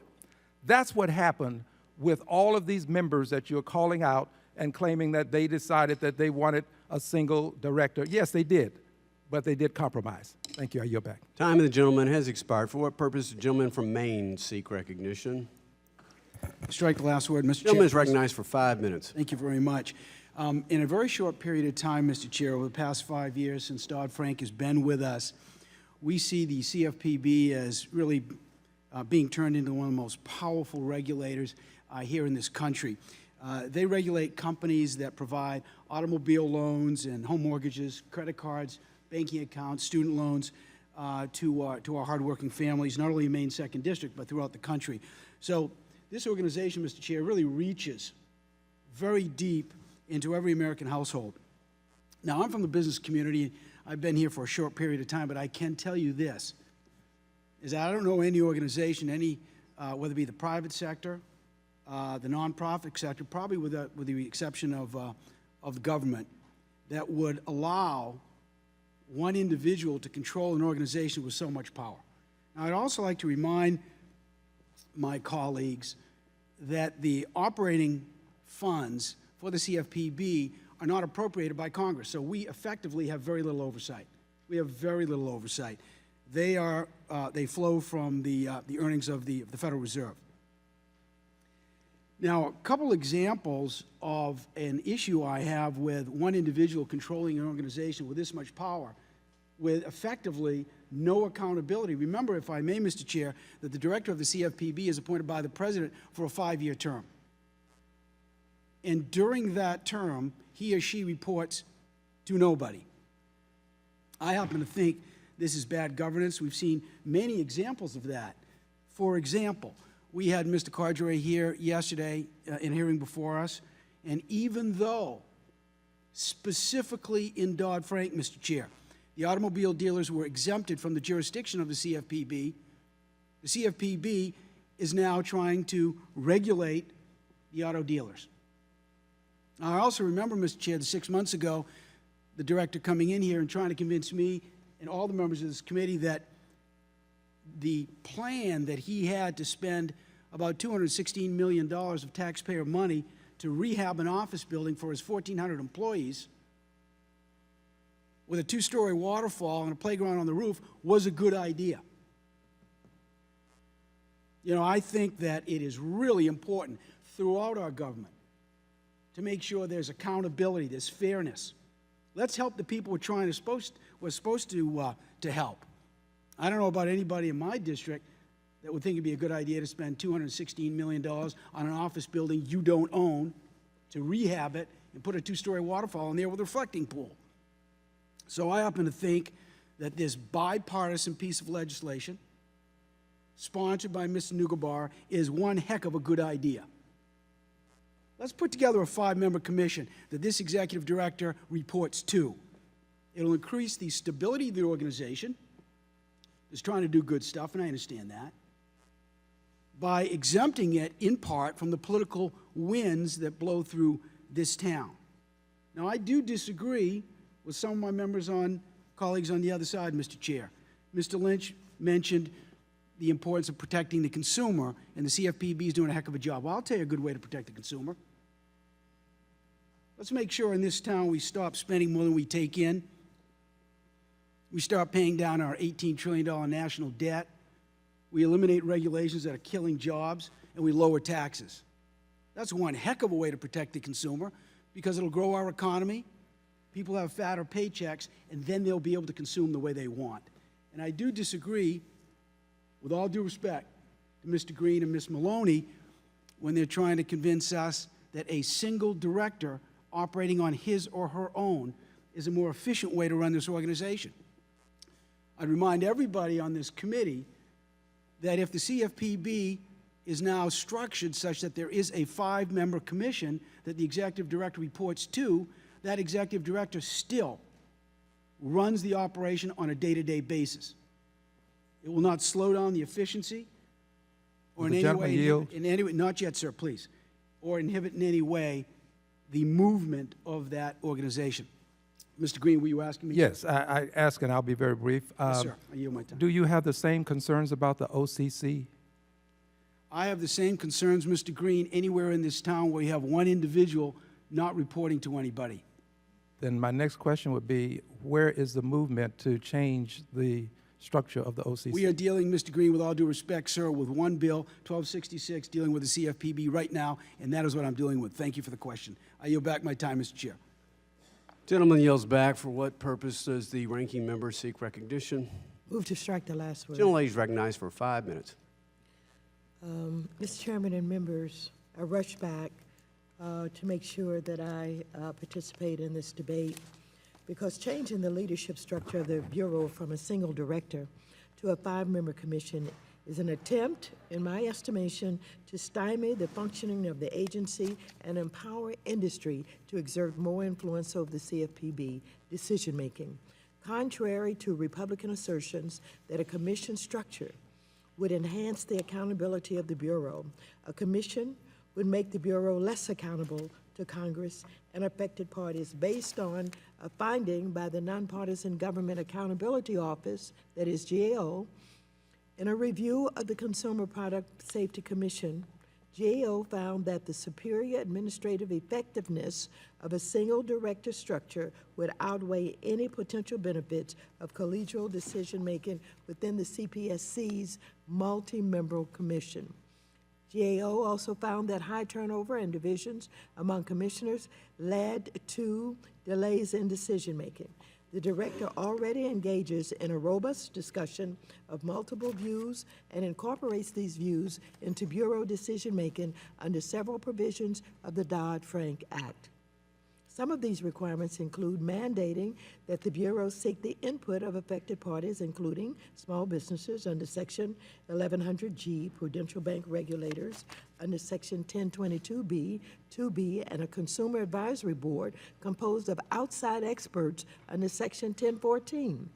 This committee often hears complaints that agencies run by multi-member commissions are slow to issue rules mandated by Congress. Replacing the director of the Bureau with a multi-member commission would increase bureaucracy and could slow the Bureau's ability to respond quickly and effectively to stakeholder views. Republicans voted against the CFPB with a director when it was considered in the Financial Services Committee, against the CFPB with a commission when it was considered in the Energy and Commerce Committee, and again against a director commission structure on the floor. Republicans are just opposed to the CFPB. They have attacked their funding, their individual rules, and attempted to stymie the agency by refusing to consider Director Cordray's confirmation. Some members have also expressed that making the CFPB a commission will protect it from a Republican president. This simply isn't the case. First of all, most Republican presidential candidates support eliminating the agency entirely. Secondly, the CFPB has a mission that is enshrined in statute and bound by the relevant consumer laws. Directors of independent agencies as well as courts can be expected to uphold those laws. Directors of independent agencies have often acted in nonpartisan ways when they are entrusted with an important public service role. Take, for example, the EPA. Reversing the Obama administration's stance on climate change is an enduring mission of the Republican Party. Yet 4 Republican-appointed EPA commissioners call for action on climate change despite their party affiliation. One of those administrators, Christine Todd Whitman, famously resigned her post when the second Bush administration attempted to remove air pollution controls from power plants. Although her replacement attempted to defend the new rule, the court struck it down, and it was not in accordance with the Clean Air Act. The fact is, agency administrators are not all powerful, as the Republicans have claimed, and we believe that the CFPB director in particular has been acting within the confines of the law, just as a Republican director would have to. The system works as it should, a balance between the ability of an elected administration to influence the direction of the agency by choosing a director and a director that has independence in carrying out the mission of the agency to protect it from undue political influence. Furthermore, it's clear that Republicans haven't even thought through the basics of how this bill would work. The effective date of this bill doesn't make any real sense. The act and its amendments do not go into effect until 3 commissioners have been confirmed for positions that would not exist until the act goes into effect. This is not the first time we've had to defend this bill from Republicans, and I would urge all of our members to stay consistent with their previous votes against turning the CFPB into a commission. Also, let me just say, when I looked at the bill basically said that one person would be considered a quorum to operate in the event that others did not get confirmed. And this could go on for 1 year, 2 years, et cetera. I don't think this has been well thought out. I would ask both sides of the aisle to vote against it. Time of the gentlelady has expired. For what purpose does the gentleman from Illinois seek recognition? Move to strike the last word. Gentleman is recognized for 5 minutes. Thank you, Mr. Chairman. I think this is a good idea, the 5-member commission. It was an idea that many, many people supported as Dodd-Frank was being discussed and then was not used. And I think the proof over the last couple of years shows that, that this would be a much better solution for consumers, for the marketplaces, so many places that this really does make sense. And clearly, common sense states having 5 commissioners there brings more expertise and insight into decisions that would be made by the Bureau. Also, public meetings and public votes of a commission will mean more transparency for how major decisions are made. This will also mean more certainty for financial markets instead of the current black box surrounding of the Bureau's most important policy decisions that we see so often. A commission, I don't believe, and I know many others agree, would not weaken the agency as some critics have expressed. It would only mean increased transparency and accountability to the American people, and that's what we all want. I would describe these as strong attributes of this 5-member commission, nothing that would weaken it. We've also seen after drafting regulations with major flaws, such as the remittance rule, qualified mortgage rule, the TILA-RESPA integrated disclosures, CFPB has been compelled to make major changes to these rules late in the game.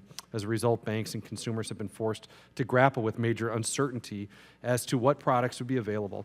Having a commission in place may have prevented these mistakes, or certainly at least mitigated the effects of them. So I support Chairman Neugebauer and his work on this, and I think it is about time that we do this. With that, would the gentleman yield? Balance of my time to Chairman. Would the gentleman yield? Why don't you yield to the gentleman from Wisconsin? I will yield to the gentleman from Wisconsin. So though I've drafted a similar bill to Mr. Neugebauer's, and I believe I'm a co-sponsor of Mr. Neugebauer's bill, and have publicly supported it, I could be actually persuaded by the arguments that are made by the ranking member and by my friends across the aisle. I have to tell you that we have, 16 more months left of President Obama, and I feel pretty good about Republican chances of winning the White House.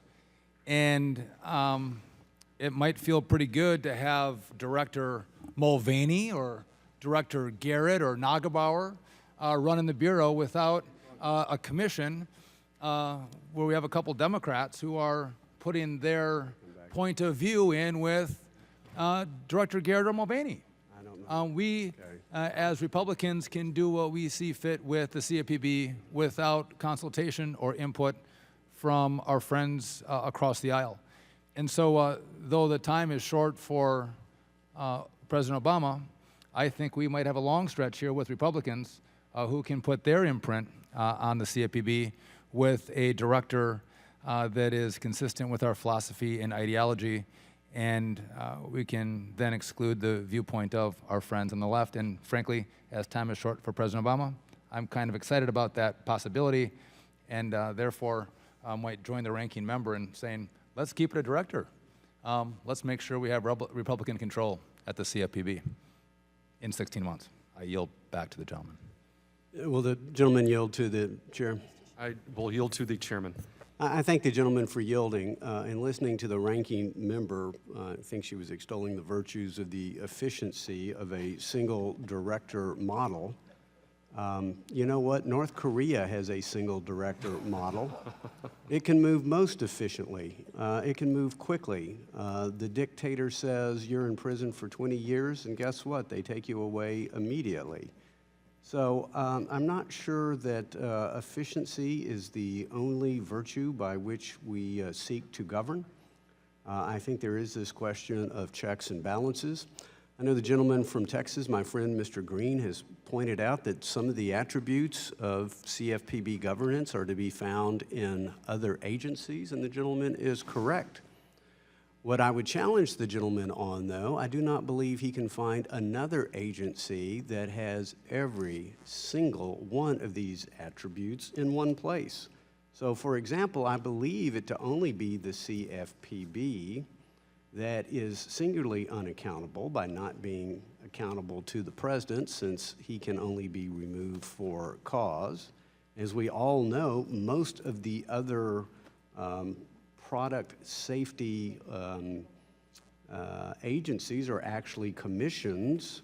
The CFPB is unique in not having appropriated funds, unique in the Chevron. So all of the attributes collected in one place makes the CFPB singularly unaccountable. I thank the gentleman for yielding, who seeks recognition. For what purpose does the gentleman from California seek recognition? I would point out, if I could, before recognizing the gentleman, there is a vote pending on the floor.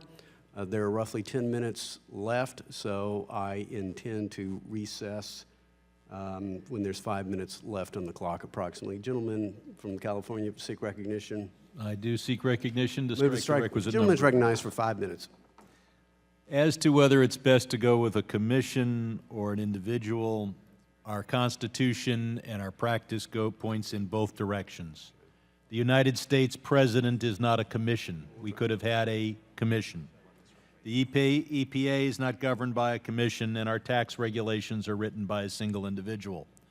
The founders did not create a single commission in the executive branch of government. That has all been something done by later and perhaps less wise generations. On the other hand, I'd point out I was here when Dodd-Frank was written, and it was written here, not on Mount Sinai. It does not come down on golden tablets, and there are parts of Dodd-Frank that should be changed. I rise in very reluctant opposition to this bill. I had hoped that we would work out a bipartisan compromise. I know that Mr. Heck was in the process of drafting that, but I have been informed that he will not be offering his amendment. The purpose of this bill I fully understand, and that is we should not have the very controversial and decisions that are made by the CFPB swing broadly back and forth from left to right based on who is elected president. I would point out that consumers will not benefit if every 4 or 8 years there's a radical shift in the philosophy at the CFPB, and businesses will suffer great inefficiencies as a result. And the ideologues here in Washington put way too little priority on efficiency and stability, and way too much priority on a winner-take-all ideological war, which they hope they can win. Long term, though, I don't know what the implications of this bill are going to be for consumers. I don't know who the next president is, and I don't know whether the Senate, I don't know who's going to control it. I also don't know if they're going to go with a nuclear option in terms of approving presidential appointees. Short term, I see some reasons to vote against this bill. First, I think Caudry's doing a good job. Why stop that job before his first term expires? Second, bill costs $75 million. It's not as much as they're spending on their fancy new building, but it's $75 million. And finally, we know the president won't sign this bill, so it's not going to become law anyway. And if we do elect a president willing to sign this bill, that president might appoint Mr. Nogabar to be head of the commission, and the ranking member may vote for the bill, so or not.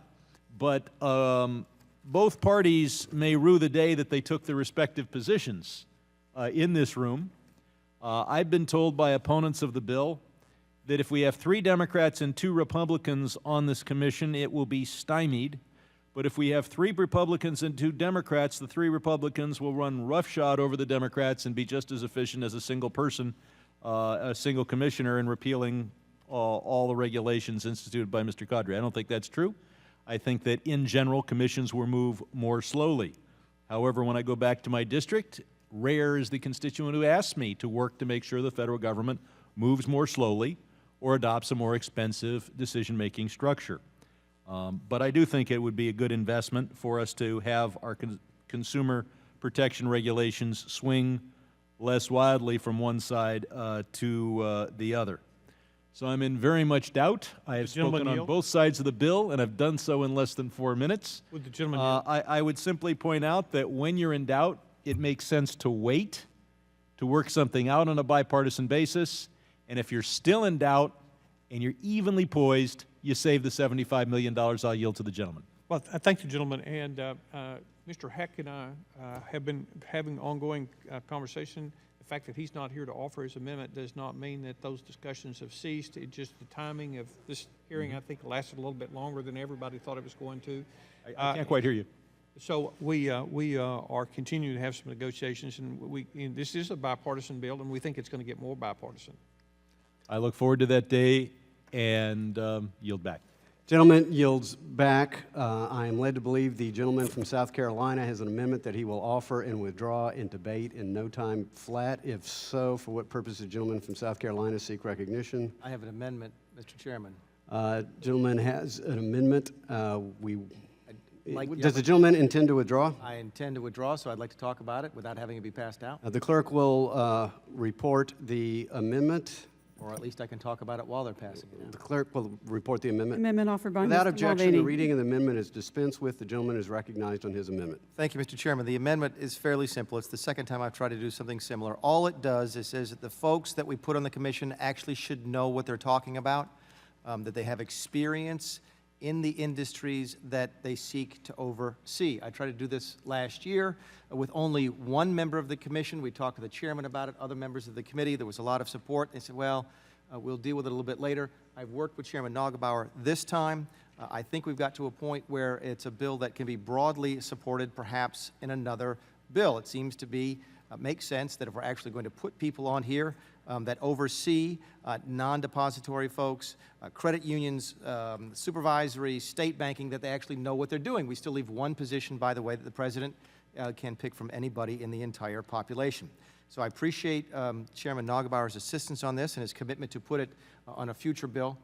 Out of respect, however, for what we're trying to do here today, which is keep a clean bill on a bipartisan basis, I will withdraw the amendment, but look forward to bringing it back in the very near future. Without objection, the amendment is withdrawn. There being no further discussion or amendments to the bill, the Unanimous question... consent to insert into the record a document from Save Our Retirement Organization campaign.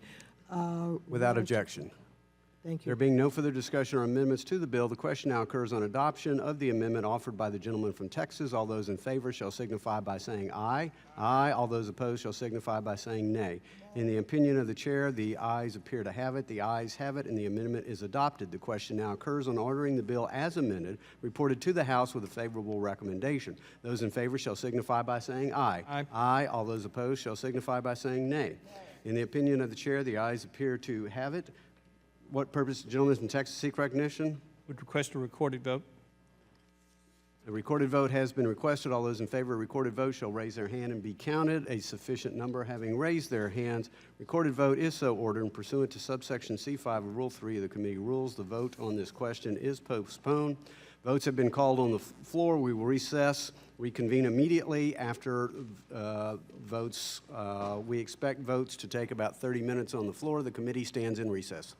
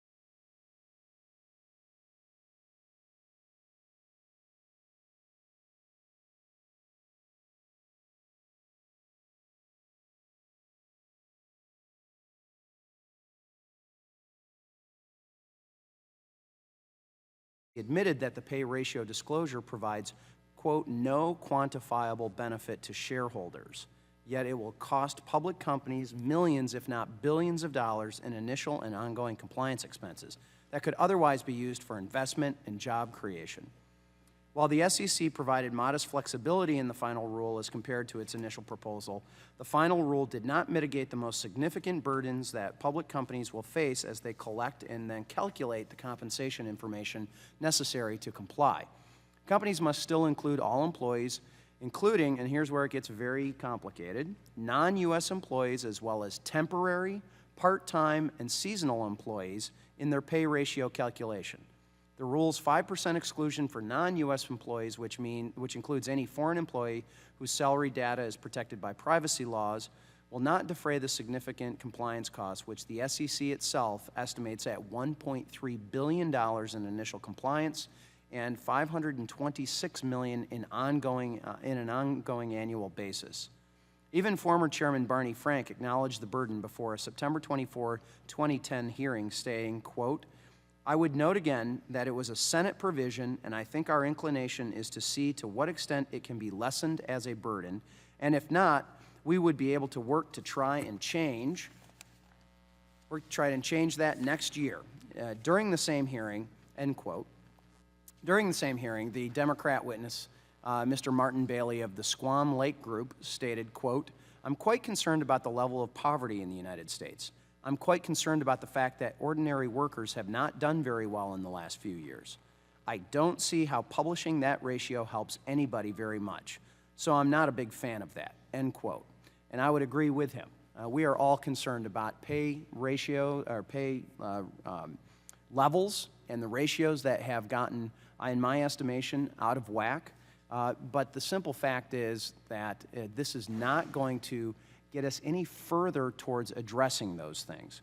In his dissent, SEC Commissioner Gallagher said that, quote, addressing perceived income inequality is not the province of the securities laws or the Commission, end quote. Additional SEC Chair Mary Jo White has expressed similar concerns about provisions of the Dodd-Frank Act, noting that several provisions appear, quote, more directed at exerting societal pressure on companies to change behavior rather than to disclose financial information that primarily informs investment decisions, close quote. And that is what the SEC is supposed to do. It's supposed to keep investors safe. This is an issue that has garnered bipartisan support in the past, so much so that the exact same legislation that we have today in front of us passed this very committee on a bipartisan basis last Congress. In fact, all the yes votes on the Democrat side here are still members of this particular committee. Mr. Chairman, we are all concerned with creating more jobs in our various congressional districts, and instead of companies being forced to spend millions of dollars trying to comply with a regulatory mandate for which the SEC was unable to quantify any benefits to shareholders, shouldn't these burdensome costs instead be used by manufacturers, retailers, and other public companies for much-needed investment in job creation and hiring of new employees? I urge my colleagues on both sides of the aisle to vote in favor of this important legislation. It is time to enact H.R. 414, the Burdensome Data Collection Relief Act. With that, I yield back. Gentleman yields back. Who seeks recognition? For what purpose does ranking member seek recognition? Move to strike the last. Gentlelady is recognized for 5 minutes. Well, Mr. Chairman and members, here we go again. H.R. 414 would repeal a requirement that companies show just how much more the CEO is paid compared to the company's median worker. Why are Republicans so scared about reporting this number? I imagine my Republican colleagues will describe the alleged cost to the industry. Indeed, industry has offered wildly exaggerated estimates of the SEC's initial proposal, 10 times what the SEC economists estimated. However, industry has yet to come up with any credible estimate for the cost of the final rule. In fact, no one has, as this committee has failed to convene a hearing on the final rule and the flexibility provided by the SEC. Worse, the committee has failed to hold a hearing on the bill itself in this Congress. Further, the Republicans are rushing this bill through the House. Once again, seek to repeal outright this provision in Dodd-Frank. In the past, and before the SEC finalized its flexible rule, Democrats offered amendments to ease burdens on businesses, but Republicans weren't interested then and aren't interested now. No, Republicans are worried that the American public and investors will finally see that not all public employees pay their employees the same. That some companies pay their CEOs 400 times the median employee. My Republican colleagues aren't concerned that CEOs and the rest of the 1% continue to take most of the income and wealth of this country. My colleagues aren't concerned that minorities and low-income Americans haven't seen a pay raise in decades. Now, I've had a chance to review the final rule, and the SEC has provided industry with as much flexibility as it could while still being consistent with the congressional mandate. I'll also note that the requirement doesn't affect small businesses or emerging growth companies, but is targeted to companies that retail investors overwhelmingly choose to invest in. I know that industry, especially the global manufacturers, oppose the SEC's rule, but I think that the information provided by this number matters. It will go a long way to identifying the disparity between the top 1% and the everyday worker. It will go a long way towards enabling everyday investors to fund companies that properly compensate their employees or punish those that inappropriately compensate their CEO. So I would urge my colleagues to oppose this bill. And I would just add, Mr. Chairman and members, that I cannot understand for the life of me why anyone would be opposed to understanding the ratio between the CEO and the median employee. I mean, what harm is caused by simply understanding this ratio and understanding the difference between the CEO and these employees? Will the gentlelady yield? In just a moment, I will. Okay. But here we are struggling in this country to raise, the minimum wage. We still have people who are working at $7 an hour, $8 an hour. And, of course, this should help people to understand the big gap in pay between the CEOs and, many of its workers. So, yes, I'd be happy to yield to the gentleman. Well, thank you. I appreciate the gentlelady yielding. The reason why I'm offering this is a $1.3 billion estimated cost that the SEC said is what the estimated cost is, and over $525 million a year in compliance to not get any piece of information that is going to make those publicly traded companies any more safe and secure. The public policy goal that is being laid out here, as Mary Jo White had pointed out, may be a laudable, and in fact, when she was here on March 24, she talked about this, because I asked her about this particular issue. It may be a laudable goal, was her words, but it's not the job of the SEC to parse that out. Now, we are able to know what those CEOs are paid. If we read the annual reports and you have them read a prospectus, that information is out there. The challenge is when you are looking at how do you calculate someone who has been hired in on a part-time basis to come and clean the offices, or who is a temporary worker, or somebody who is overseas, that creates a massive burden for those companies. Time of the gentlelady has expired. Who seeks recognition? For what purpose does the gentleman from New Jersey seek recognition? Thanks. Just to strike the last word. Gentleman is recognized for 5 minutes. So thanks, Chairman. Thank you, Mr. Eisinger, for your work again, bringing this bill back up again, as you indicated earlier. This bill has already passed with bipartisan support. Previous times, 2 times actually, and so let's say the third time is going to be the charm. That we'll be able to repeal this, what is said to be a useless provision of Dodd-Frank that is really a special gift to special interest groups that had absolutely nothing to do with the 2008 financial crisis. So I think we should ask some basic questions. Who really does benefit from companies having to comply with this, disclose pay between CEO and medium incomes? Well, it's not the investors. The vast majority of whom have stated unequivocally that the pay ratio rule does absolutely nothing to enhance their decision-making.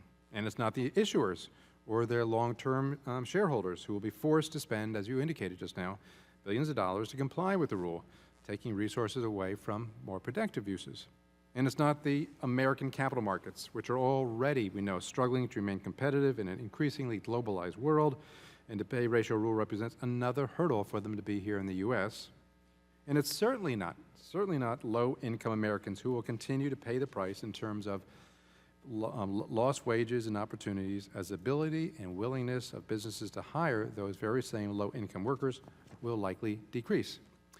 So who is it? Well, no, the real winners here are the moneyed special interests that use their influence and power to have provisions such as the pay ratio rule inserted into the Dodd-Frank Act. It is these special interests that continue to wage, no pun intended, an ongoing campaign against businesses in our capital markets who wish to use things such as this bill, or that's the underlying law, and pay ratio or conflict minerals to do what? To embarrass, they say, companies and shame them into changing their behavior. You know, this, when I say embarrass and shame, this is not a conspiracy theory, and you certainly don't have to take my word for it. Take it from the AFL-CIO, which said, quote, disclosing this pay ratio will shame companies into lowering CEO pay. Or how about this from the Senate sponsor of the Dodd-Frank provision, who had argued repeatedly that the pay ratio rule will somehow decrease income inequality in America, a claim that's basically unsupported by any facts or committee hearing testimony. No.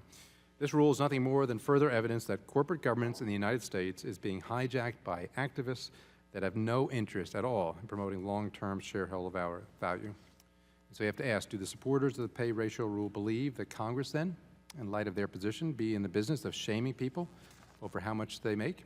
Well, if they do, then I have a few suggestions for the ranking members and others. How about Bill and Hillary Clinton?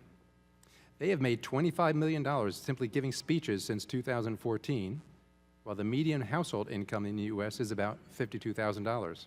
So that's a pay ratio of 480 to 1. Is that fair? Or how about Richard Trumka? He's the head of AFL-CIO. He made $5,600 per week, while the average worker makes about $19 per hour. So that means that Trumka makes the equivalent of about 8 workers under him. Is that fair? Is that what you support? Should Congress be doing something about that? Shaming him? How about one more? Randy Weingarten. He's the head of the American Federation of Teachers. He recently made about $550,000, $500,000 in annual compensation, putting her in the 1% class that we hear about all the time. She makes the equivalent of about 13 teachers. So should we have 13 teachers or just one person making $500,000? Is that fair? So should Congress be doing something about that salary? Should I introduce a bill to restrict pay for these union bosses? And if I did so, would the ranking member or other sides of the aisle support such efforts? I only gave you 3. I could go on, but I won't. As we've seen too often with Dodd-Frank and the policies of this administration, it is, as I started this day out saying, it is the little guy who will continue to suffer while the union bosses and crony government capitalism and the well-connected politicos will continue to strike it rich in the Obama economy. With that, I yield to the sponsor. Well, thank you. I appreciate the gentleman yielding. I do agree that pay has stagnated for our employees here in the United States, and that must be changed. There's a couple of things that can happen. One, I believe boards of these publicly traded companies must put the CEO pay in check. 2, and I think this is what we're really trying to get at, which is making sure that those workers' salaries are able to go up, is we need to relieve the burden on those companies so that they can raise those wages. And if we're seeing millions, if not billions of dollars being put into this, that takes that opportunity away. I yield back. Time of the gentleman has expired. For what purpose does the gentlelady from New York seek recognition? Mr. Chairman, I move to strike the last word. Gentlelady is recognized for 5 minutes. Thank you, Mr. Chairman. I must admit, when I am home in my district, whether it's the Lower East Side, Bushwick, Ridgewood, and Queens, I never have neighbors approaching me regarding they would like to see CEOs of major companies make more money while working families earn less. However, that is exactly what has been. Just looking at one sector, entry-level food service workers in New York State earned on average $16,920 per year. Meanwhile, the average fast food CEO made $23.8 million in 2013, more than quadruple the average from 2000, adjusting for inflation. The stark inequality is not limited to one sector. Sadly, it has come to characterize our entire economy. Between 2009 and 2012, the top 1% of Americans enjoyed 95% of all income gains. The income gap between the very wealthy and the least affluent may be as it is most pronounced since the 1920s. So what are we doing here today? We are debating legislation that will make the problem worse. Dodd-Frank included modest provisions requiring companies to disclose CEO compensation in comparison to the workers' median pay.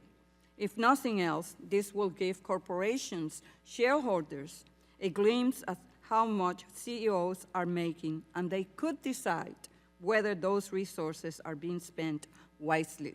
Unfortunately, my colleagues on the other side of the aisle believe that this is too extreme an idea. So today, we're debating a bill that will help widen the growing gap between the extraordinarily wealthy and those working hard just to make ends meet. This is a bad bill.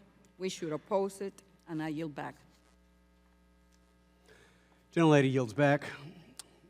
Who seeks recognition? Chair recognizes himself for 5 minutes.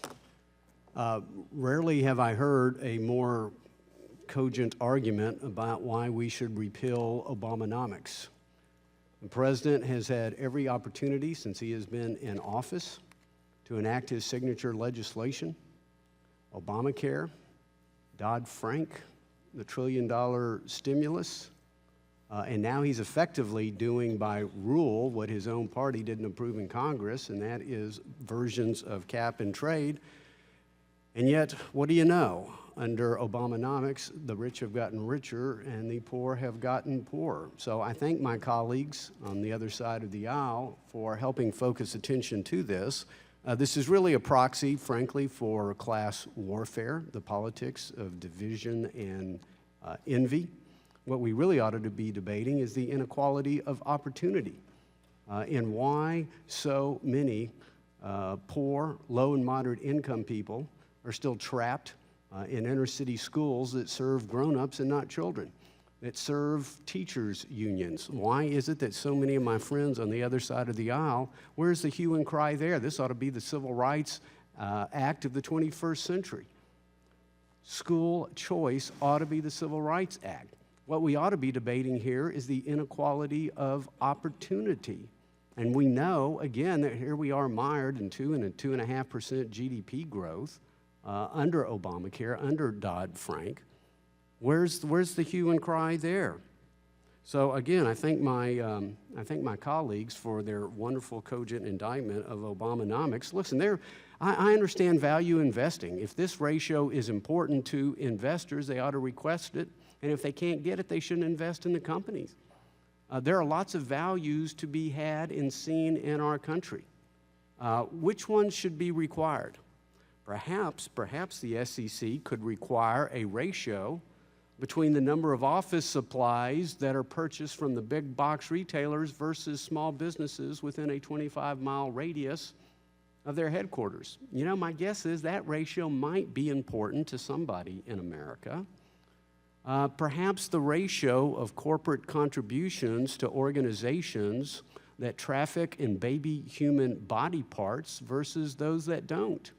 That is a ratio that personally is very important to me, although I'm not requesting that the SEC require it. Let's face it, we have a lot of Republicans here, we have a lot of Democrats here.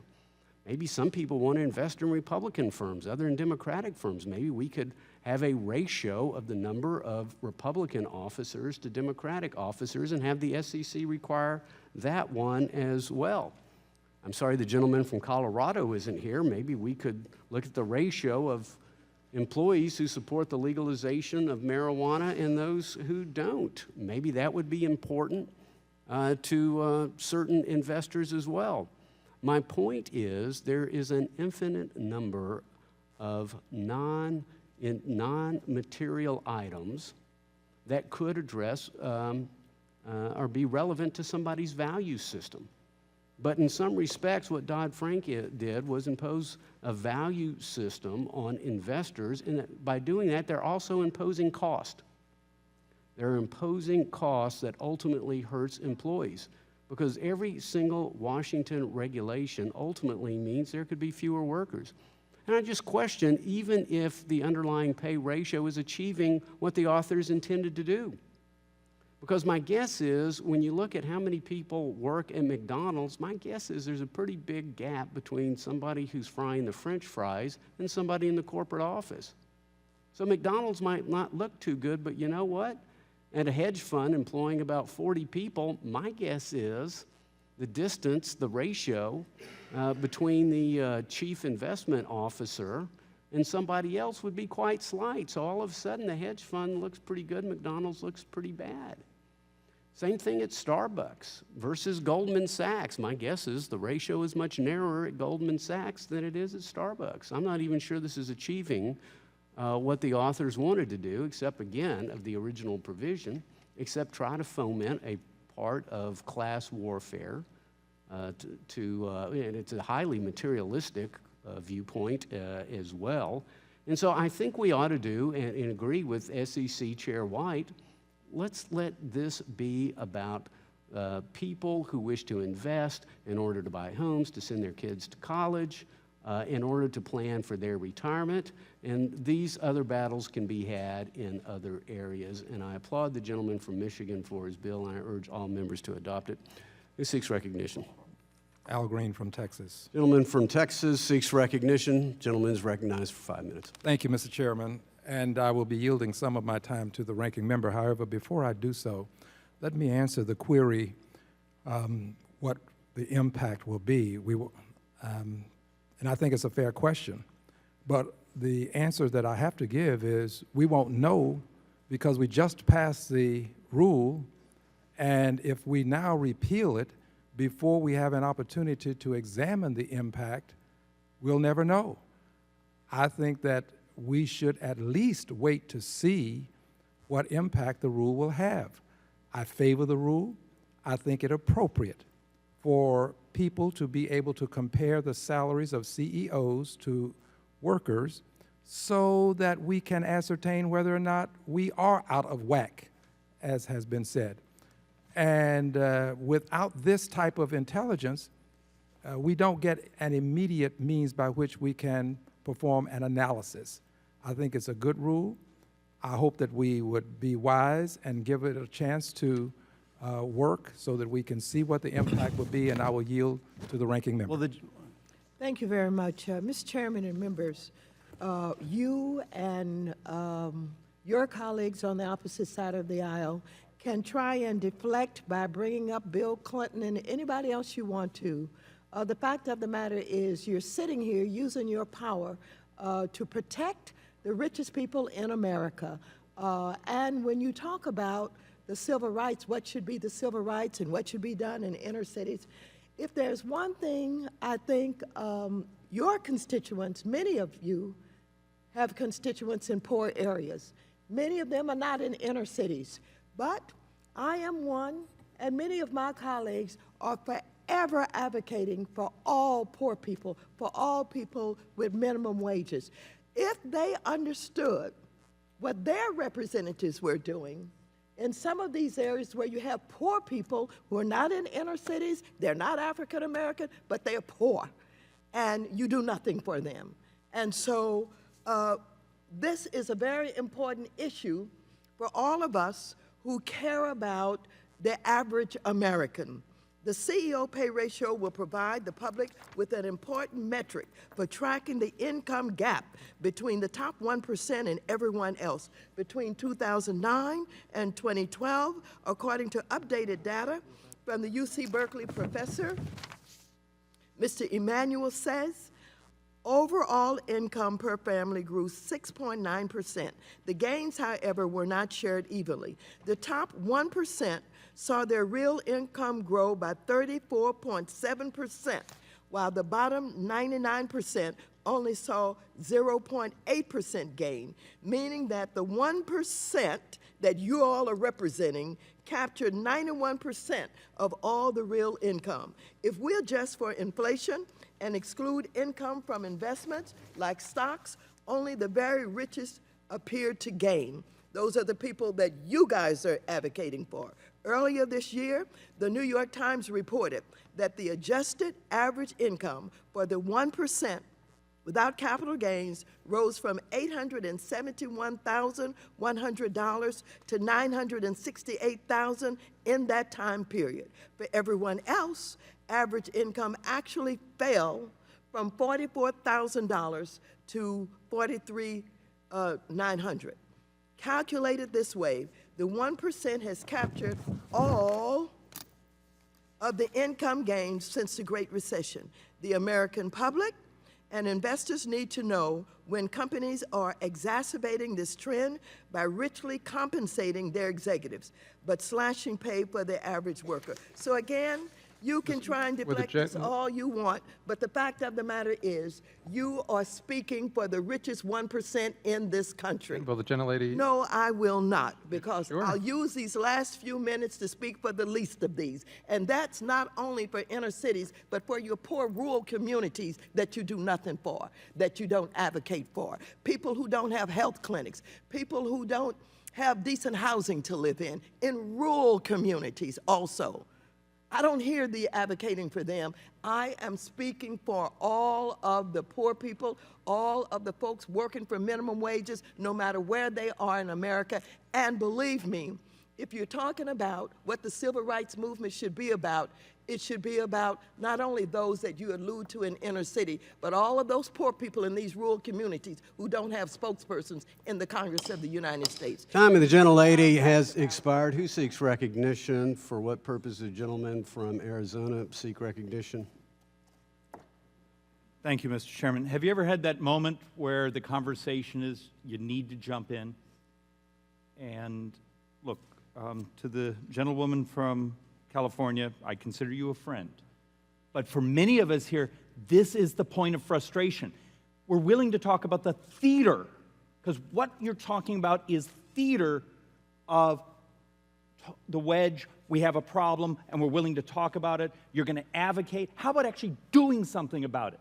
And what you do is actually economic growth that creates jobs. Instead, somehow we around this body are judged by how much theater. I care because I talked about it, not because I care because I did something. At some point, moving our mouths around here needs to come to an end, and you need to start embracing economic growth so people have a chance in this society, a chance in this economy. And playing a game of wedging, oh, our political base, if I do this bit of political theater, we win, it's got to come to an end. If you really love and care about the poor, do something that creates jobs. If you want their votes, continue in the political theater. And with that, I yield. Will the gentleman yield? Before you yield, would you yield some time to the gentleman from Texas over here? Already handed to Ms. Huizinga. And then all right, thank you. I appreciate my colleague from Arizona yielding.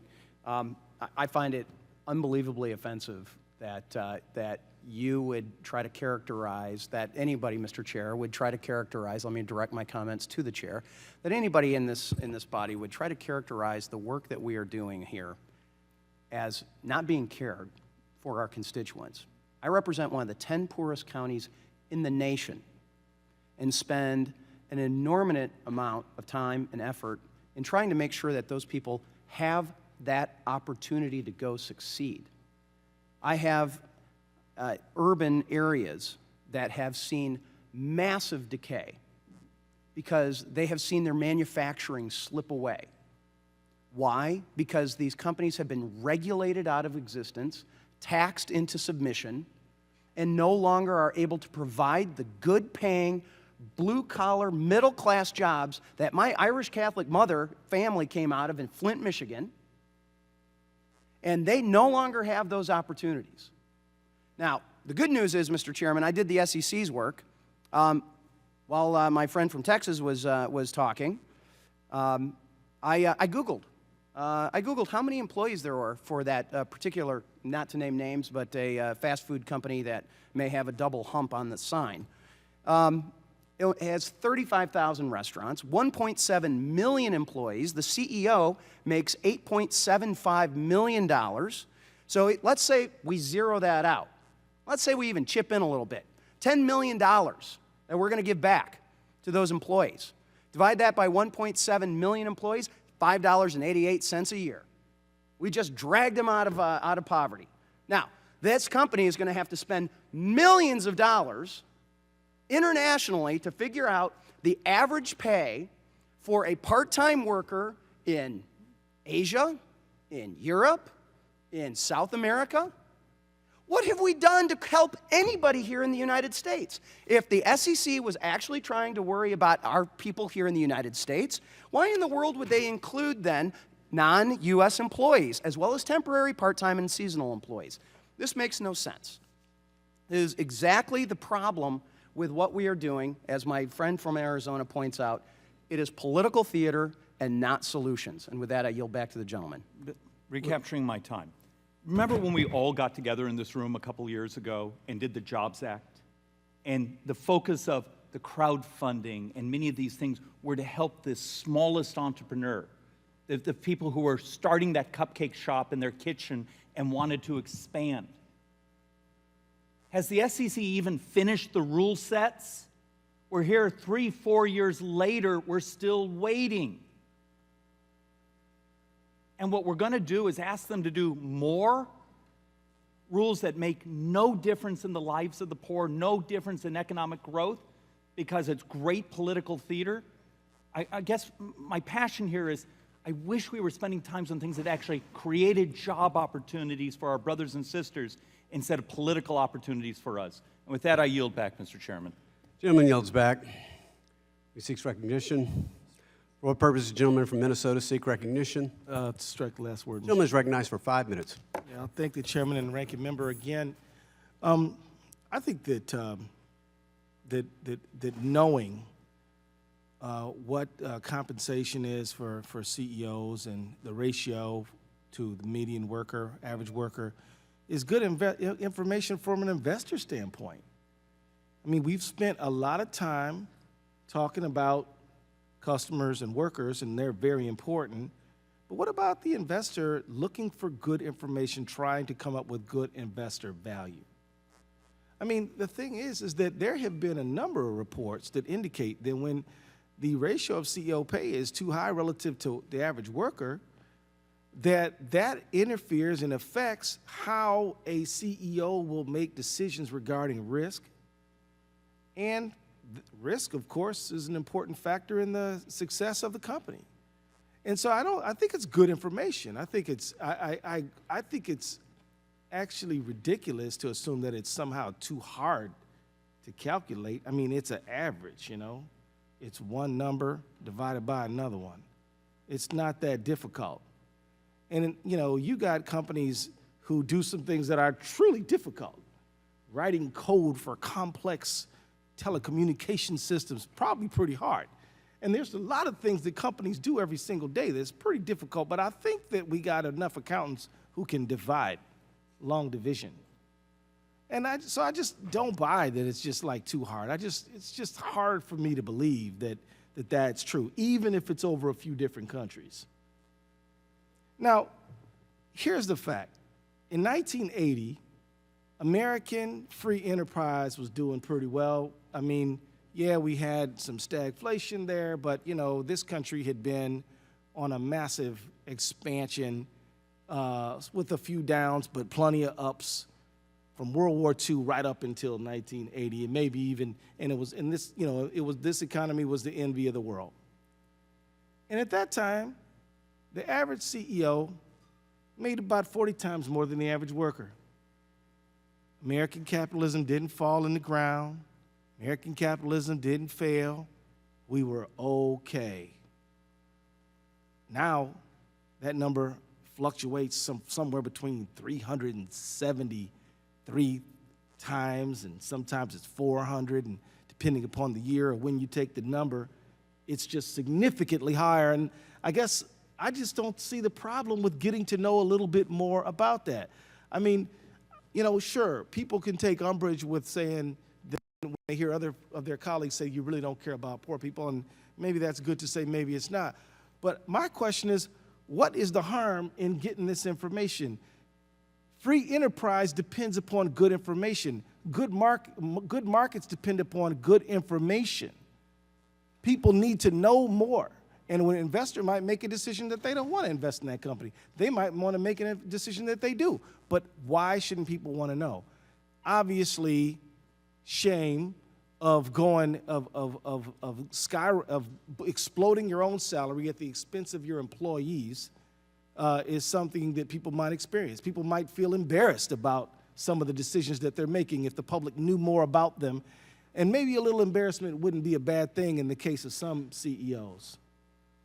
I don't want to indict all. I'm sure there are many CEOs out there who really do hurt when they got to lay off people, really don't want to make decisions that hurt their employees. I have no doubt that that is true. But I also know that there are some people who are just doing some god-awful things out there, and they shouldn't be allowed to get away with it. And if public derision is something that they fear, well, maybe that's something they should fear. Will the gentleman yield? I will yield. While my dear friend has referred to what has been going on as theater, I don't consider my work in trying to reauthorize the Ex-Im Bank as theater. I consider it saving businesses and saving jobs. I do something about problems. And we have a problem with job creation and jobs in this country, and workers who make minimum wage, and we're about to throw away the opportunity for small businesses to be successful and for them to be able, as suppliers, to pay their people decent wages. That's not theater, that's real work. Please join me and support reauthorization of the Ex-Im Bank. I yield back to the gentleman. And with my last 2 seconds, I agree with the ranking member. Time of the gentleman has expired. For what purpose the gentleman from Kentucky seek? Move to strike the last word. Gentleman is recognized for 5 minutes. I'll be brief, Mr. Chairman. Just two brief points in support of the legislation. First of all, in response to the gentleman from Minnesota, I'm sorry he's not here, but the gentleman from Minnesota made the point that he thinks that this would be good investor information, and certainly that would be a judgment that shareholders could make, because a board of directors and executives have a fiduciary duty to maximize shareholder wealth under traditional business law principles. And if shareholders demanded that information and shareholders deemed that to be interesting information, useful information, then they certainly, as owners of the public company, could demand that information. What is different here is that Congress has interjected itself in a matter that is strictly an interest of the shareholders. And the shareholders may make a very well-reasoned judgment that they don't want their company that they own and the profitability of that company to be compromised by burdensome, costly requirements like this. And the second and more important point that I want to make is, what in the world does imposing a burdensome, costly requirement on CEO compensation ratio to employee compensation, what in the world does that do to decrease income inequality? The central irony of this time in our country's history, that if you actually wanted to produce income inequality, then you would pursue the Obama policies exactly to a T, because that's what's happened over the last 7 years. And where I come from, income inequality has exploded in eastern Kentucky because of the Environmental Protection Agency. And let me tell you right now, the laid-off coal miners and their families in eastern Kentucky, they don't care about what the CEO's compensation is. They just want their daggone job back. They want their job back. And the reason why they're poor is because of Barack Obama, this president, this administration, and the EPA. They face poverty not because of the CEO's compensation, but because the EPA has put them out of work. So if you really want to deal with income inequality, go talk to the coal miners who don't have a job in eastern Kentucky and central Appalachia. It's very personal to them, believe me, it's very personal to them. And I think if we focus on helping them get their jobs back, we'd have less of an income inequality problem today. Will the And I yield gentleman back. yield? Would the gentleman yield? I will yield. Well, thank you. I appreciate my friend from Kentucky yielding. You're absolutely right. New York City and Wall Street is doing just fine. In fact, it's doing more than just fine. It's doing great, all right? The problem is that Main Street and those of us that own small businesses are struggling to make sure that we can provide those jobs. And I had to look at 3 long-term employees. I have an employee named Irv, all right? Irv started working for my grandfather. He's worked for my dad, and he's now works for me. And at 74, sorry, Irv, I just said how old you are. Irv is now part-time employed working 3 days a week on his choice. The problem is that when 2010 and 2011 and 2012 hit, I had to go in and have some tough conversations with Irv and to say, we're not going to be able to do overtime. In fact, this is my little sand and gravel operation, that 3rd generation that we own. In fact, we're going to try to not lay you off. How does that sound? And we were struggling as a family, trying to figure out how to make sure we didn't lay Irv and Dirk and Larry off. And now, meanwhile, the hedge fund guys are doing just fine. Everybody else who is taking advantage of quantitative easing and all the Fed policies and all that stuff, they are just rocking it. The problem is those of us that are trying to provide those jobs, and for those that are trying to hold on to those jobs, are not seeing the benefit. And that is truly the problem here. And Would the gentleman yield at well, least it's not my 10 time to seconds? yield, but I want to do one quick other point, which is, my colleague from Minnesota was saying that, well, as investors really do want to know this. Well, why would Mary Jo White sit right down at that table and say, quote, that these provisions appear, quote, more directed at exerting a societal pressure on companies to change behavior rather than to disclose financial information that primarily informs investment decisions. That's not what this is about. And I wholeheartedly agree that the goal and objective of making sure that people have their incomes go up is something that we share. The methodology is the wrong methodology in this particular rule. And with that, I yield back. Time of the gentleman has expired. He seeks recognition. There being no further discussion or amendments to the bill, the question now occurs on ordering the bill reported favorably to the House. Those in favor shall signify by saying aye. Aye. All those opposed shall signify by saying nay. In the opinion of the chair, the ayes appear to have it. The ayes have it. The gentleman from Michigan. Mr. Chairman, I request a record. Recorded vote has been requested. All those in favor of recorded vote shall raise their hand and be counted. Need some hands raised here. Yeah. Sufficient number having raised their hands, a recorded vote is so ordered, and pursuant to subsection C5 of Rule 3 of the committee rules, the vote on this question is postponed. Unanimous consent to insert into the record. Without objection. Americans for Financial Reform, International Brotherhood of Teamsters, and American Federation of Labor and Congress of Industrial Organizations in opposition to 414. Without objection, the committee will now stand in recess, subject to the call of the chair. The chair anticipates we will reconvene immediately following the last series of votes on the House floor. The committee stands in recess.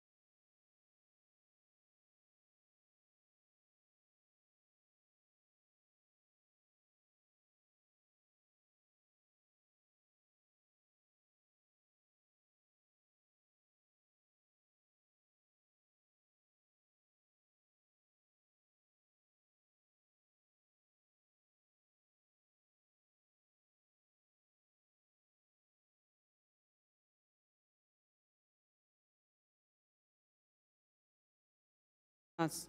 Mr. Ross, aye. Mr. Pittenger. Mr. Pittenger, aye. Mrs. Wagner.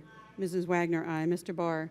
Mr. Barr, aye. Mr. Rothfuss. Mr. Rothfuss, aye. Mr. Messer. Mr. Messer, aye. Mr. Schweikert. Mr. Schweikert, aye. Mr. Ginta. Mr. Ginta, aye. Mr. Tipton. Mr. Tipton, aye. Mr. Williams. Mr. Williams, aye. Mr. Poliquin. Mrs. Love. Mrs. Love, aye. Mr. Hill. Mr. Hill, aye. Mr. Emmer. Mr. Emmer, aye. We'll have to get- Ms. Waters. You're up. Ms. Waters, no. Mrs. Maloney. Maloney, aye. Ms. Velasquez. Ms. Velasquez, no. Mr. Sherman. Mr. Sherman, no. Mr. Meeks. Mr. Meeks, no. Mr. Capuano. Mr. Capuano, no. Mr. Hinojosa. Mr. Hinojosa, no. Mr. Clay. Mr. Clay, no. Mr. Lynch. Mr. Lynch, no. Mr. Scott. Mr. Scott, no. Mr. Green. Mr. Green, no. Mr. Cleaver. Mr. Cleaver, no. Ms. Moore. Ms. Moore, no. Mr. Ellison. Mr. Perlmutter. Mr. Perlmutter, no. Mr. Himes. Mr. Himes, no. Mr. Carney. Mr. Carney, no. Ms. Sewell. Ms. Sewell, no. Mr. Foster. Mr. Foster, no. Mr. Kildee. Mr. Kildee, no. Mr. Murphy. Mr. Murphy, no. Mr. Delaney. Mr. Delaney, no. Ms. Cinema. Ms. Cinema, no. Mrs. Beatty. Mrs. Beatty, no. Mr. Heck. Mr. Heck, no. Mr. Vargas. Mr. Chairman. Aye. Chairman, Is there aye. any member who has not voted? Gentleman from Ohio. Mr. Stivers, aye. Is there any other member who has not voted? Gentleman from North Carolina. Mr. McHenry. Mr. McHenry, aye. Is there any member who wishes to change their vote? Gentlelady from New York. Mrs. Maloney, off, aye on no. Is there any other member who has not voted? Is there any other member who wishes to change his or her vote? If not, the clerk will report.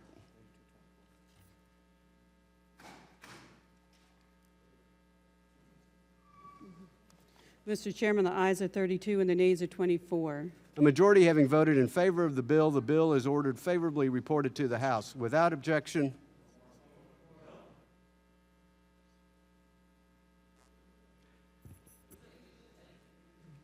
the clerk will allow the gentleman to cast his vote.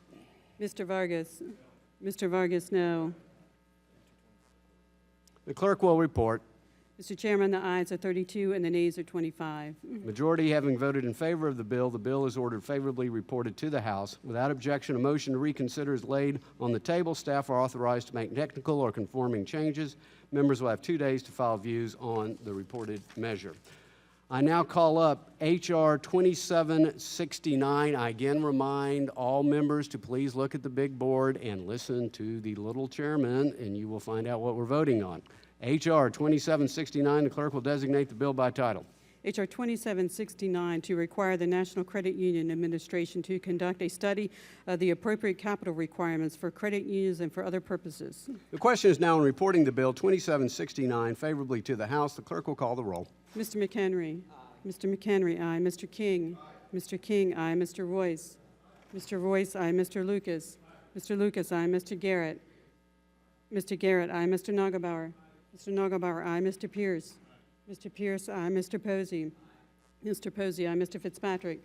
Mr. Fitzpatrick, aye. Mr. Westmoreland. Mr. Lukemeyer.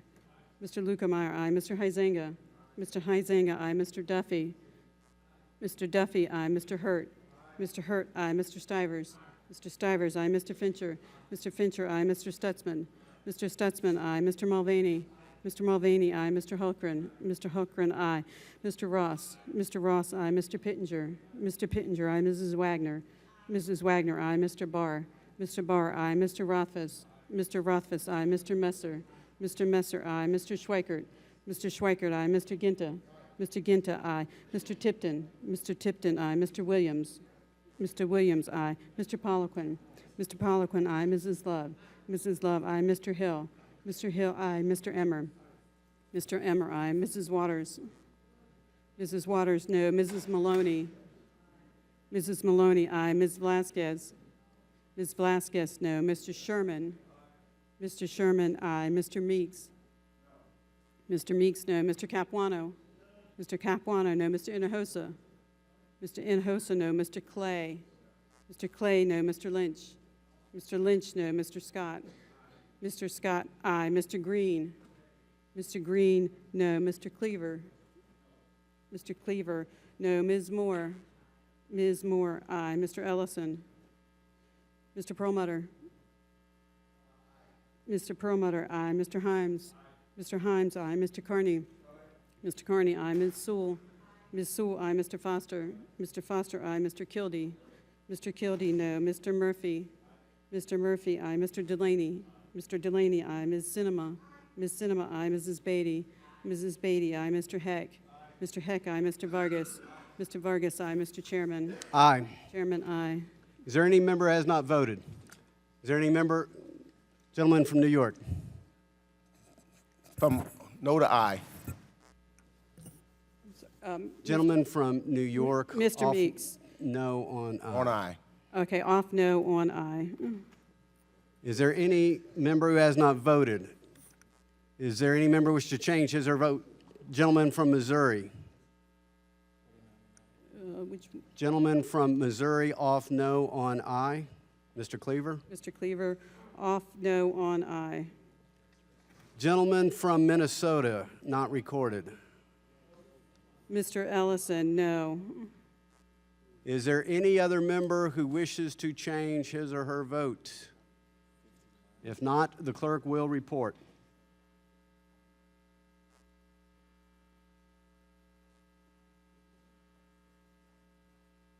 Mr. Chairman, the ayes are 50 and the nays are 9. A majority having voted in favor of the bill is ordered favorably reported to the House. Without objection, a motion to reconsider is laid on the table. Staff are authorized to make technical or conforming changes, and members will have 2 days to file views on the reported measure. I now call up H.R. 957. The clerk will designate the bill by title. H.R. 957 to require the Senate confirmation of Inspector General of the Bureau of Consumer Financial Protection and for other purposes. The question is now on reporting the bill 957 favorably to the House. The clerk will call the roll. Mr. McHenry. Mr. McHenry, aye. Mr. King. Mr. King, aye. Mr. Royce. Mr. Royce, aye. Mr. Lucas. Mr. Lucas, aye. Mr. Garrett. Mr. Garrett, aye. Mr. Nagelbauer. Mr. Nagelbauer, aye. Mr. Pierce. Mr. Pierce, aye. Mr. Posey. Mr. Posey, aye. Mr. Fitzpatrick. Mr. Fitzpatrick, aye. Mr. Westmoreland. Mr. Lukemeyer. Mr. Lukemeyer, aye. Mr. Huizenga. Mr. Huizenga, aye. Mr. Duffy. Mr. Duffy, aye. Mr. Hurt. Mr. Hurt, aye. Mr. Stivers. Mr. Stivers, aye. Mr. Fincher. Mr. Fincher, aye. Mr. Stutzman. Mr. Stutzman, aye. Mr. Mulvaney. Mr. Mulvaney, aye. Mr. Holgren. Mr. Holgren, aye. Mr. Ross. Mr. Ross, aye. Mr. Pittenger. Mr. Pittenger, aye. Mrs. Wagner. Mrs. Wagner, aye. Mr. Barr. Mr. Barr, aye. Mr. Rothfuss. Mr. Rothfuss, aye. Mr. Messer. Mr. Messer, aye. Mr. Schweikert. Mr. Schweikert, aye. Mr. Ginta. Mr. Ginta. Mr. Ginta, aye. Mr. Tipton. Mr. Tipton, aye. Mr. Williams. Mr. Williams, aye. Mr. Poliquin. Mr. Poliquin, aye. Mrs. Love. Mrs. Love, aye. Mr. Hill. Mr. Hill, aye. Mr. Emmer. Mr. Emmer, aye. Ms. Waters. Ms. Waters, aye. Mrs. Maloney. Mrs. Maloney, aye. Ms. Velasquez. Ms. Velasquez, aye. Mr. Sherman. Mr. Sherman, aye. Mr. Meeks. Mr. Meeks, aye. Mr. Capuano. Mr. Capuano, no. Mr. Hinojosa. Aye. Mr. Hinojosa, aye. Mr. Clay. Mr. Clay, aye. Mr. Lynch. Mr. Lynch, no. Mr. Scott. Mr. Scott, aye. Mr. Green.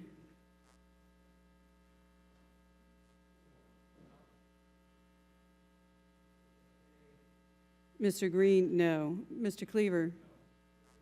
Oh, I'm sorry. Mr. Green, aye. Mr. Cleaver. Yeah. Mr. Cleaver, aye. Ms. Moore. Ms. Moore, aye. Mr. Ellison. Mr. Perlmutter. Mr. Perlmutter, aye. Mr. Himes. Mr. Himes, aye. Mr. Carney. Mr. Carney, aye. Ms. Sewell. Ms. Sewell, aye. Mr. Foster. Mr. Foster, aye. Mr. Kildee. Mr. Kildee, aye. Mr. Murphy. Mr. Murphy, aye. Mr. Delaney. Mr. Delaney, aye. Ms. Sinema. Ms. Sinema, aye. Mrs. Beatty. Mrs. Beatty, aye. Mr. Heck. Mr. Heck, aye. Mr. Vargas. Mr. Vargas, aye. Mr. Chairman. Aye. Chairman, aye. Is there any member who has not voted? Gentleman from Minnesota. Mr. Ellison, no. Is there any other member who has not voted? Is there any member who wishes to change his or her vote? If not, the clerk will report. Mr. Chairman, the ayes are 56 and the nays are 3. A majority having voted in favor of the bill is ordered favorably reported to the House. Without objection, a motion to reconsider is laid on the table. Staff are authorized to make technical or conforming changes, and members will have 2 days to file views on the reported measure. I now call up H.R. 1090. 1090. The clerk will designate the bill by title. H.R. 1090, to amend the Securities Exchange Act of 1934 to provide protections for retail customers and for other purposes. Committee will come to order. By voice vote, an amendment offered by the gentleman from Massachusetts, Mr. Lynch, was not agreed to. A recorded vote was requested and ordered. I understand the gentleman from Massachusetts wishes to be recognized for a unanimous consent request. Mr. Chairman, in the interest of time, I ask unanimous consent to vacate my request for a roll call vote to the end that the amendment previously called stand disposed of by the earlier voice vote thereon. Without objection, the request is vacated and the amendment is not adopted. The question is now on reporting the bill 1090 favorably to the House. The clerk will call the roll. Mr. McHenry. Aye. Mr. McHenry, aye. Mr. King. Aye. Mr. King, aye. Mr. Royce. Mr. Royce, aye. Mr. Lucas. Mr. Lucas, aye. Mr. Garrett. Mr. Garrett, aye. Mr. Nagelbauer. Mr. Nagelbauer, aye. Mr. Pierce. Mr. Pierce, aye. Mr. Posey. Mr. Posey, aye. Mr. Fitzpatrick. Mr. Fitzpatrick, aye. Mr. Westmoreland. Mr. Lukemeyer. Mr. Lukemeyer, aye. Mr. Huizenga.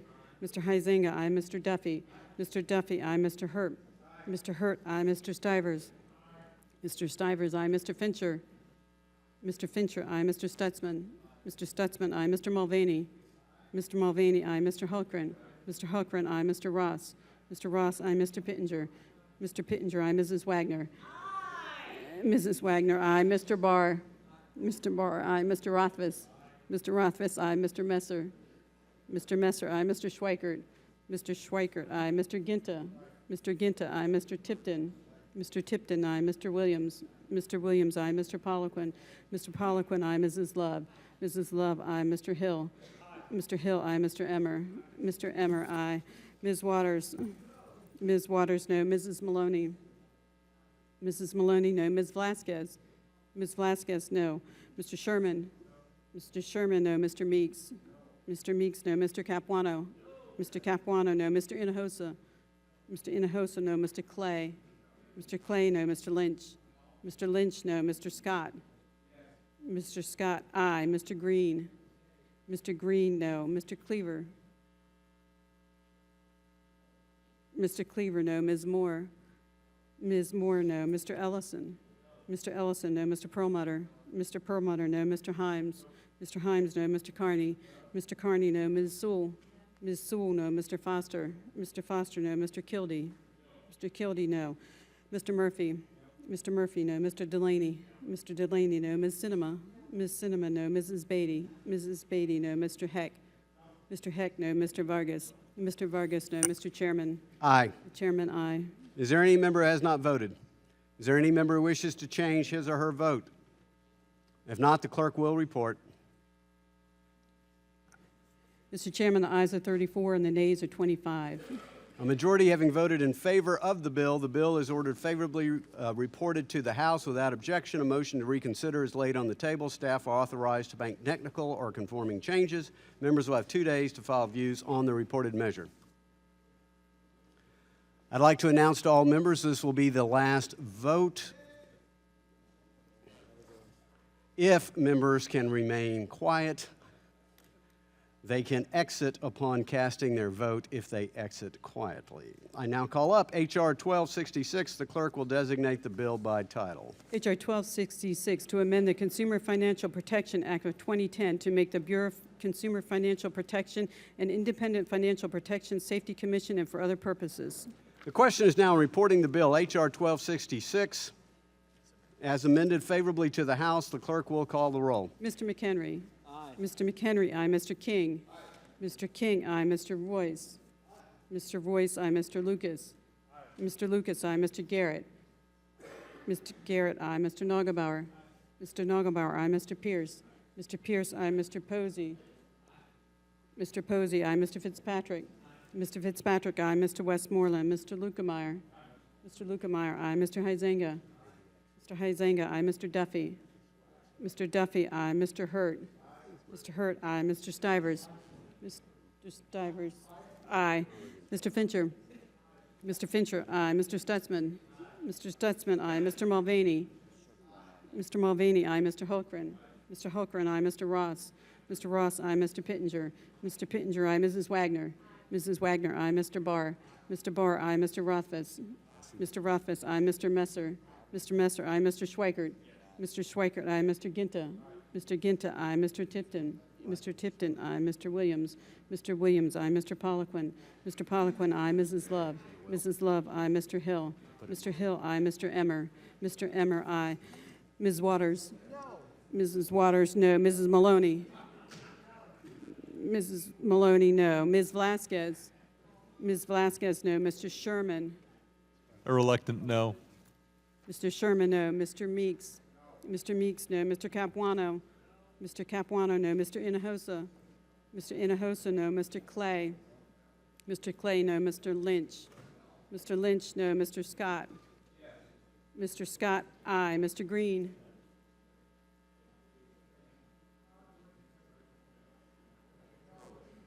Mr. Green, no. Mr. Cleaver. Mr. Cleaver, no. Ms. Moore. Gentlelady from Wisconsin. Ms. Moore, no. Mr. Ellison. Mr. Ellison, no. Mr. Perlmutter. Mr. Perlmutter, no. Mr. Himes. Mr. Himes, no. Mr. Carney. Mr. Carney, no. Ms. Sewell. Ms. Sewell, no. Mr. Foster. Mr. Foster, no. Mr. Kildee. Mr. Kildee, no. Mr. Murphy. Mr. Murphy, no. Mr. Delaney. Mr. Delaney, no. Ms. Cinema. Ms. Cinema, aye. Mrs. Beatty.